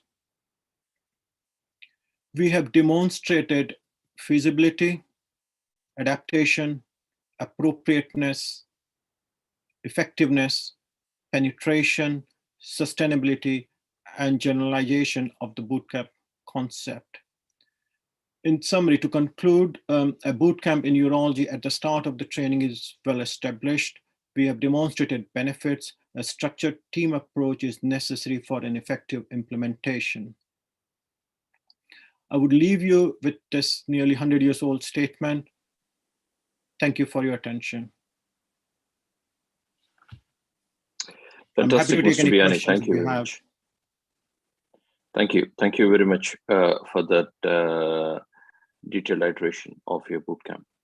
While we wait for questions from audience, the first question I have for you is, what are the factors to consider for setting up a bootcamp? Now, before we started, this discussion, you mentioned something about starting something in gynecology. You went and started quite a bit of activity in Africa, and you've set up this bootcamp with the rest of the team in Leeds, and you're on the 6th or 7th year of this bootcamp. So what were the challenges you faced, and how did you come across support and other things from other members? How did you engage with other members of the Medical Education Society? The first thing is, I think you need to find a gap. Is there any gap in the training, whatever year you are planning to deliver a bootcamp? So if you feel that first year resident in a specialty are not getting the proper exposure. Second thing, I feel you need to consider, it has to be hands-on. Lectures, they can listen anywhere nowadays, podcasts, videos, webinars. So unless it is hands-on, there will be less buy-in from trainees, first of all. Why one-to-one? Especially with surgical skills, if I am training a resident in theater, I will have one resident with me. I can't train 5 residents in theater. So one side we say that during simulation, you try to replicate what you do in your real practice. So why, when you're doing a simulation, why not to have just one trainee? So that is why we insist on one-to-one teaching. And then barriers means whatever you new try to set in, you will find the barriers. Yes, you need to find like-minded people. So in our team, there are no high flyers. We are mostly on the same level. You engage everyone. When we have discussion, all stakeholders are involved, all module leads are involved. So it's not one-man show. People put their own ideas and we try to incorporate that. Yes, you need to have some good support from your training committee. I was lucky to get the good support from our urology training committee. SSC supported me quite well after the pilot course. Report did help me. So I always produce a full report of the course, which is around 120 pages. So we put down everything, whatever we have done, all feedback from each module, full course feedback. And that helps sponsors, they can see that their money we are using properly and you get the funding regularly. So that is how it has worked. Very nice. I have another question here. The question from audience is, what is the long-term retention of the educational outcomes from this course? So you started in first year of residency and then they have another 5-6 years to go after that. Have you looked into the long-term retention? It is very difficult. We try to measure the confidence. So we do it 3 months, then 6 months, and then 12 months. But as you know, with surveys, your reply is so poor, response rate is so poor. But whatever data we have collected, we have noticed that at 6 months, if they are not doing the same procedures, they didn't get the opportunity to do it on patients, the level of confidence goes down. So what I suggested to our training committee, that once they have done the boot camps at ST3, in 6 months' time, they should have a shorter version, 1-day simulation training on the procedures they haven't done adequately. So say if they haven't done the ileal conduit for 6 months, then local trainers in the region, they should repeat those exercises. So if you've done a ureteric implantation during the boot camp, and if you haven't done the ureteric implantation for 12 months, your skill will go down. That is obvious. So locally, they should run those in a smaller group. So that was my suggestion. Yeah, so that takes us to our next question nicely. So one of the members of audience is asking, is there a way back into the boot camp for trainees further down? Further down in the training program. And they can't come back to ST3 again because only ST3 will come, the first year resident. We can't take anyone else. I've got only 48 places and we get around 45 to 50 new residents in each year. So the course is full, we don't take anyone else. If you have missed it, then you have to speak to your local training coordinator and arrange something locally. I'm trying to develop another for intermediate bootcamp, which will be ST5. So we are in the process of developing it. So there may be some skills may be repeated during that ST5 bootcamp. Okay, so the next question here is, how do we adapt some of the techniques and some of the concepts you have demonstrated to low resource environments like say in India? You've got high fidelity, but it's required for a low resource environment. You did this in Africa before, I guess. I've done this in Lusaka, so you have to adapt what the local needs are. So in Lusaka, local needs more, they see in Africa, more renal trauma, more ureteric trauma, more scrotal pathology, fournier gangrene and all. So we did 1 day of more of open surgical stuff. And there is a very little laparoscopic work there. So we taught them basic laparoscopic skills, which you just need a box trainer. To do open surgical training, you can get any porcine and bovine models. They're not very expensive. And then for TRP training, you can use Apple. You don't need very high fidelity virtual reality trainers. So that's what we did in Africa. So according to the place and needs, you can modify what is available. Mm-hmm. So the next challenge here from one of the audience members, they find is it's all great attending boot camps, but what insight into these trainings have we provided to the trainers in each of the centers these trainings come from? You know, they go back to their consultants, they have attended a boot camp, and the consultants tell them that whatever they have learned in boot camp is, what insight have we provided the trainers to take the message home that these guys are trained to a certain standard? So how did we go about the standard setting, and how did the trainers get an insight into the standard setting? So for our trainers, we have delivered three training the trainer courses, including NOTS training. So NOTS training allows you to standardize the feedback, and each module lead have a discussion with all the trainers, because they, like we did in October, we had nearly 100 consultants in 5 days. So whenever they join the group, they get a bit of a briefing from the module lead, how we are going to run, what we are going to teach. So everyone is teaching in a similar way, so in a standardized way. So that is what we have done. And constantly we are organizing the NOTS training for our all trainers. So trainers have already done the trainer course. On top of that, we provide the NOTS training and faculty training. That's very kind. Thank you. The other questions are repetitions of the previous questions, so I'll stop here. Thank you very much for your time. Really appreciate it. Pleasure. And hopefully we'll work with SHS to get you down to India one of these days and start something similar in India in the near future in 2022. So thank you very much for your time. Now it's our turn to return to Hall A for everyone for the next session, and we conclude this session in Hall B. So thank you, all the attendees. Please switch to Hall A. Thank you, Mr. Biani. Pleasure meeting you. Thank you. Bye.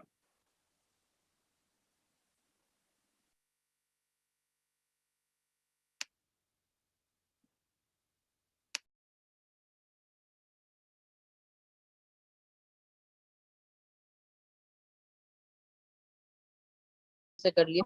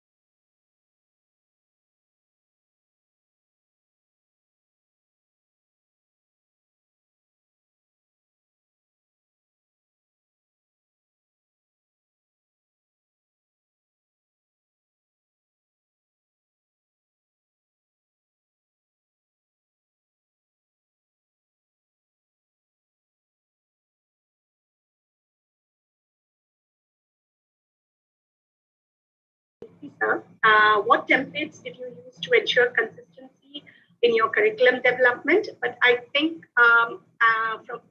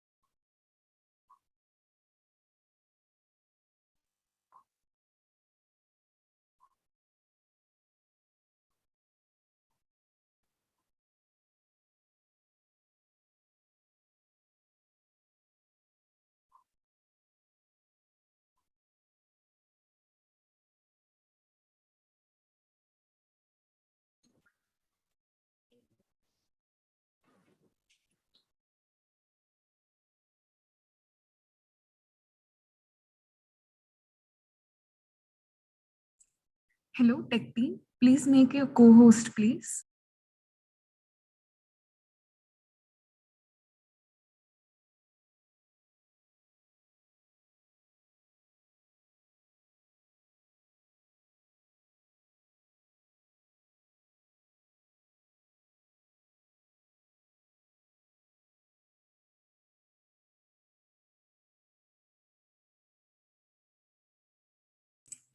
Hello, tech team.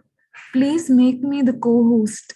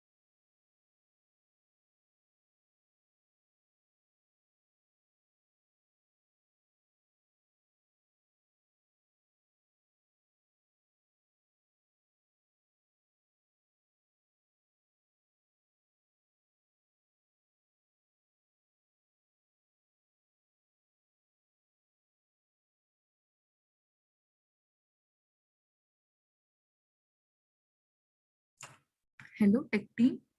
Is tech team active? Am I audible to tech team? Please make me co-host.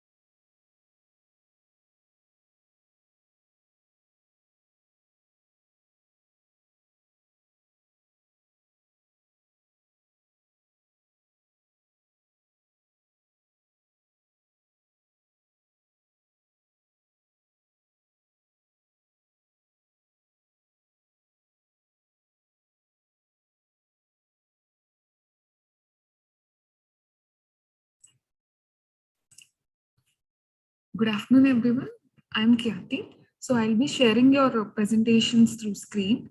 And our first participant is Dr. Sucharita Patra. So, ma'am, please be ready with your presentation. So you'll be having, you have to present your presentation for 7 minutes, and you'll be having the question and answer session for 3 minutes. So within 10 minutes, you have to finish your presentation. And next participant would be Dr. Jayashri. So, ma'am, please be ready, ma'am. After the presentation, I will say your presentation was end, and you have to get ready with your next presentation.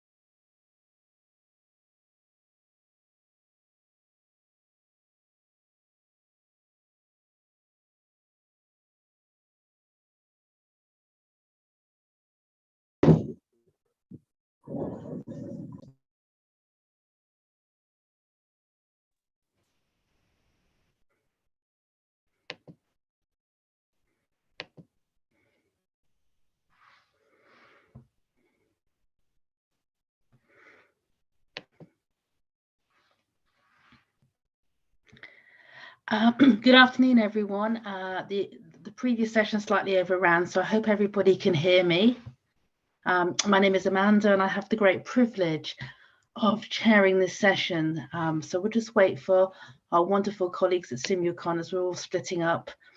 So the format will be that the posters will be played, and then at the end, we're just going to have 2 to 3 minutes of questions. And then at the end of all the posters and questions, we're all going to move into Hall A for a general discussion. So I will just wait for that, but it's really fabulous to hear you. And I have looked at all the posters yesterday, and they were really tremendous. So if you see me looking at another screen, it's because I've made notes on all of the posters, so some thought points. So it's really great to see some wonderful faces, and it was a real privilege to read all of the work. So I will be quiet now just while we wait for everybody, for our lovely colleagues from SIMULCON to come and help us, because I can't do the next bit. So there we go.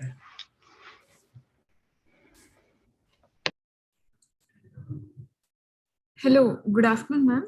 So I am Dr. Khyati. I am a team of our SIMULCON organizing committee. So fantastic. So I think we're ready to go whenever you yes, ma'am.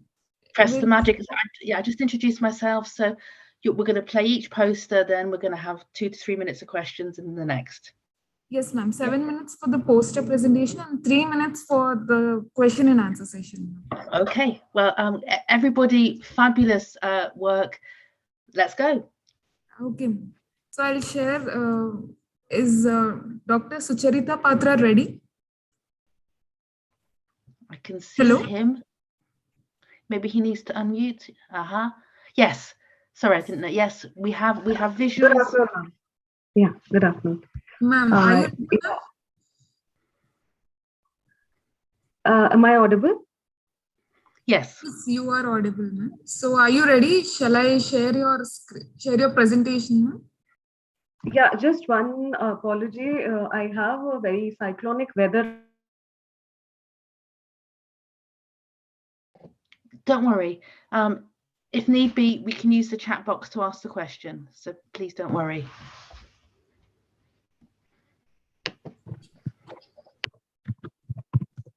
Ma'am, Sucharita, ma'am. Am I audible? Yes, you are audible, ma'am. Now, yeah, actually, there is a cyclonic weather condition going on outside right now in my city. So my internet connection might be a little interrupted. So I'd like to apologize to all of you for that. So I'm trying my best to so that it is uninterrupted. But in case you don't get to hear me or see me, just know that that is the reason. Please don't worry. Use the chat box as well. I'll ask my questions through the chat box as well. So we understand the weather. So please never apologize whether you can't control that. So okay. Thank you so much, ma'am. Yeah. Thank you, ma'am. You can introduce yourself, and I'll share your screen. Sucharita, ma'am. Okay. Yeah. Good morning. Good afternoon, all. I am Dr. Sucharita Patra. I'm a second-year postgraduate resident from the Department of Medicine at D.Y. Patil Medical College, Kolhapur, Maharashtra. So it's a tier 2 city in Maharashtra. So I'm originally from Kolkata, West Bengal, which is the eastern part of India, and I'm doing my post-graduation from the western part of India.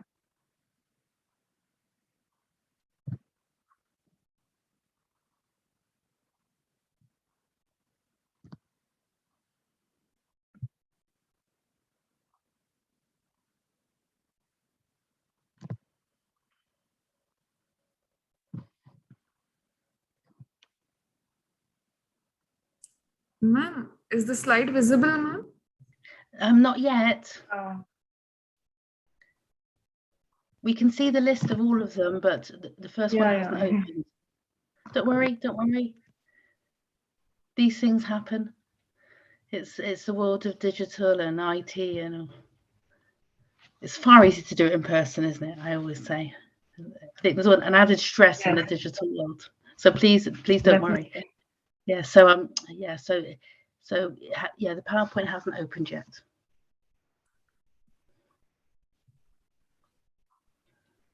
Ma'am, is the slide visible, ma'am? Not yet. Not tonight, no. It's we can see all of them, but it looks like you haven't opened the PowerPoint. Just maybe try double clicking on that first. Yeah.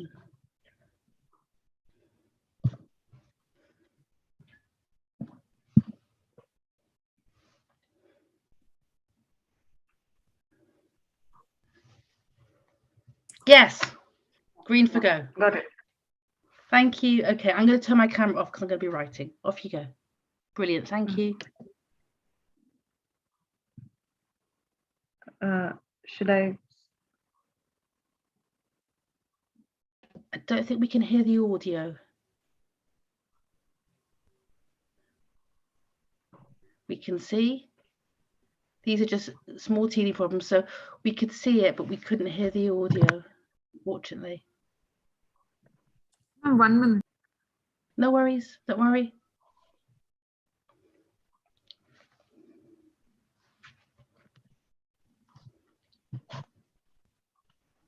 You can see.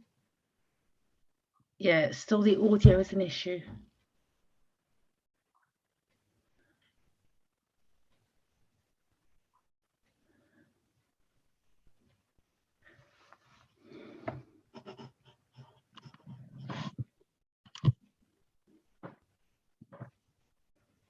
Unfortunately, I don't think we can hear the audio.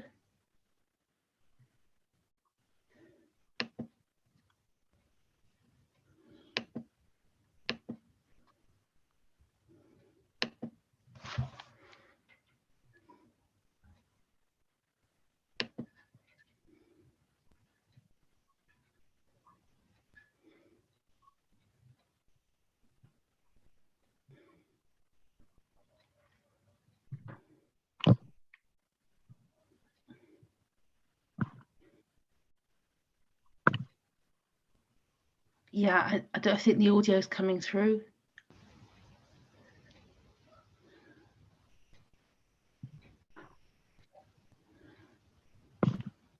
Is it worth you maybe just speaking live over it? Would that work? Yeah.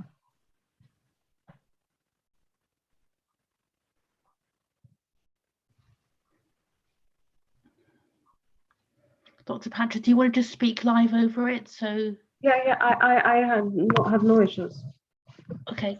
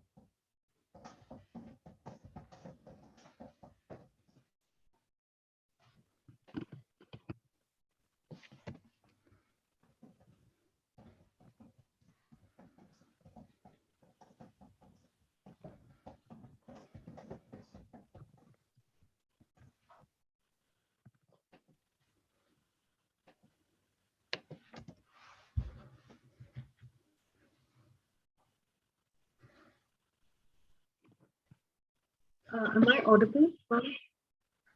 Hello? Yeah, No, you're audible. we can hear you. We just can't hear you recording. So I was trying to maybe ask if you could just speak over your slides. Yeah, I can definitely. So, should I? So You can Where should stop, I then start? play.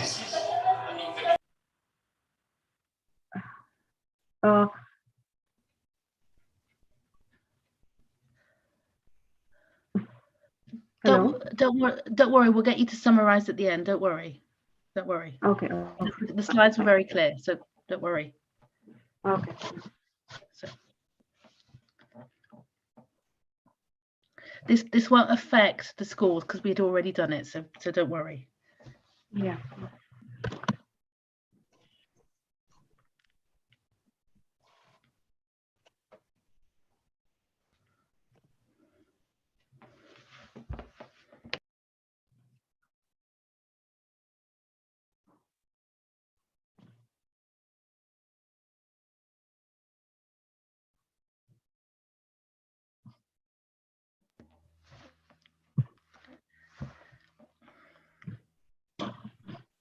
So thank you. I'm sorry we didn't, but your slides were super clear. I know we didn't hear it. Do you just want to just spend a couple of minutes just summarizing for everybody just the highlights of what you did and more what you found, and that would be fantastic. And then I've just got just a couple of questions. But remember, this won't affect all the judging because we did all that yesterday. So just be reassured.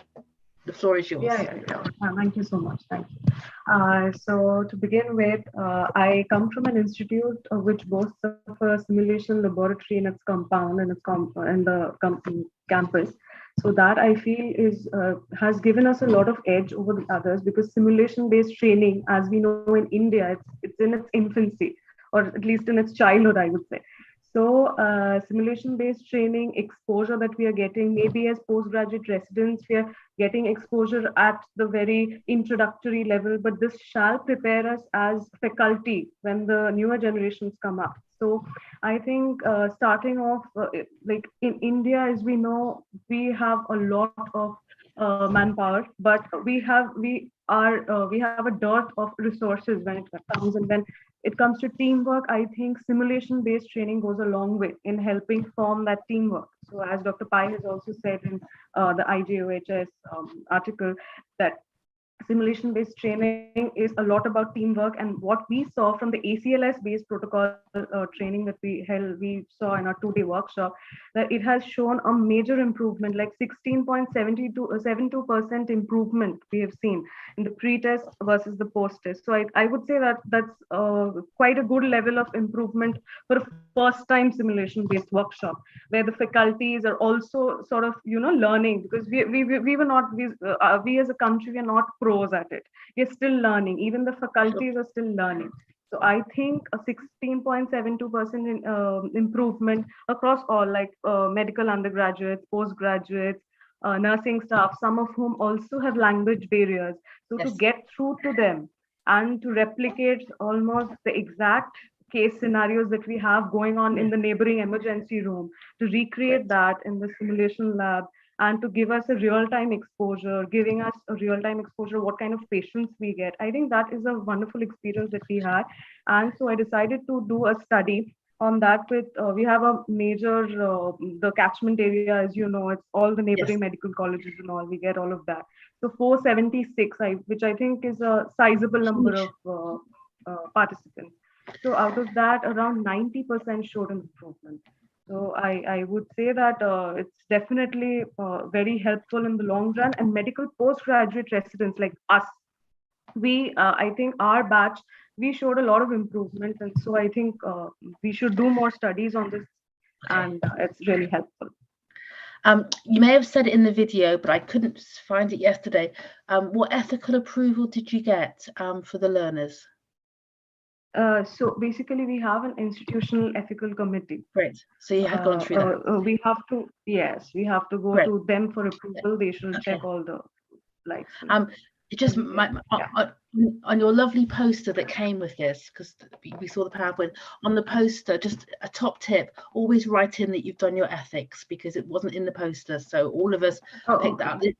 I knew you would have done it, but you just need to tell Yeah, us, yeah, even yeah. though you. Okay. And also, Yeah. are you going to do some form of longitudinal, because they did show improvement, which was brilliant.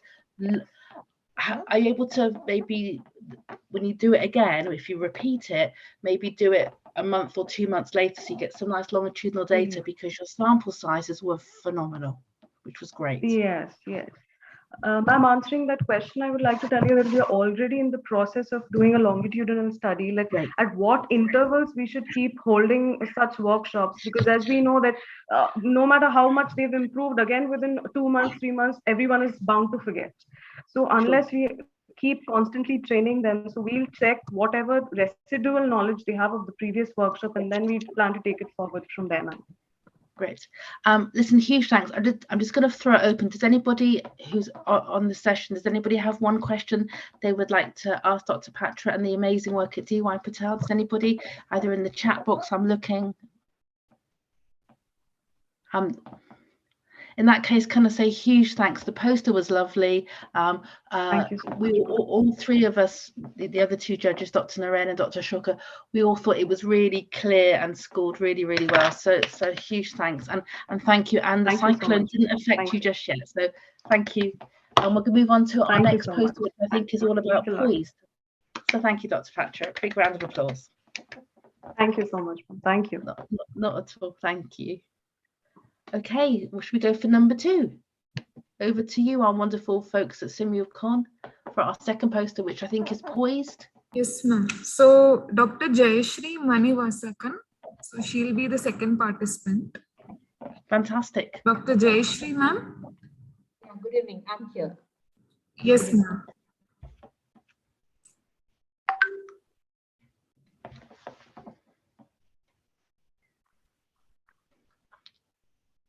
I think we're just waiting for something to load. Aha, brilliant. Yes, I recognize this poster. Okay. So this is all about poise. So the floor is yours. Is the audio will play, or do I have to present, ma'am?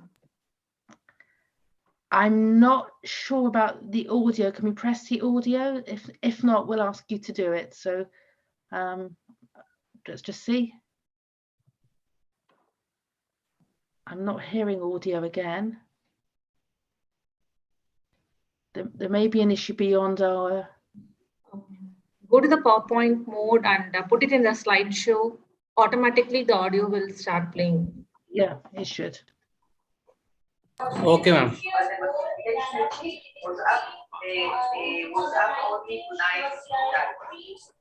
I think we're getting some help. So yes.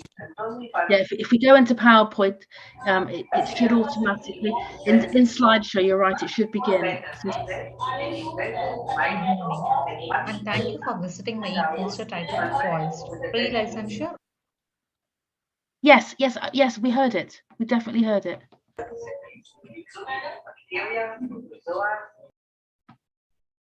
Okay, as you put it in, I definitely heard you. I definitely heard it. I think you have to unmute yourself. Then only I think we can hear the audio. I know. Just now when it went into PowerPoint, I certainly heard you do your intro. So let's try again. If we go into slideshow, it should go. Good morning, and thank you for visiting my e-poster titled Poised, Pre-Licensure Obstetrics Interprofessional Simulation Education. Postpartum hemorrhage will lead to death in 2 hours if not controlled, and it accounts for 25% of maternal death in India. In 2/3 of the patients who develop postpartum hemorrhage, there are no identifiable risk factors. Simulation allows students to practice low-frequency, high-stakes event in environment of safety. So, the objective of my study was to assess the effect of interprofessional simulation education on teamwork, communication, and critical decision-making skills on management of postpartum hemorrhage. So, in methodology, faculty from nursing and medical college were sensitized on interprofessional collaboration competencies and simulation training. Simulation scenario for postpartum hemorrhage was developed and it was decided that the scenario will end if the team has given 2 uterotonic agents within 15 minutes. Roles and responsibilities of the students were decided by the faculty. Institutional research and ethical committee approval was obtained. Ethical committee recommended that instead of selected sample size, all students should be given training. So, all the 150 final year medical and 100 nursing students underwent the intervention. Email was sent to all students to get the consent to participate in the project and also for video recording of the session. Pretest to assess the critical decision-making skills on postpartum hemorrhage using objective questions and attitude using the pre-assessment interprofessional simulation training was sent as Google form to all the students. Then they were given access to attend a webinar on postpartum hemorrhage, which also included a video of interprofessional management of postpartum hemorrhage in our labor room. They also attended a workshop on Zoom platform to sensitize them on interprofessional collaboration competency and team steps principles. During the ice-breaking exercise, the students got to know each other and teams were allotted. In the breakout rooms, each team consisting of 3 medical and 2 nursing students supervised by a faculty practice S-bar technique, closed-loop communication and 2-step challenge role. Team structure and situational awareness were coached with videos prepared in our institute. All students practiced postpartum hemorrhage drills using the protocol derived from ACOG and Indian Nursing Council in the respective colleges. Each team took part in the interprofessional simulation, which was held in the skill lab of Sri Manapla Vinayagar Medical College and Hospital. During briefing, they were oriented towards the skill lab and the simulation scenario. The tasks have to be performed on the task trainer, and the appropriate responses will be provided by the standardized patient. Instruction regarding fictional contract and goal of the session were given. Confidentiality was assured. When the team took part in the simulation, the clinical management of postpartum hemorrhage was observed with checklists derived from ACOG and teamwork by PAC Novus Observer form, which contains the 5 team step constructs on a scale of 1 to 5. Debriefing was held in a 2-tiered approach with video cues. After acknowledging the emotional content, in the first tier, clinical decision making and outcome was focused. In the second tier, concentrated on teamwork and communication. Coming to the results, during simulation, most of the teams have performed essential steps in the management of postpartum hemorrhage according to the protocol checklist. On teamwork and communication, the teams have scored well in the communication, followed by leadership and mutual support. Many teams have scored average, that is around 3 in situational awareness and team structure. The student participants also told that interprofessional simulation helped them understand the roles and responsibilities in a clear manner, and they also learned to speak up for patient safety. 2 weeks after participation in the simulation, participants attended the post-test on knowledge and attitude. And the results showed that there was a significant improvement in clinical decision-making skills with p-value of less than 0.01 after intervention. Understanding of team step concepts also improved from 20% to 80%. Most of the students also strongly agreed that principles of team steps was essential for patient safety. So, to conclude, interprofessional simulation education improves clinical decision-making skills, teamwork, and communication, which makes the pre-licensure students practice-ready integrated patient care service providers and in turn improves patient safety. Thank you.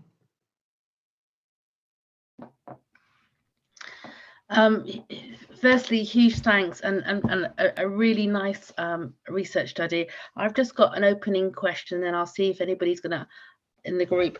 Is you really focused on postpartum hemorrhage.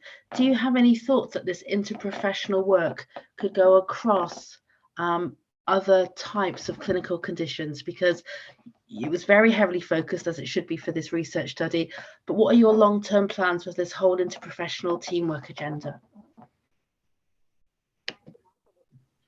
why I concentrated on postpartum hemorrhages. Simulation, I'm a novice in simulation. And at present, I'm doing my fellowship in interprofessional education. So I wanted to start small. So where I'm confident at least in one aspect, which is postpartum hemorrhage. And that is the curriculum concept of both medical students as well as nursing students, which we can agree together. So that's why I concentrated on postpartum hemorrhage. So we wanted to know whether it is feasible to do such type of collaboration in our college setup, because so far the students have been studying in silos. Even though they come to the hospital setup, they will be posted in the labor room. They will be learning separately, and the medical students also will be there and they will be learning separately. They never interact with each other. But what do we expect from them once they become interns or once they come to the hospital? We expect them to interact with each other and know all these essential steps. So it's just a prelude, ma'am. So we'll be taking it in I think across all the disciplines. Yeah, they're fantastic. And before I open it to the floor, again, all of us really liked your poster. And again, a similar thing. In your beautiful oral presentation, you talked about ethics. When we're making posters for conferences, always write in a line about ethics in the poster. These are just some top tips, just because you said it beautifully, but sadly it wasn't in the poster. But I really thought the project was lovely. I love the interprofessional, and for you in your studies, you probably know about the IPEC competencies. If not, I'll put it in the chat box. But does anybody else have a question they'd like to ask about this lovely research study? Just in case people are actively typing. I think they're still overawed by it. And for me, what I really liked, you did what I would call blended learning. You had the webinar, you had the Zoom, then you had the simulation. So that was a really nice example of blended learning. And I personally think that's the way we should embed simulation into curriculum. So there's no. Sorry, say again. Time in the regular curriculum, because they won't give us much time for this interprofessional education. So I have to catch them when they are free, like at their home, when that they can learn on their own. So we brought in a blended approach. Thank you. Yeah, no, okay. Listen, thank you again for sharing your wonderful work. And I really think this model and the POISE was a really clever acronym. So thank you again for all the work. So thank you. Oh, and we'll move on to our next presenter. Thank you. So our next presenter is Dr. Shruti Vasant. Ma'am, are you audible? Dr. Shruti Vasant? Yeah, I can hear you. Yes, yeah, I can hear you. You can start introducing yourself. Yeah, I'm Dr. Shruti, working as assistant professor in Father Mullah Medical College. I'm assistant professor in microbiology department. Yeah. Hello. Good afternoon, everyone. I'm Dr. Shruti. I'll be presenting my poster. It is titled as Simulation-Based Approach in Learning Microbiological Sample Collection Techniques. Coming to introduction, in microbiology, proper sample collection plays an important role in obtaining appropriate results. To boost the medical competency, to instill procedural skills, reasoning abilities, and to replace the real-world clinical experience, a simulation-based approach was carried out. We compared didactic lecture with simulation-based learning involving a large group of 136 students. This is the first study from India involving large group study demonstrating sample collection. Coming to materials and methods, it was a mixed model experimental study involving 136 students approved by Institutional Ethics Committee. Collection of important samples like blood sample for blood culture, endotracheal aspirate from ET tube, pus sample collection from deep-seated abscesses, urine sample collection from the catheter, and nasopharyngeal sample collection in BTM for COVID-19 testing were taught. Low fidelity model was used to simulate these samples. The voice of the model was given by one of the teaching staff. The ET tube and catheter were securely placed and the biological samples were simulated by using food colors, glue, and safe solvents. In this study, the students were taught microbiological sample collection by didactic lecture, followed by post-test and feedback. The students were then divided into groups of 10 each, and the simulation-based teaching of the microbiological sample collection was done, followed by debriefing, post-test, and feedback. Both the methods were evaluated by comparing the improvement in the performance in both the post-test as well as with the help of live feedback taken during the session. The post-test and feedback were collected using Google Forms, maintaining anonymity. Coming to results, all the students actively participated in the learning, whereas only 114 students have consented to get involved in the study. So here we are presenting the data of only 114 students.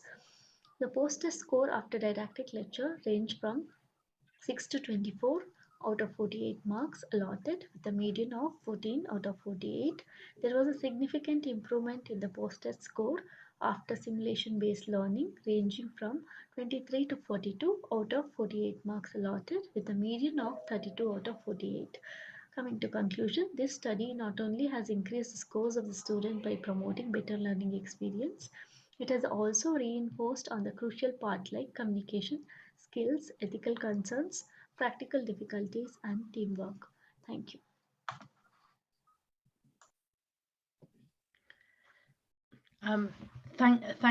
Thank you so much, and I really enjoyed your poster. It was really clear, and also thank you for simulating something that's incredibly important, the world of microbiology, because as we know, it underpins all of our treatments and investigations. So I'm just curious, did you do any piloting of your study before you actually went live? Excuse me, ma'am. I have little network problem. Can you repeat the question again? I'll also type it. Did you do any pilot study before you went live with your real study? No, ma'am. Actually, we started off with this because we have a strategically and wonderfully placed simulation center at place in our institute. And what we did is we divided these 136 students into 4 different batches. And after division, we made sure that each and every student will get a hands-on while doing the sample collection. And those students were like taught earlier with the didactic lecture. So already they had a prerequisite knowledge of the sample collection procedure. So when we took them to simulation center, like in the practical hall, so we divided 10 students. Out of those 10 students, they divided the responsibilities among themselves. 2 of them decided to talk with the patient because we wanted to make sure that they will learn these communication skills, which is very important when doing sample collection also, as well as it's like a mini procedure or a small minor procedure. When you do a minor procedure, you get a lot of patients like who are very talkative and who will be very scared. And so we made sure that they will talk to the patient properly and to look into their communication skills. What we did is next to the low fidelity module, we kept a microphone, and through the microphone, one of our facilitators was mimicking the voice of the patient. So that 2 of the students were taking the history from the patient, and they were explaining the procedure, what we are going to do, how we are going to collect the blood sample, how much is it going to pain, why is it important, and what are the side effects with it. Everything they explained very nicely. And after that, 2 of the students, they were wearing the gloves, and 2 of the students arranged the kit, how to collect the sample, what all instruments are needed, and the blood culture bottles and everything.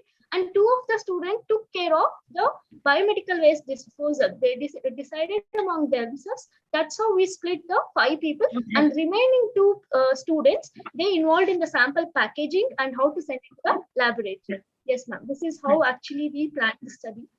And when these 10 students were performing, remaining students who were there in that batch, remaining 20 students who were there in that batch, they were observing and they had given a checklist. They were ticking the checklist, what and all they did. And one more checklist, what was maintained was with the facilitators. So there was a facilitator's feedback and facilitator's checklist and also the observer's checklist. So we wanted to evaluate it in a Kirkpatrick's module, but the Kirkpatrick's module is like a long module where you will be teaching them and taking them to the patient side, which we couldn't do in this pandemic era.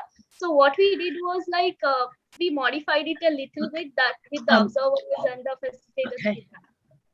Yeah, no, thank you for that lovely explanation. I think for me, just a little bit of feedback, I probably wouldn't have gone with Kirkpatrick. Probably there was maybe a bit of cognitive apprenticeship. But thank you ever so much for a really nice project, and also I think showing that simulation isn't those traditional healthcare professions. So it was a really nice, and maybe gives the future of other people in your profession. So thank you ever so much, and we'll move on to the next presentation. So thank you. Thank you. Okay, next up, I believe. So next presenter is Dr. Mohammad Tawheed Ahmad. So sir, can you just, are you visible, sir? Can you just switch on your video? The topic of my presentation is the use of simulation to make nutrition education more authentic. In this presentation, I will be making a case for including simulation in nutrition education in health profession courses.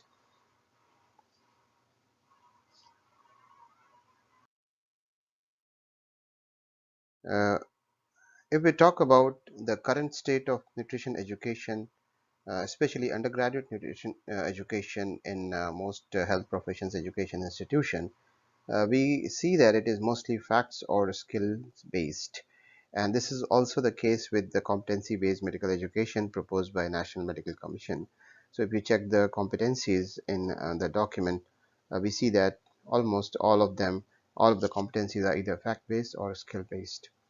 And if we look at the literature regarding the efficacy of nutrition curriculum in imparting the required competencies, that is a survey of the students and teachers, it is commonly perceived as lacking in developing the required competencies. And this is one meta-analysis from PubMed that I have cited here. And what I believe is given this background is that extending the nutrition competencies to the affective or the value domain can help in making the curriculum more authentic as well as practical. What I mean by authentic is it's more relevant and more realistic, and what I mean by practical here is it can make it more applicable to the lives of the graduates or the students in their own day-to-day life.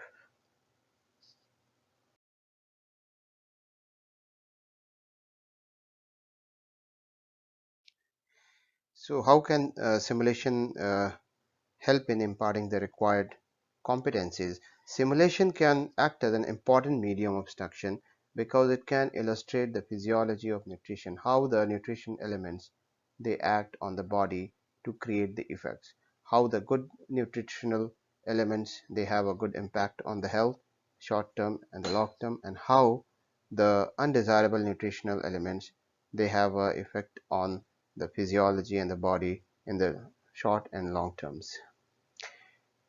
And it's also important that a value of good nutrition is imparted to the health professions students at the graduation, at the undergraduate stage, that is, and this can help in improving the health of the students as well as to prepare them for their role as health professional. That is the role of a advocate for healthy nutrition and to be effective doctors in the interest of the patients.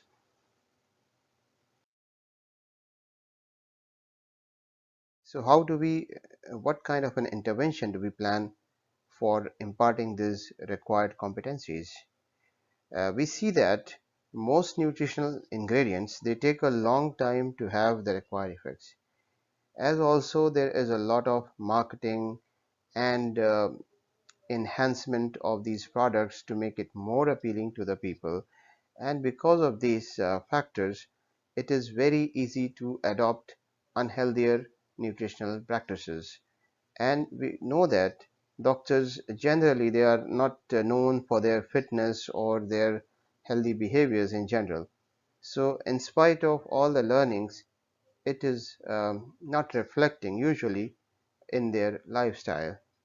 So it is very important, it becomes very important to have the long and short-term effects of nutrition elements to be illustrated and made evident to the students, and this can be used by this can be done by using simulation technology such as virtual reality, gamification, etc.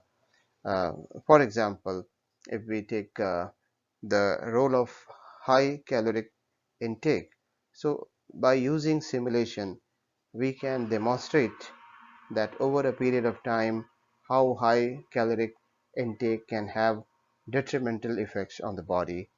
Same way, we can demonstrate how the intake of refined sugars or junk food items, variety of junk food items, they have undesirable effect on the body.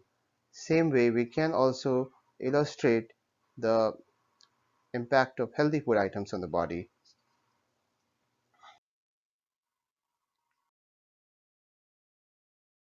Also, we can demonstrate how the nutritional and metabolic disorders uh, they uh, they uh, they happen inside the body, and how a healthy nutritional practices can help prevent the development of such diseases.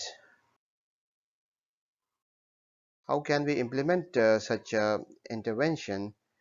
Uh, it can be, there could be a variety of means of implementing it. Video illustrations could be used for showing the health effects of selected nutrients on edibles, and also we can give these videos for the flipped classroom mode. The students can watch it, and then they are more prepared to learn about the facts and skills related to the nutrition, and they also imbibe the values, the nutritional values, that healthy nutrition is good for the health. And virtual reality can also be used to enhance the learning experience by making it more immersive and memorable. And such experiments could be done during the allotted practical time itself.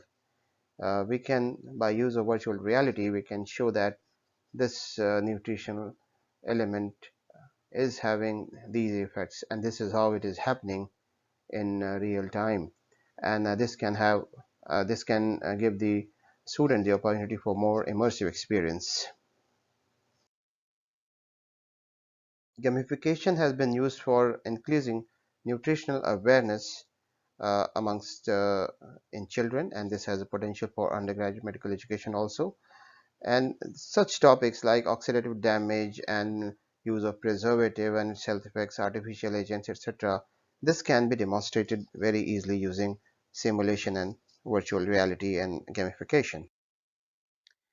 To conclude, uh, an immersive experience for the nutritional physiology implemented using simulation technology has the potential to make the learning more authentic and interesting, leading to better learning outcomes. And the students who have such values inculcated and who put this uh, information in their own day-to-day life, they are more likely to adopt healthier nutrition, and in the long run they will be they are supposed to become healthy, they are supposed to become advocates for healthy nutrition. Thank you very much. Thank you, Dr. Mohammed. My opening question is, did you find any studies or any evidence of what types of simulation modalities can be used for nutrition? Because there is a range out there. So did you find any studies that said for certain types use X as opposed to Y? I tried to find some studies related to this theme, but I could not find much actually. And one study was there in which gamification has been used to prime the school-going students for healthy nutrition. So I think this is an emerging area, and because I've been teaching my students nutrition for some years, and I was very disappointed with the kind of the quality of nutritional education that we have been imparting. So that is why I thought maybe there is a need to make the nutritional effects of certain elements more visible, more evident, So I could not find much study. Maybe I will try to find more literature, but in my search, I could not find yet. And are you aware of any other, because the simulation community is very global, LinkedIn, Twitter, are you aware of any other universities teaching nutrition across the globe using simulation? Yeah, of course. So there are a number of universities which are make this nutrition education more immersive. They're even having kitchen postings, and they are teaching the students to prepare healthy food and to make it more practical and more value added, and even for their own lives. So I think, yeah. Okay, I'm just going to point you in the direction. Work in Coventry in the UK are doing simulation, lots of work around physiology from Bristol University. There's some stuff going on in Canada. So maybe reach out to the community, because I think there's probably more there than you realize. Yes. But you're right. I think it is a growing area. But thank you for sharing. I'm just going to see if anybody in the chat box has any questions for you. It looks like you're in the car, so I hope you've pulled in, or you're moving somewhere. But listen, thank you. I think you're right. There's gamification. There's physiological models you could use. There's also and maybe SSIH have a global taxonomy that will list some of the different modalities. There might be some things to look as you continue to embed. But listen, thank you ever so much for sharing your poster and your presentation this morning. Thank you, Prophet Amanda. Yeah. Not at all, and no, stay in touch. So thank you again, and as there are no questions, we'll move on to hear all about sim-based CPR training. So thank you, Dr. Mohammed. Thank you. Thank you very much. Thank you, ma'am. Yes, ma'am. So the next presenter is Dr. Apurva Giri.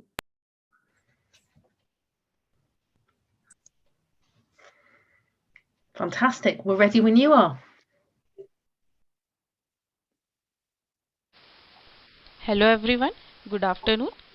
I am Dr. Apurva Giri. I am faculty at School of Virtual Learning DMIMS Savangi Meghe Wardha. My co-presenters are Dr. Shraddha Patel and Dr. Vrinda Sote. Title of our poster is Simulation Based CPR Training of EMS Staff and its Utility in Managing Remote Patients at Tertiary Care Hospital of Central India.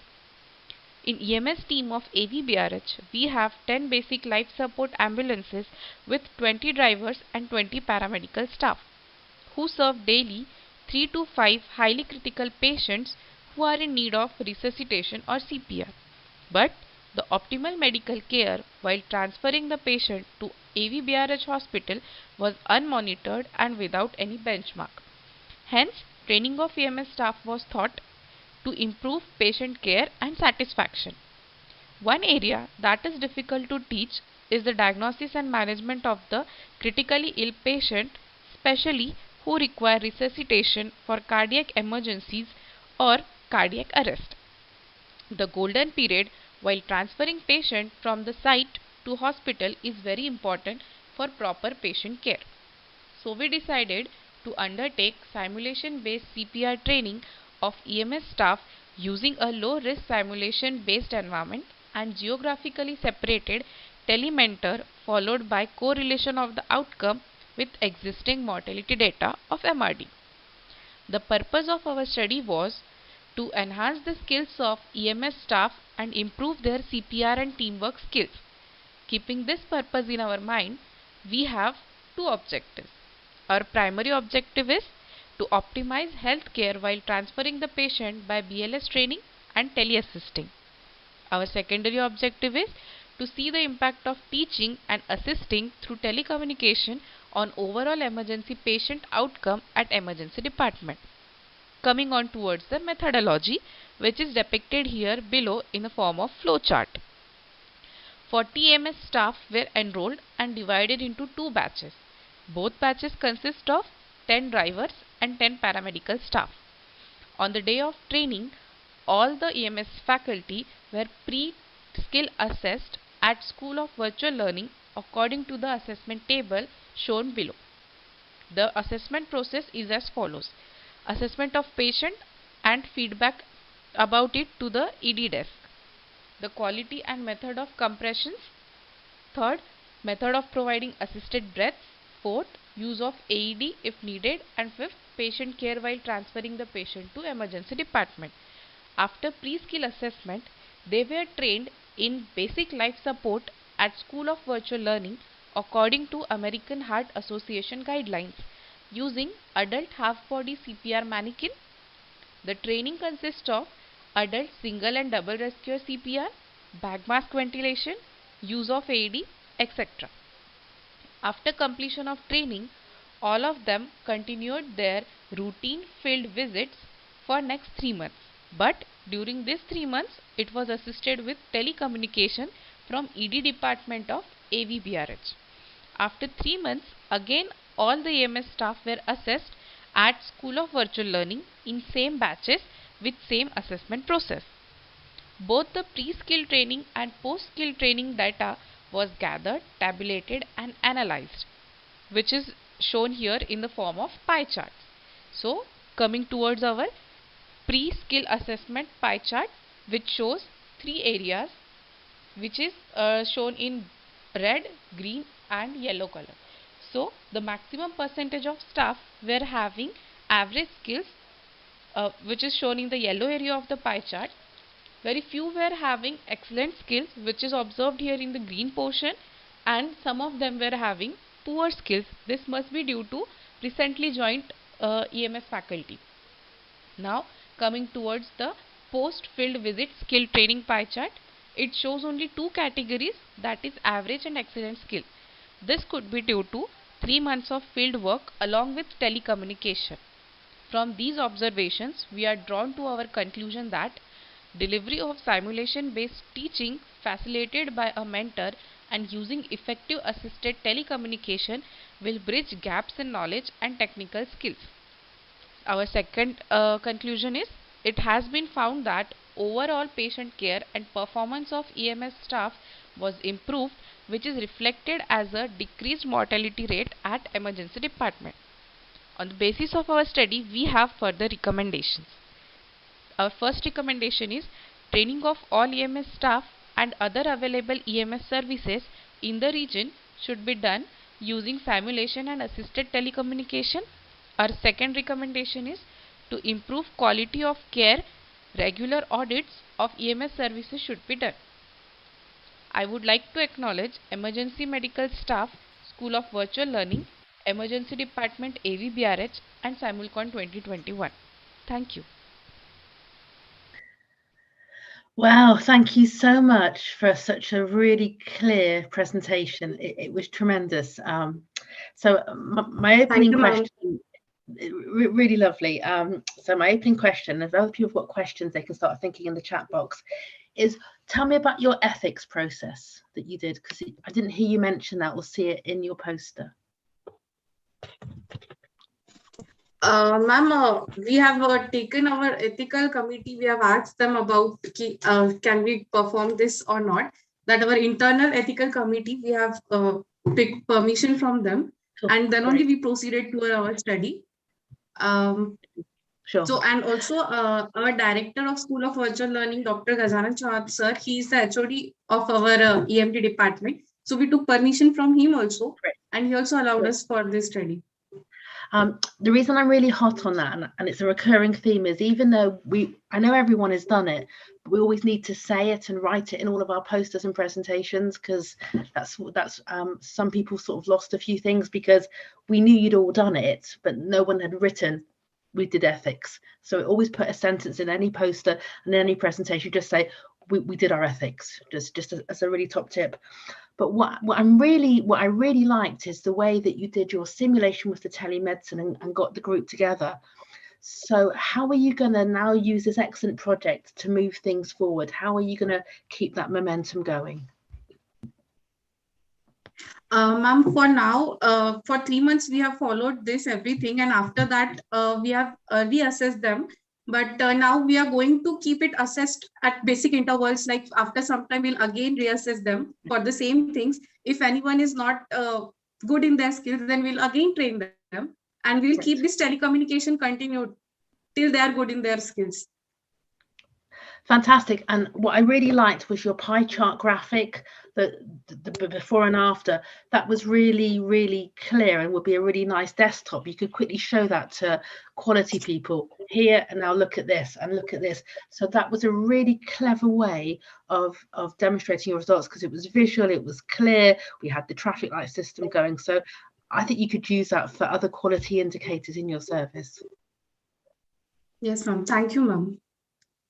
And does anybody else have any questions before we move to?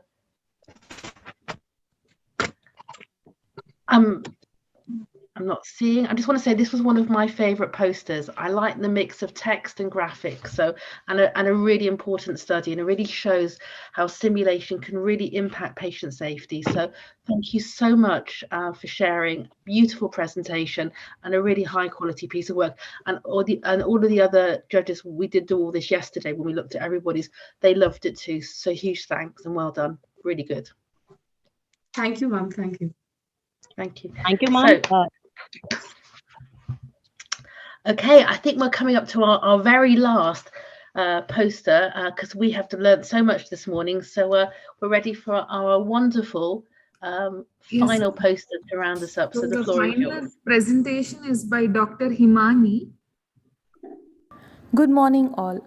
We present our poster titled Whole Task Simulation in Surgical Teaching, a hybrid method combining clinical knowledge with skill and communication. Presenter being Dr. Karen D'Souza and co-presenter is Dr. Supriya Pinto.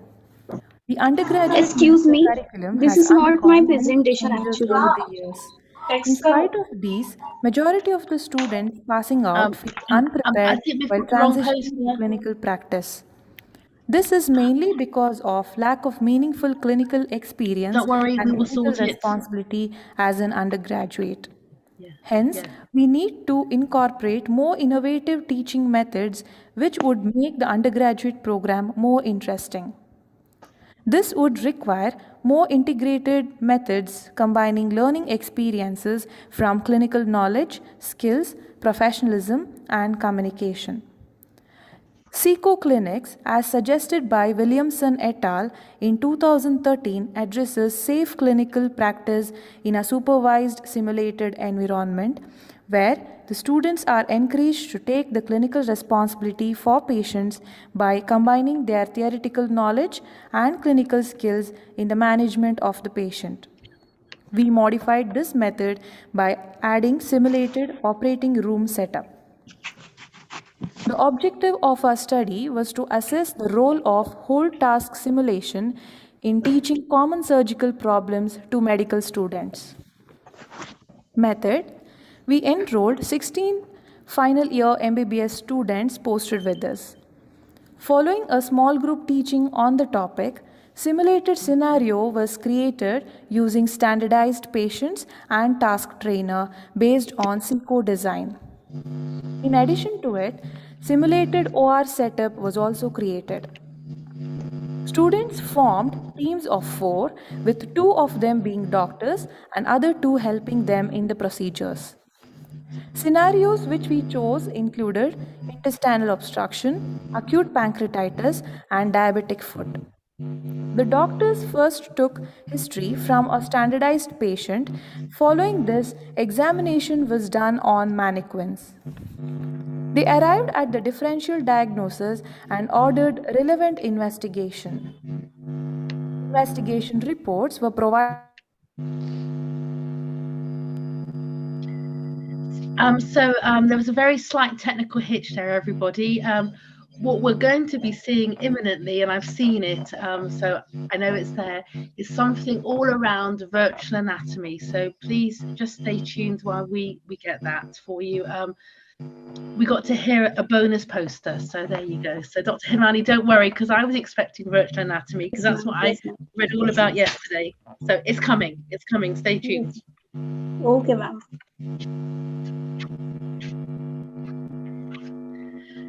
So, Dr. Himani, ma'am. So if you have your presentation, you can just start sharing it, ma'am. Okay, no problem. Just wait. Thank you. This was just to keep us on our toes. It's the last presentation. It's like, you know what, let's just get everybody re-energized.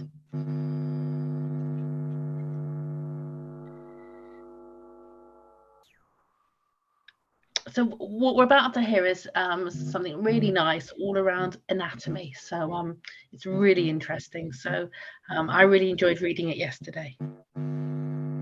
Dr. Himani's probably just getting ready to share her screen.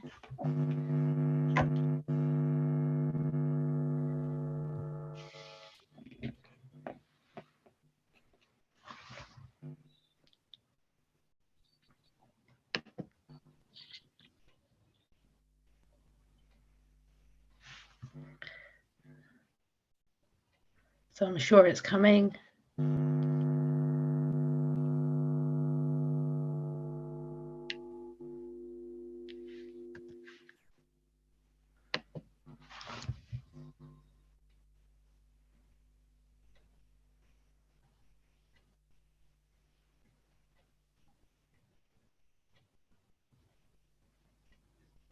Are you there, Dr. Himani?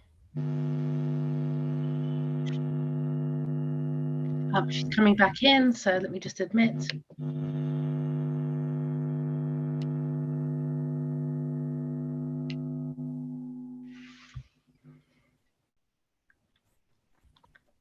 So Dr. Himani, are you able to share your screen?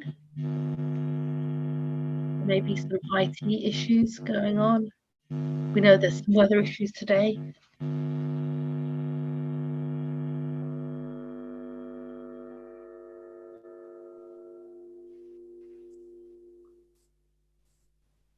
Himani ma'am, is there any problem you're facing? Yes, I'm trying to share it. Just wait 2 minutes. No worries. Breathe. We've got time. Don't worry. Yes, ma'am.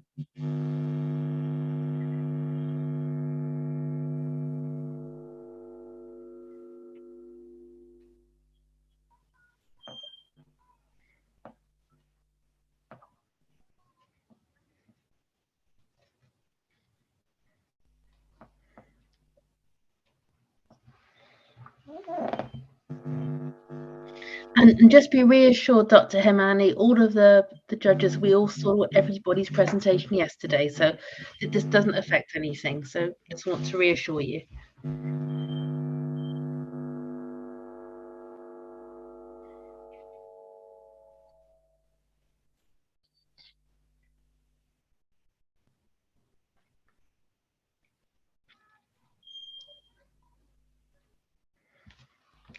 Okay. Actually, ma'am, I'm not finding it. So if you have, please present it. I don't have it at the moment. No, whoever the. Yeah, well, I'll SIMULCON if they can help us. Yes, ma'am. Please help us. Ma'am, Himani ma'am, if I share your poster, will you able to present your poster live? Is that fine for you? That would be fantastic. Live? Okay. Yes, ma'am. So if you're able to share the poster, then I'm sure Dr. Himani can just talk us through it. That would be brilliant. Okay, no problem. PDF. Okay, it's coming, Dr. Himani. Stay tuned. So, we have. Yes, this is definitely the right one. Okay. So Dr. Himani, if you're able to, if you would like to talk us through it. Sorry, that was really bad English. Talk us through your lovely poster. That would be great. Yes, ma'am. This is. Yes, ma'am. Good afternoon, so everyone. Myself, Dr. Himani Vadnagra, faculty from School of Virtual Learning, DMIMS Wardha. I'm presenting e-poster on effectiveness of virtual learning, effectiveness of virtual anatomy teaching on the learning of allied health sciences. As we all know, skill-based training is a part of allied health sciences curriculum. So during simulation-based training, we found that allied health students are not so clear about anatomical structures and functions. So, and cadaveric dissection was not included in their curriculum. So we decided to plan a study for them to clear their doubts about anatomy. So for in simulation, we have anatomic virtual dissection table, which is fully segmented real human 3D anatomy and physiology system. So we can visualize and dissect exactly as we do on a cadaver. And every structure can be reconstructed in accurate 3D, and it helps the medical or paraclinical students to explore and understand the human anatomy like never before, and even before a cadaveric dissection. So anatomic is an interface that allows students to explore life-size anatomy on an interactive 3D table. Also, they can practice it multiple times till they get through with the particular part.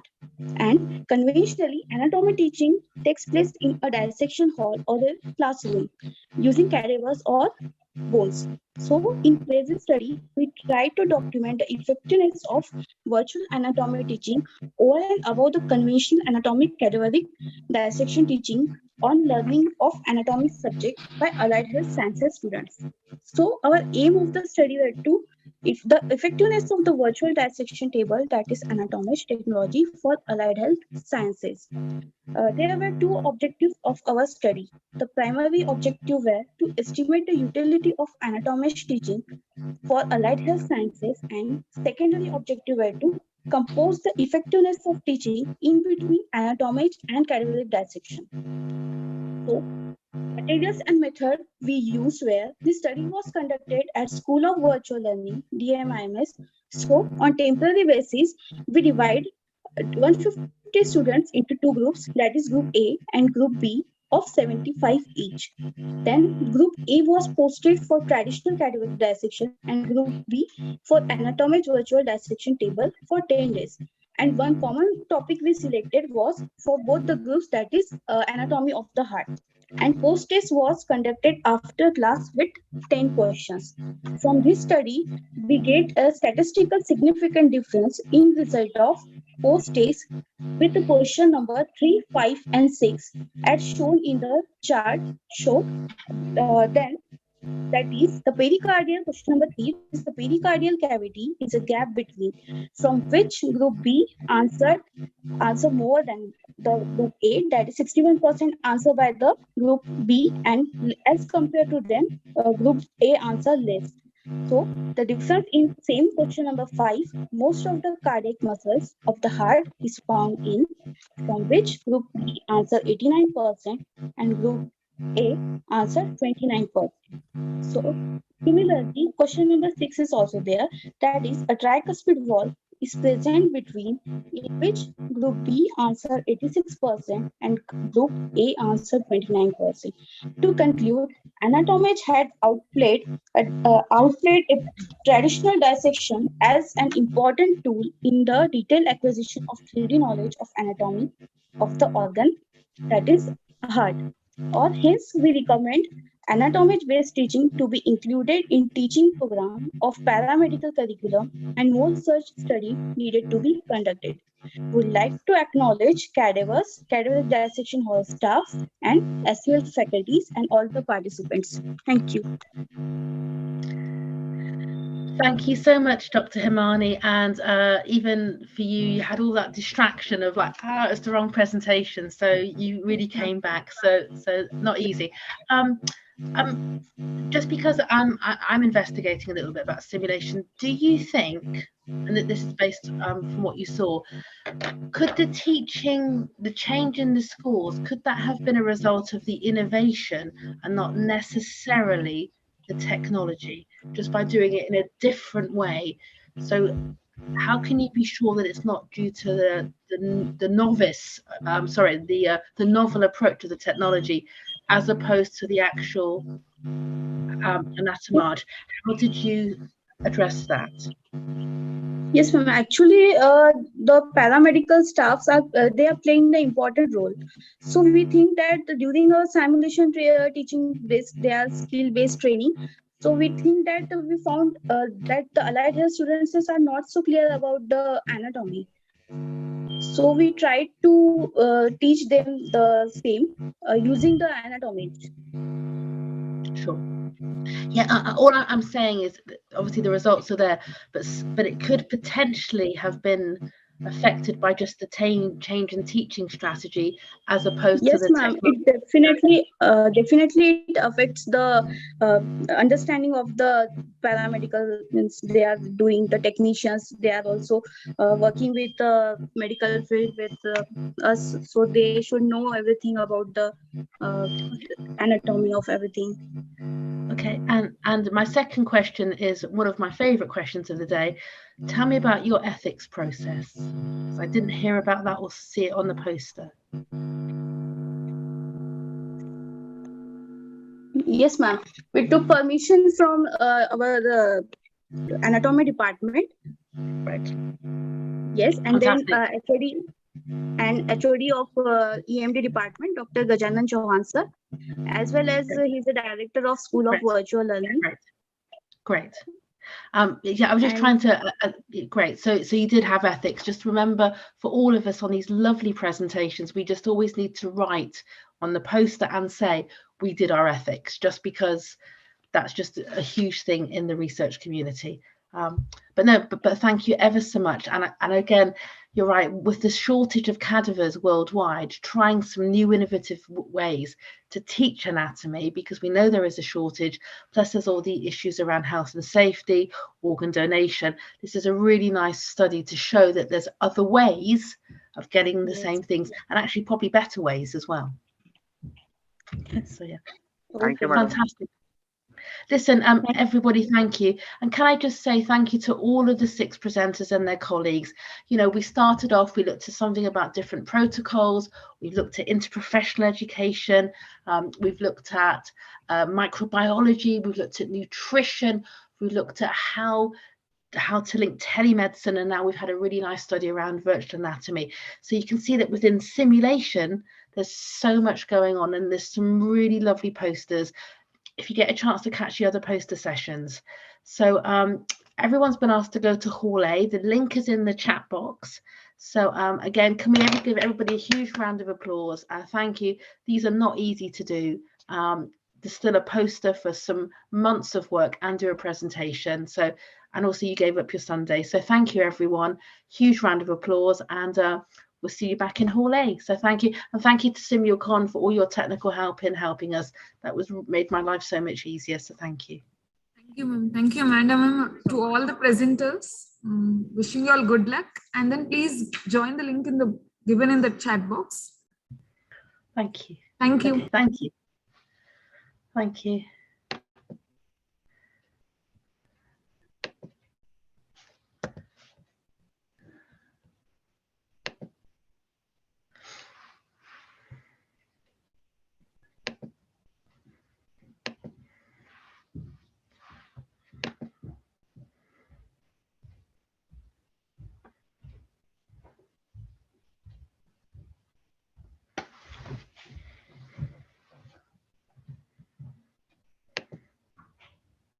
On patient management. No amount of textbook literature can replace the knowledge garnered from being at the scene.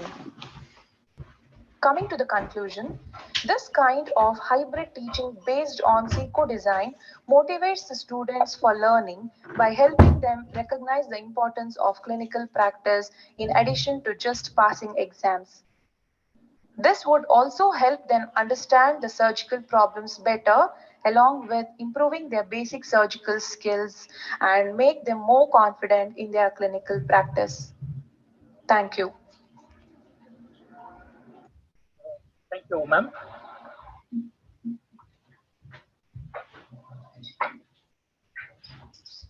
Right. Thank you very much for sharing, Dr. Karen. Now, I have few things. I just wanted to know something about the qualitative analysis, the thematic analysis that you do. Yes, sir. So how did you analyze the data? So thematic analysis, I put them into codes and themes. So my themes were the teaching learning methods, the impact of